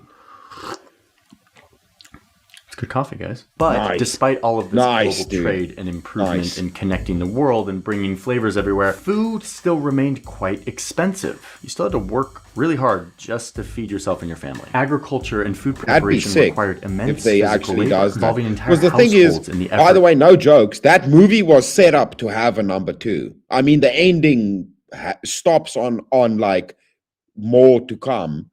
Because he gets on the spaceship and he starts turning into a prawn, and then the movie ends, and you're like, okay, part 2. So definitely part 2, and it's like been years. But yeah, Neil's been over there in Canada, busy finger popping people's assholes and doing a lot of gay shit, you know, just classic Canadian stuff. Just throwing maple syrup on his body and dancing with bears, and I don't know what they do in Canada, dude. Hugging maple leaves and shit. I don't know. But he's like, oh, you should maybe make another prawn video. And he's like, oh, whatever, dude. It's like, yeah, dude, just take off your turban and make another bloody video. And remember, you're South African. You eat some biltong. Stop being a bitch. To produce sufficient calories to survive. Like, we have data from the late 1700s that shows that people in Britain spent 75% of their income just feeding themselves. Around the same time in France, they were spending about 70% of their income on bread Doesn't alone. matter. OSHA don't matter. Oh my god. Sounds like Eskimo shit. OSHA's Eskimo shit. Nobody cares about that. Let's graph it. Look what happens by the year 1900. I don't give a fuck. Household is How spending about like that? 42% How about, of their oh income. shit, Then I in don't the give 30s a it goes fuck. down to 34%. Just keeps falling. After World War II, something really dramatic changes in the global economy. The US and its allies built a global economic system meant to connect the globe. Maybe if everyone's economy was connected, it would all be benefiting too much to fight each other, was kind of the thinking. And America wanted to set the rules for everyone, and they successfully did. And with this new system comes a whole new level of efficiency and connection, like these magical boxes that can go seamlessly from ships to trains to trucks, drastically cutting costs and loading time. The world standardized around everything from railroad sizes, pallet sizes, paper sizes, barcodes, shoe sizes, screw sizes. It's invisible stuff. This isn't sexy, but it's important. It's transformative, the whole idea being that if everyone's using the same system, everything, everywhere becomes more efficient. Trade gets better. Now a tractor part made in South Korea snaps in nicely to a tractor in Kansas. And then there was the US dollar that everyone could use as the global currency, along with international agreements that laid the rules for modern trade. Suddenly, it's like the 1950s and the whole world is being stitched together in ways our ancient grain trading ancestors could have never imagined. And this is why today, almost everything you touch has gone to more countries than you have, because it traverses a huge network of the global economy. We call it the supply chain. Like, look at an iPhone. Well, it's also like that's the whole thing with worldwide trade, right? When it's the whole establishing of trade routes and the interconnectivity of that and doing the whole global marketplace type of shit where everybody just freely trades with everybody. I just see, something weird just happened. Okay, I see what's going on. Was that set up by the Americans? Probably the modern day system, yeah. But before that, it would have been the British. It kind of cracked. This iPhone traveled to 43 countries before it ended up in my hands. Okay, but food isn't an iPhone. Food is squishy and perishable and needs to kind of be refrigerated. It doesn't go through the same like advanced global supply chain that other stuff does, right? Wrong, actually. This is a beautiful tomato that was grown here in my local area that I bought at a farmer's market. Full disclosure, did not buy this. My producer bought it and I am holding it now and I will probably eat it with this bread and this coffee after I'm done shooting this video. Anyway, this costs $6, okay? This is a $6 tomato. Take it in. What? That beautiful It's a cool tomato though. It shoots really nicely. 5 miles from my house. Okay, then we've got these tomatoes. They don't look that much different, a little more uniform. These are tomatoes that came. Dude, those are some nice-ass tomatoes you got over there, brother. There's some nice-ass tomatoes. Ooh. Which Italian did you steal those from? You stole them from an Italian, probably. Look like some Italian tomatoes. I'm now, but the 1050s longer for LED bulbs is absolute BS. I've gone through just as many. Oh, shit. Omni's behind. Wait, hold on. We'll type.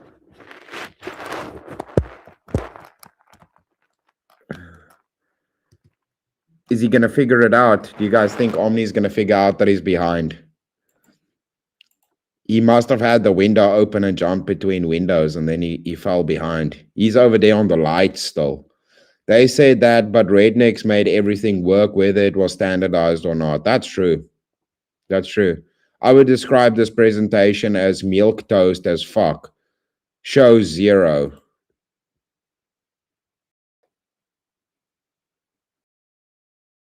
And my grandmother's that hadn't burnt out for 10 years. I've never seen one last as long as that one did. Definitely getting boned on it. Yeah, it's crazy, dude. It's also the lighthouses. A lot of them still have the lights that like last forever, which is crazy. Came from the global economy. Those are nice tomatoes. The exact same size. I like these. I like the texture from very far away. Not in this country. We actually do grow a lot of tomatoes. Here Looks in the like United States large or California, but Romas most of our tomatoes are grown in egg-shaped. Mexico. 4 billion pounds a year come into the U.S. So Mexican here we tomatoes are in northern Mexico. Here in these endless fertile fields. I've actually spent a lot of time in this region, not as a journalist, but as a Mormon missionary, riding in pickup trucks through fields that grow food destined for U.S. grocery stores. El puente.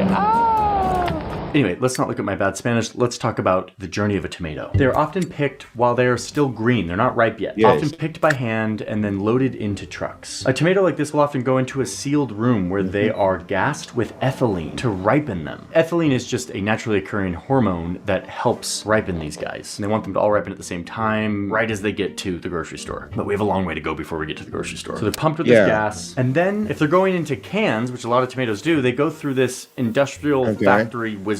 But for the ones that are gonna end up like this, fresh, they are on a truck headed north. They end up in a nearby city, probably the capital, Culiacan, in this big facility where they are sorted, chilled, and then put on big pallets. They get back onto a truck, which, by the way, all of these trucks are 2,000, dude. That's a big logistical I know challenge some of the to heirloom seeds are super expensive, bro. Like those textured ones probably cost quite a lot because those are some fancy tomatoes, bro.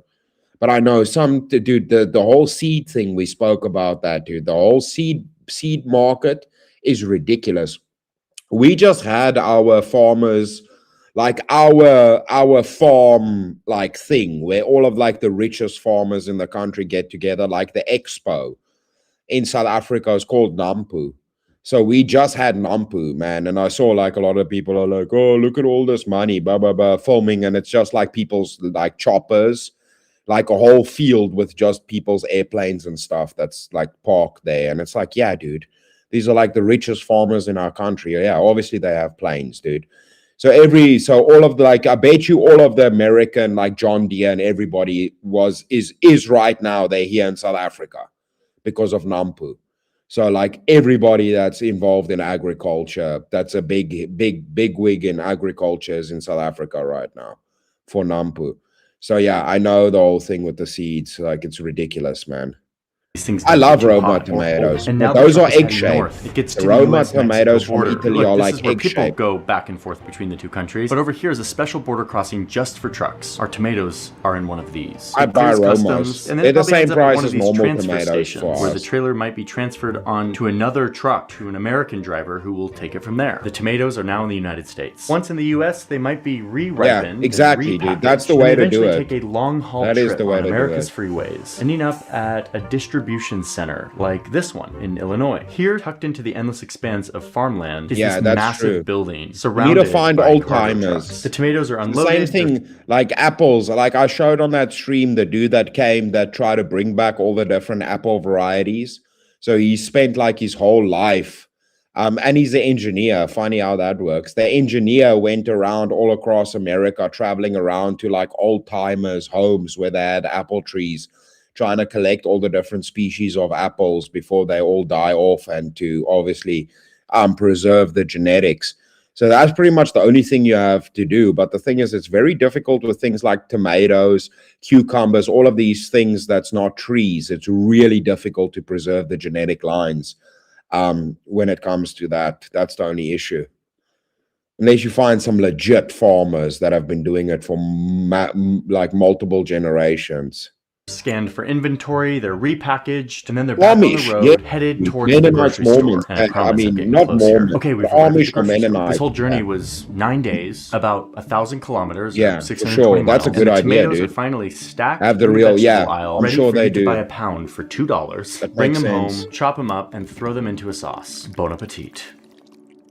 That was crazy, right? Like that whole journey, like your tomatoes came all the way from a farm in Mexico and they somehow made it to the grocery store without being smashed or like going bad and are somehow significantly cheaper than this? How does that work? No. It doesn't make That's any India. sense. And it's not That's just Canada, tomatoes. dude. That's in Canada, bro. Calm down. That's in Canada, dude.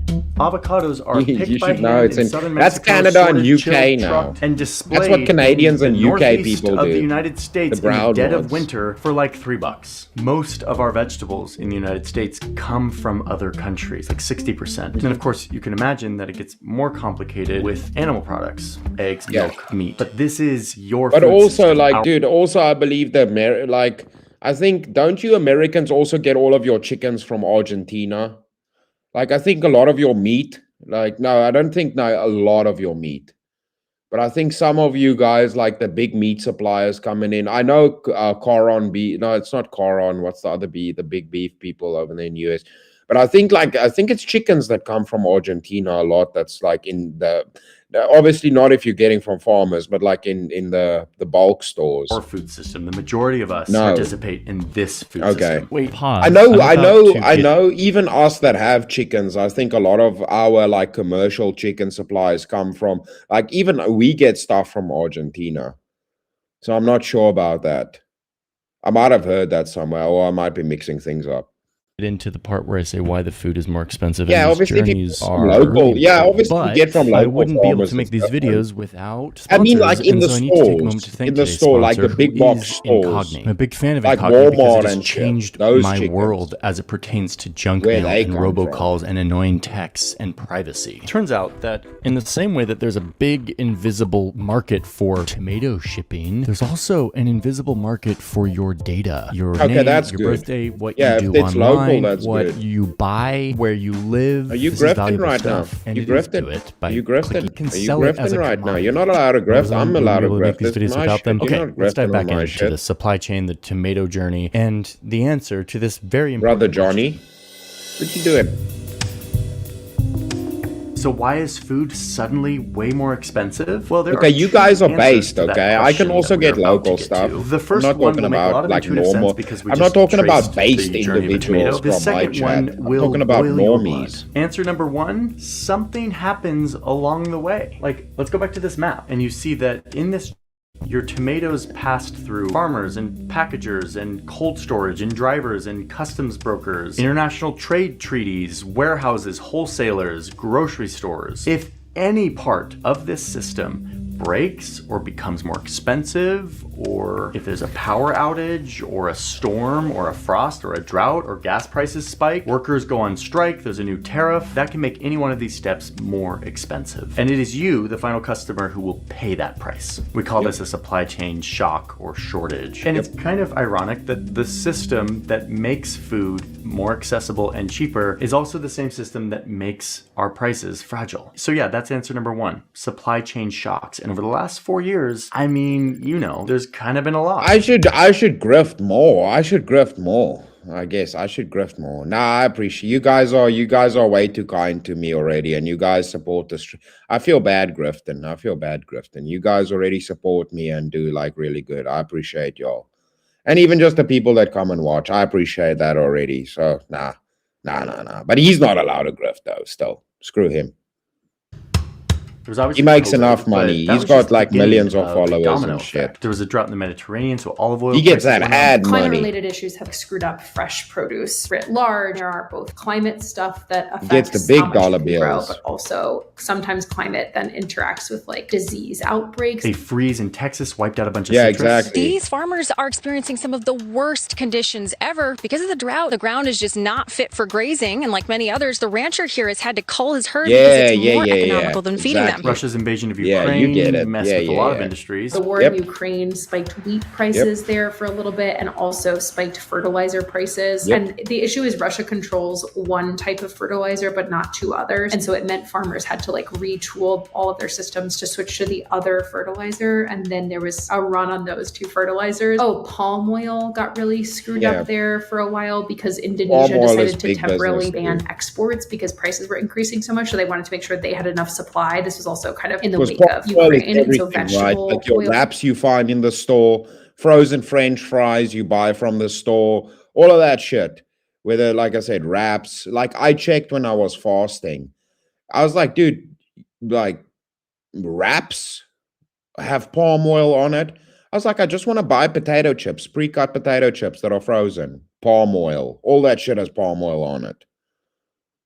Prices were up. A hurricane in Florida messes with orange groves. The Houthi rebels in Yemen are firing rockets at these merchant ships that are the lifeblood of the global economy. Canada, the largest producer of canola oil, had a big drought. Burgers come from a burger machine. Meat processing during the pandemic, there were massive like an ice cream outbreaks machine in meat packing, and so they had slowed down a lot of line speeds because there were fewer workers, and so just like less meat was getting slaughtered and packaged. And then of course there were shortages in random things like packaging and trucking and cold storage and shipping containers. During COVID, production of aluminum cans was lower because everything, factories were closed, but then trade wars over aluminum has affected cans, and so for a while soda was being affected and beer were being affected. Each shock to the system triggers a reverberation through the rest of the system, which makes things more expensive and unpredictable. The price goes up, and eventually the price of your final product, the thing you see on the grocery aisle, has gone up. Okay, so no one's disputing that supply chain shocks are a major reason why prices have gone up. But this isn't actually the full explanation. There's something bigger going on here. And sunflower oil also sucks. That's basically machine oil, dude. Even sunflower oil sucks. Sunflower oil sucks too. Should use none of that shit. All of that shit's machine oil, in my opinion. Yeah, nasty lubricant being added. Yeah, it's machine oil, dude. It's like petroleum. It might as well be petroleum byproducts, bro. It's like it's all bleached and chemicaled and it's machine oil being added to your food. To the question of why grocery prices are more expensive. I'll just say seed oil up front here, True, which is we've all been kind of tricked, and there are people making a lot of money off of us being tricked about prices. Basically, in COVID, I think there was kind of a reckoning. The fact that customers were pretty understanding. The fact that they have to bleach it to remove the stench. The fact that they bleach it not for appearance, but for the smell, to remove the stench of it. That's rough, dude. That should tell you a lot. And companies said, hey, you're going through hard times and so are we. Like our costs are going up. There was kind of this reset. The American consumer has gotten so used to having a really cheap thing delivered to their door in like 2 hours, right? Like in Econ 101, they teach you about a supply and a demand curve, right? And as you increase prices, the number of units you sell goes down. And what you're trying to do is like maximize those two things of like, I can sell as many products as I can make for as much as this. And like, that's, the price the that you set. invisible hint. Yeah. Right. Yes. You make your own. If you increase prices, you expect you make your own to sell a little bit less. Now you can like jigger it enough that like the total is a little bit higher. But what companies realize is they could inch prices up and see no or very little reduction in consumer demand. And so they kept doing it. This will be clear very soon because there's a lot of examples of this. But the best one that is on my mind. The best thing with oil is just to use animal fat, man. Tallow.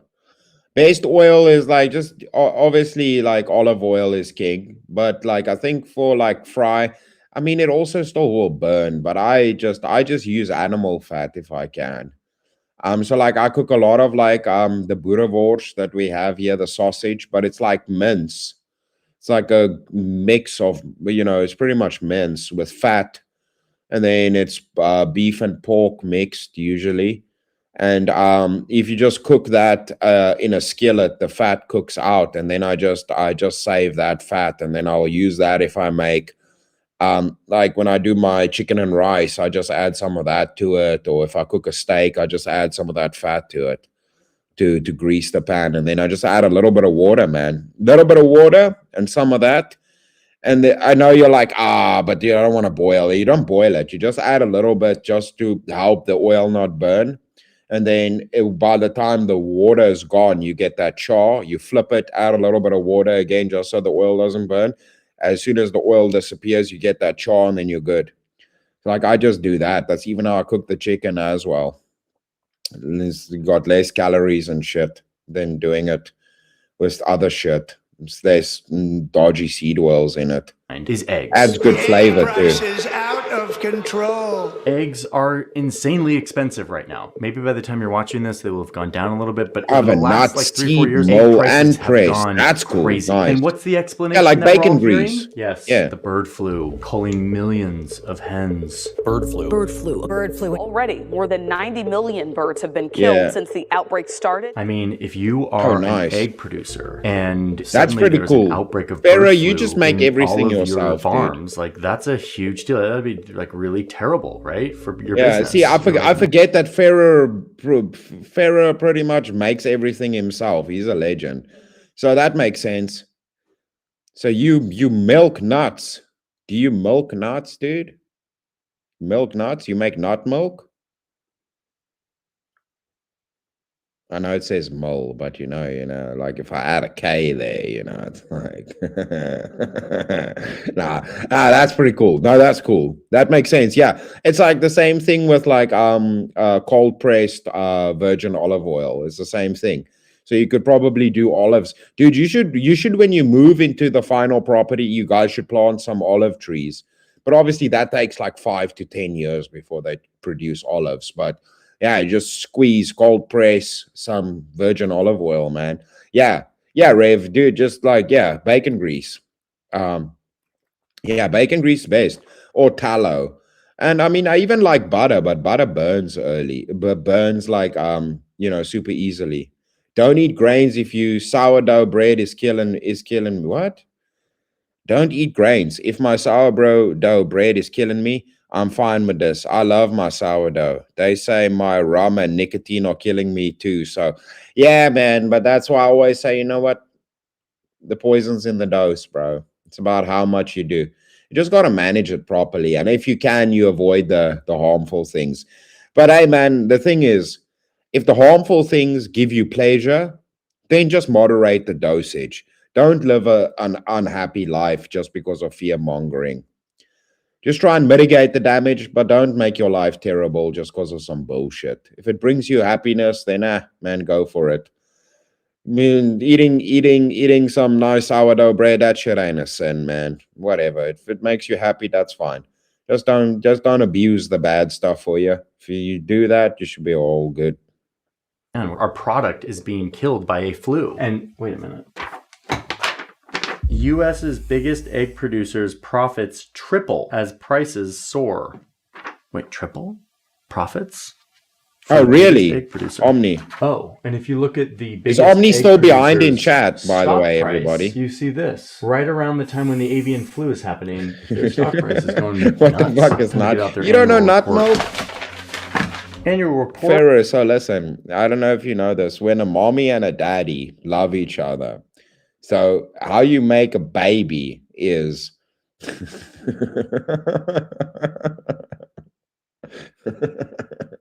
nah, liberals drink nut milk. You know why? Because they're gay. You see, it's full circle. That's why nut milk. They love that nut milk. They just be grabbing almonds by the nips. This bunch of perverts, dude. This bunch of perverts. For Cal-Maine Foods, Inc. They're a privately traded company. They must disclose all of their financials, which means we can get a little more insight as to how they fare during this time when there is a crisis in our egg economy. And all of us are paying like more than double the price. Almond Pete's, bro. Almond's got some jubblies, dude. They got the heavies, dude. Got paid. They got the double D's. $250 million in profits. Okay. It's right in the middle of the bird. Oh, sorry. No, Almond only has one B. That much, but is I was that using $250 million? Maybe that's not that much. Let's graph the dividends, the profits paid out to shareholders. Whoa. Okay. Well, 2023 was a great year for the largest egg producer in the United States, despite like all of this avian flu. So in 2023, they paid $250 million. The year before, I can just buy ghee, $6 So they had a you're 40 not wrong. times increase in the profits they paid out to their shareholders, right in the heart of when all of us were going to restaurants and seeing these signs. That's true. Raising prices on eggs because there's a bird flu. So we have to pay more. But the company making the eggs is profiting a lot more money. It's not just revenue. It's not like they're making more money and their costs have increased a bunch. So they are profiting. They are making way more money after all of their costs. And we're all paying more. Oh, and this year, 2025, their profits are up 342% in Q2 of this year. I mean, just to mic drop, like drive this home, let's put these two graphs next to each other. This one is the price for a dozen eggs. It's gone up a ton. See, the thing is, we have a massive, we've always had, like for many years, we have like a massive Indian population in Durban, in KwaZulu-Natal. So it's like basically little India over there. But I mean, we've had that for so many years, dude. We are probably one of the first places that had a lot of Indians outside. Like, I remember it used to be that it was like the place with the most Indians outside of India in the world. It's not that way anymore. But I remember that from like 10, 15 years ago. It was like, that's the place with the most Indians outside of India. But because we have so many Indians here, like curry and stuff is like just a part of our culture. And like you can get ghee everywhere because the Indians love ghee. Flu. And this one is profits for shareholder of Cal-Maine Foods going up at the same time. I'm sorry, I thought you were still. I thought you were behind because you were talking about the lights earlier. To cover their costs, and they were somehow able to do that. Can we just look at the supply of eggs in the United States, just real quick? Yeah, buy butter, bro. This graph. There's the price. Price goes up here, right? Now let's draw on the number. I'm not close to like people with farms. I live in the city over here, bro. I come from like country area where like my mom could get honey and butter and chickens and everything from farmers. But now I live in like fucking the LA of South Africa, dude. Like I can get like stuff from like I have dudes that run farms, and I can get like parcels of fresh stuff. But they do like a pack. So like you get like kale and mushrooms and like a couple of things. But like you can add stuff to it, but they get stuff from local farms. But I think they do have butter on the list. I'm not sure if they have butter. I know they have eggs and like you can get a couple of things on. You can get a honey. You can get a couple of things that they go and source from local farms. But I can be honest with you, brother. Do you know why I don't do it? I don't have the cash to do it. That's one of the main reasons. I don't have the cash to do that anymore. It costs quite a lot to get one of those packages every week. So I don't have the cash to do that anymore. And I barely ever use butter. So I have butter, but I barely ever use butter, to be fair, man. I barely ever use it. What I barely ever use oils and stuff. And like I said, if I use anything, it's animal fat. I pretty much eat like carnivore most of the time and then just like rice. I don't eat like a lot of variety, to be fair. Produced in the United States during this time. Here's the outbreak of the avian flu, early 2023. Now I'm going to draw on the number of eggs produced in the United States. Nah, I'm not a city boy, bro. I'm not a city boy. It would look something like this, like eggs, flu happens, production I moved to the city when I was 18. When there's less supply, I'm not a city prices boy. Have to go up, and that's why prices don't slander me. Draw on the real shit. You slander me, smoking space, man. Shit. Boom. Kind of barely dips. Yes, avian flu was a real thing. I'm not like drawing. I know it looked like a city boy, but I ain't no fucking real. But like this crisis was as much about most storytelling racist. as it was about supply. That's the most racist thing that anybody has ever said to me ever in my life, ever. Since ever I had a life, since never ever did I hear no more racisms than that shit you just said out of your thumbs right there. You just saying shit out your thumbs like that? Dang. I feel marginalized right now.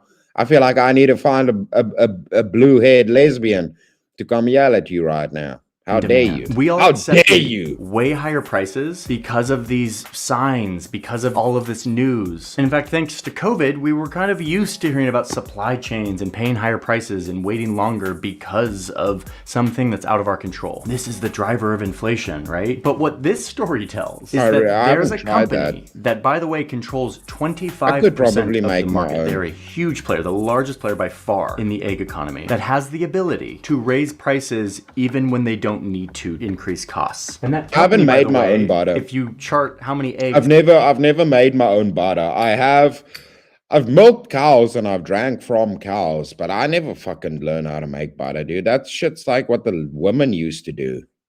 I never used to fucking make butter. Why would I know how to make butter? That's what the women do. What are you talking about, bruh? I don't know how to make butter. That's what the women meant to do. I'm not meant to make butter. I'm meant to hunt animals, not make butter. Shit.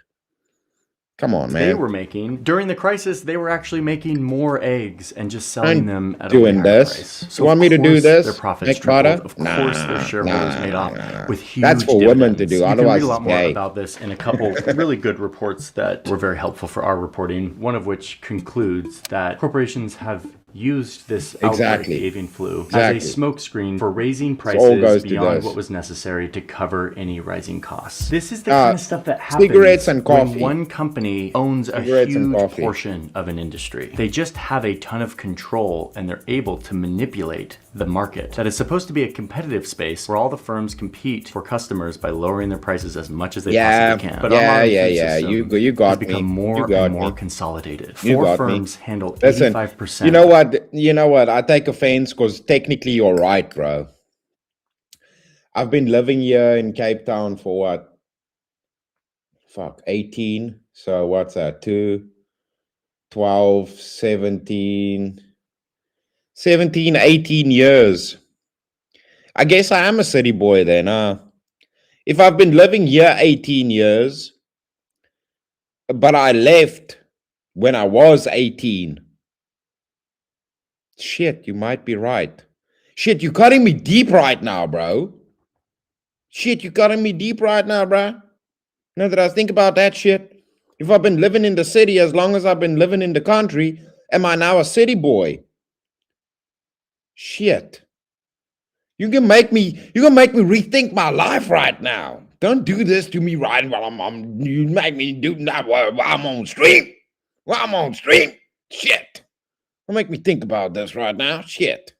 I need to go out and go kick some rocks or something. 3 companies control now. 78% of all pasta. 2 firms own 70% of the canned tuna industry. 1 company dominates seed genetics. 70% of all grocery stores flow through just 4 chains. This level of consolidation means that companies don't compete on prices, they match prices. And when there is a crisis, they're able to take advantage of that to help spread the narrative and signal to the rest of us that prices have gone up because of this crisis, when really they're just padding their bottom line. There's a bunch of lawsuits happening right now because of this. McDonald's is suing meat companies for colluding to keep prices high. Frozen potatoes for your French fries, also very consolidated. Also some like price manipulation allegations there. A big turkey producer is in the middle of a price fixing scandal. They've had to pay out settlements. $32 million here, $4 million there. I mean, this is kind of a cost of doing business when you are a big industrial food producer and you use your power to cash in. So we've been told a story that these crises, COVID and supply chain shocks, are at the root of inflation, of prices going up. But there's now pretty compelling evidence that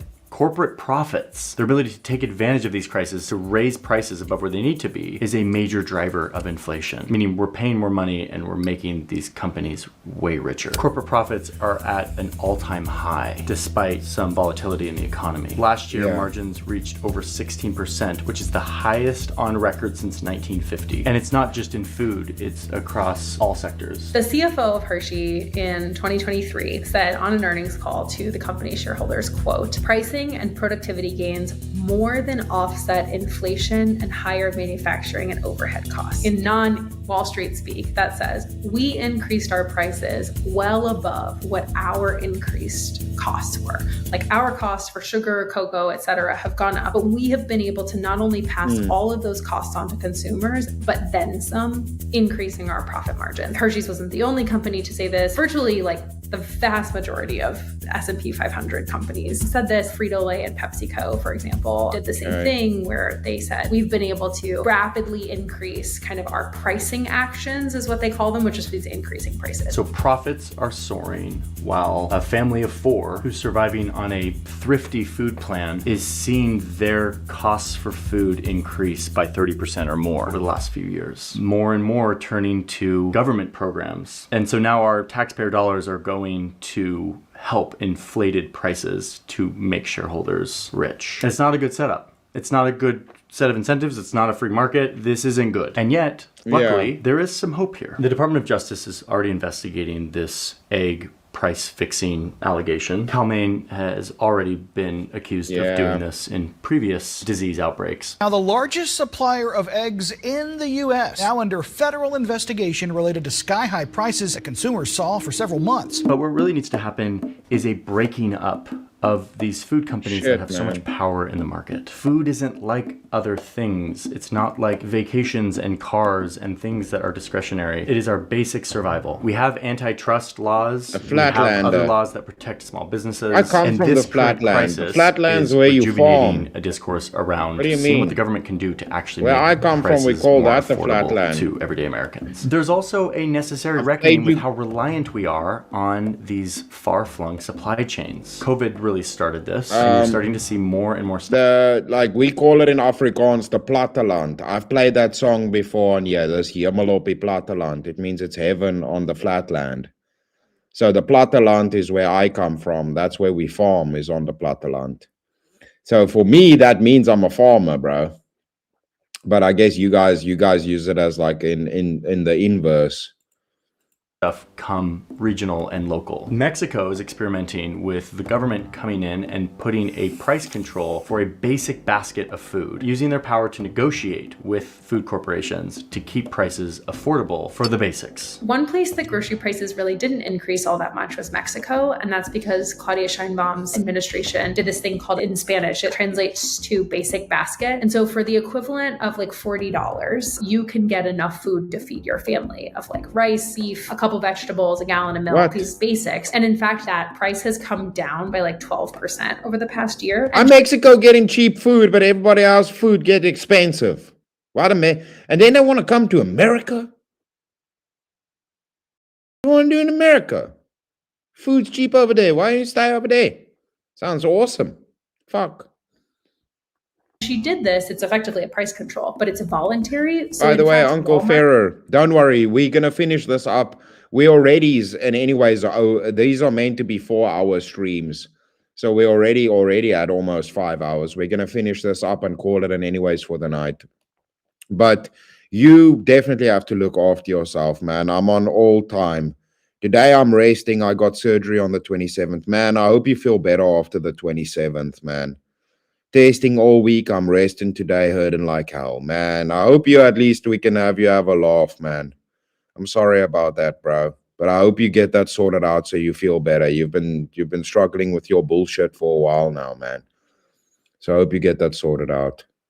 Of Mexico participates in this program, but she got a bunch of farmers and suppliers and retailers to all buy into this program. She negotiated this big deal, and they all offer like a basic basket of goods for a low price for Mexican families. She just used kind of the weight of the government to say, hey, I think groceries should be cheaper for Mexicans, and how can we work together to do it? What's in here? There's something floating in there. I think it's like a big bug. So, there is some movement happening here. The reality is our food system is amazing. It has made food much cheaper than it was. But it has some real weaknesses. Weaknesses that are being exposed in the last few years and that a lot of people are feeling when they go to the grocery store. Those are market failures, and that is where the government steps in to ensure that our food system works for the consumers, the people who need to be able to rely on affordable food, and not for the corporations that provide. All the gas.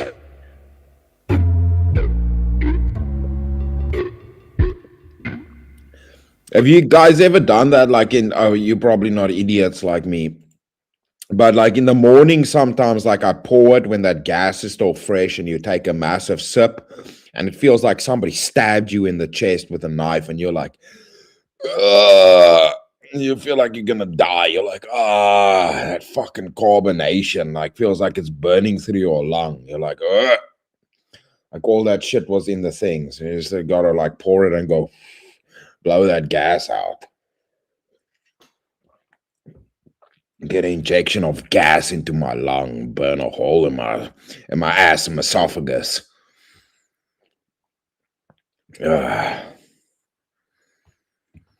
Okay, so do you know what we should do?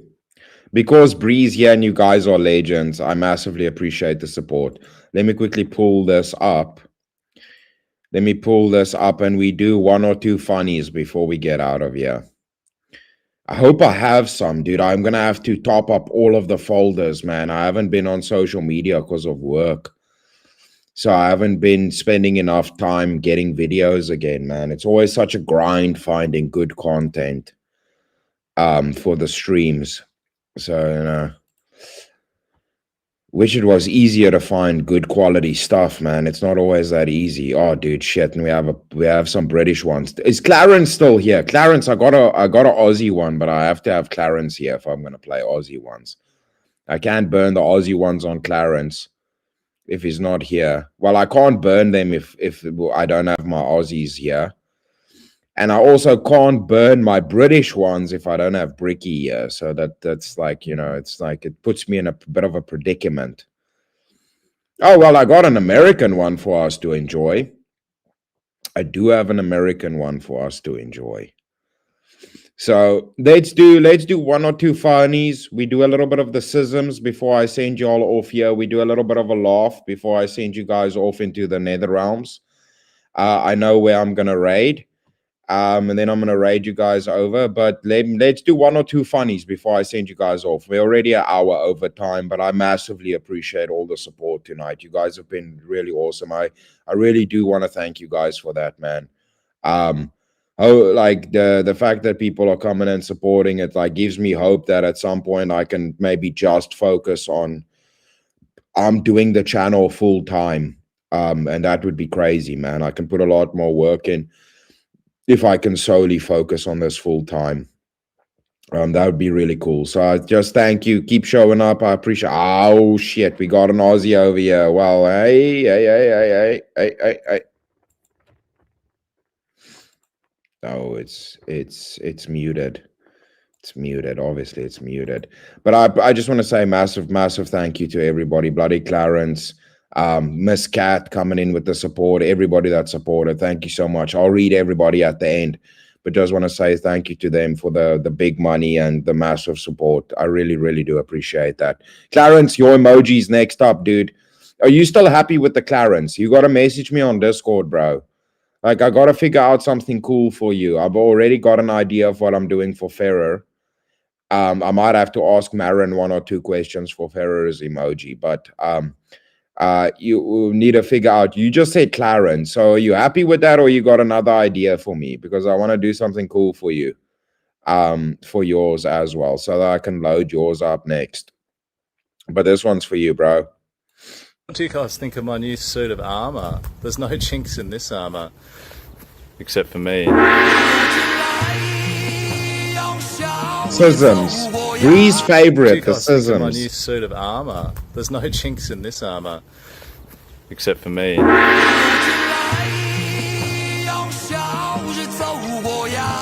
What do you guys think of my new suit of armor?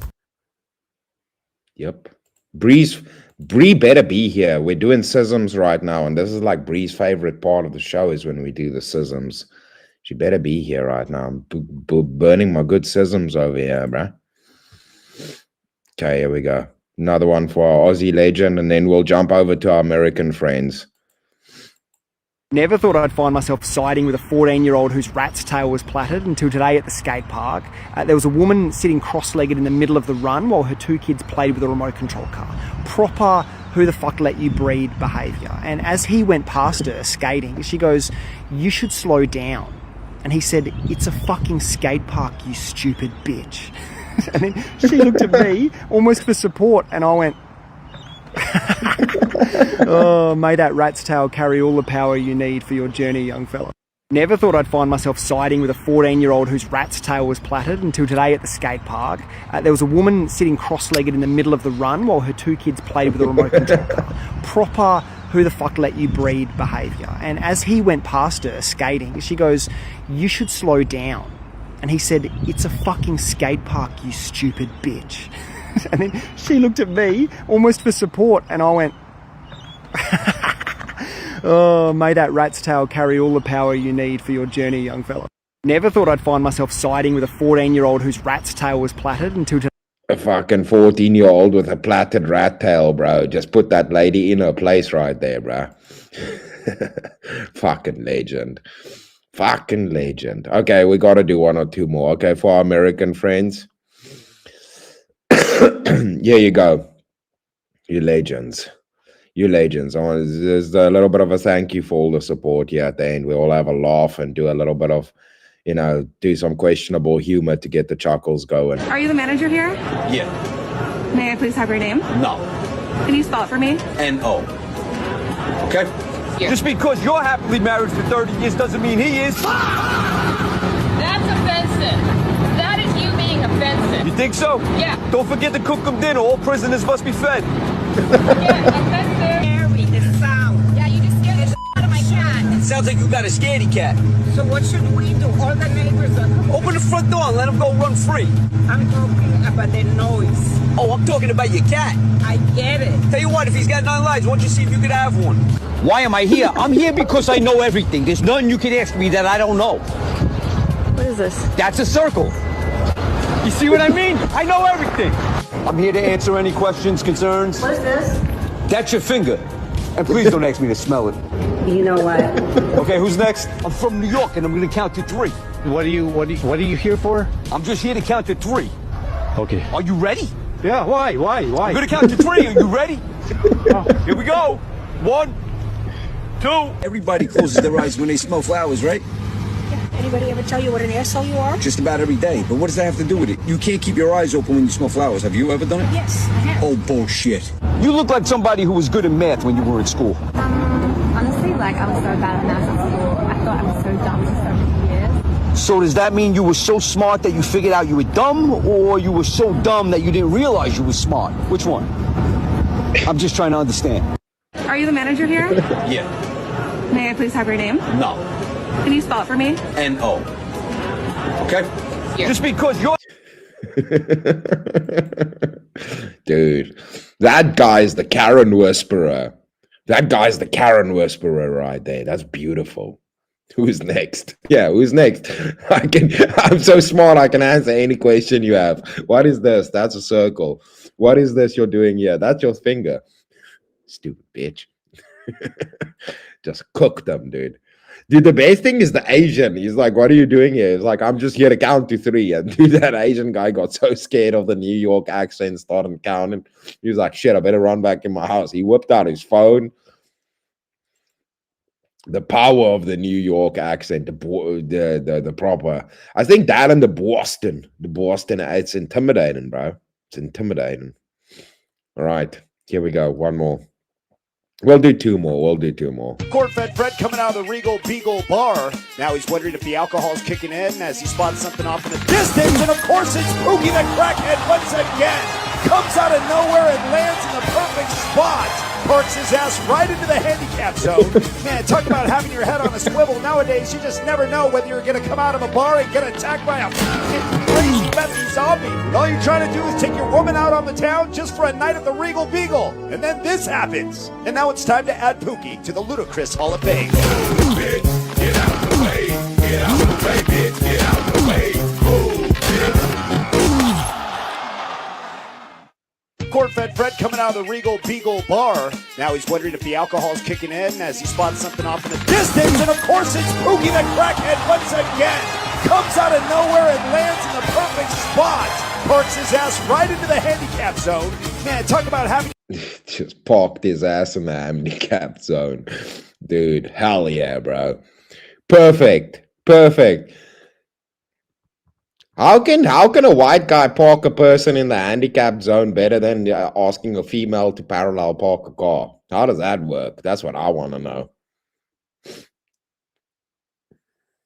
I mean, he's a little bit on the sidewalk, but I'll allow it.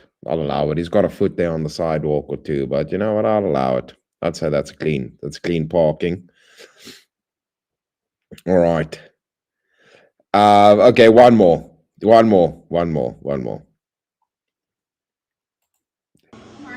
Dude, I got a call that there was a big old meaty fudge dragon I needed to come unclog.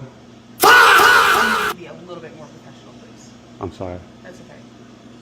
Who are So, you with? I'm with OBS Productions, and I got a call from corporate saying that there was a big old girthy fudge trout. Yes. Is there a clogged toilet? Yes, ma'am. That would be the appropriate terminology. All right. Not meaty, chocolate, fudgy things. I mean, I understand you want to have fun with your job. That's I great. mean, yeah, it was my profession. I'm trying to make light of it. Right. I don't appreciate it. All right. Jeez. Great. Sorry. So is there a big meaty fudge dragon somewhere? I ask you to stay right there and stop saying those words. What, the meaty or the fudge? All of it. All of it? Yeah. I got a call from corporate saying that one of the bathrooms was very much on the fritz. We don't have a corporate office that would call you. I'm telling you what I got. Look. I'm the assistant general manager of the property. Yeah, that's a picture of Epstein. Dude, I got a call that there was a big old meaty fudge dragon I needed to come. Dude, he just goes in and trolls the fuck out of them. Got a call from corporate. Let me see your ID. Jeffrey McJepstein right here. It's like, professional janitor. How can I help you today? Nice. Appreciate that, bro. Okay, all of you legends, everybody that's still here at the end. Hopefully you had a bit of a laugh there. Let me see quickly. Let me see wait. Oh, did I close that? Okay, wait, we're gonna do it like this. Let me quickly do this.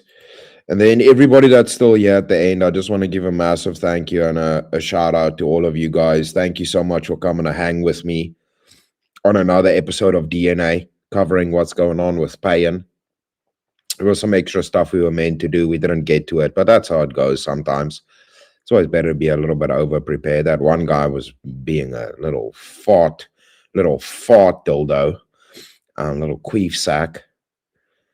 McShlomo over there is just trying to shut a brother down, but you know what? That is what it is. We got to deal with them.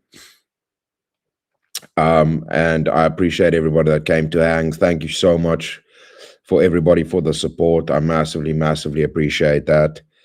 And yeah, I hope everybody has a good night. I'll see you guys.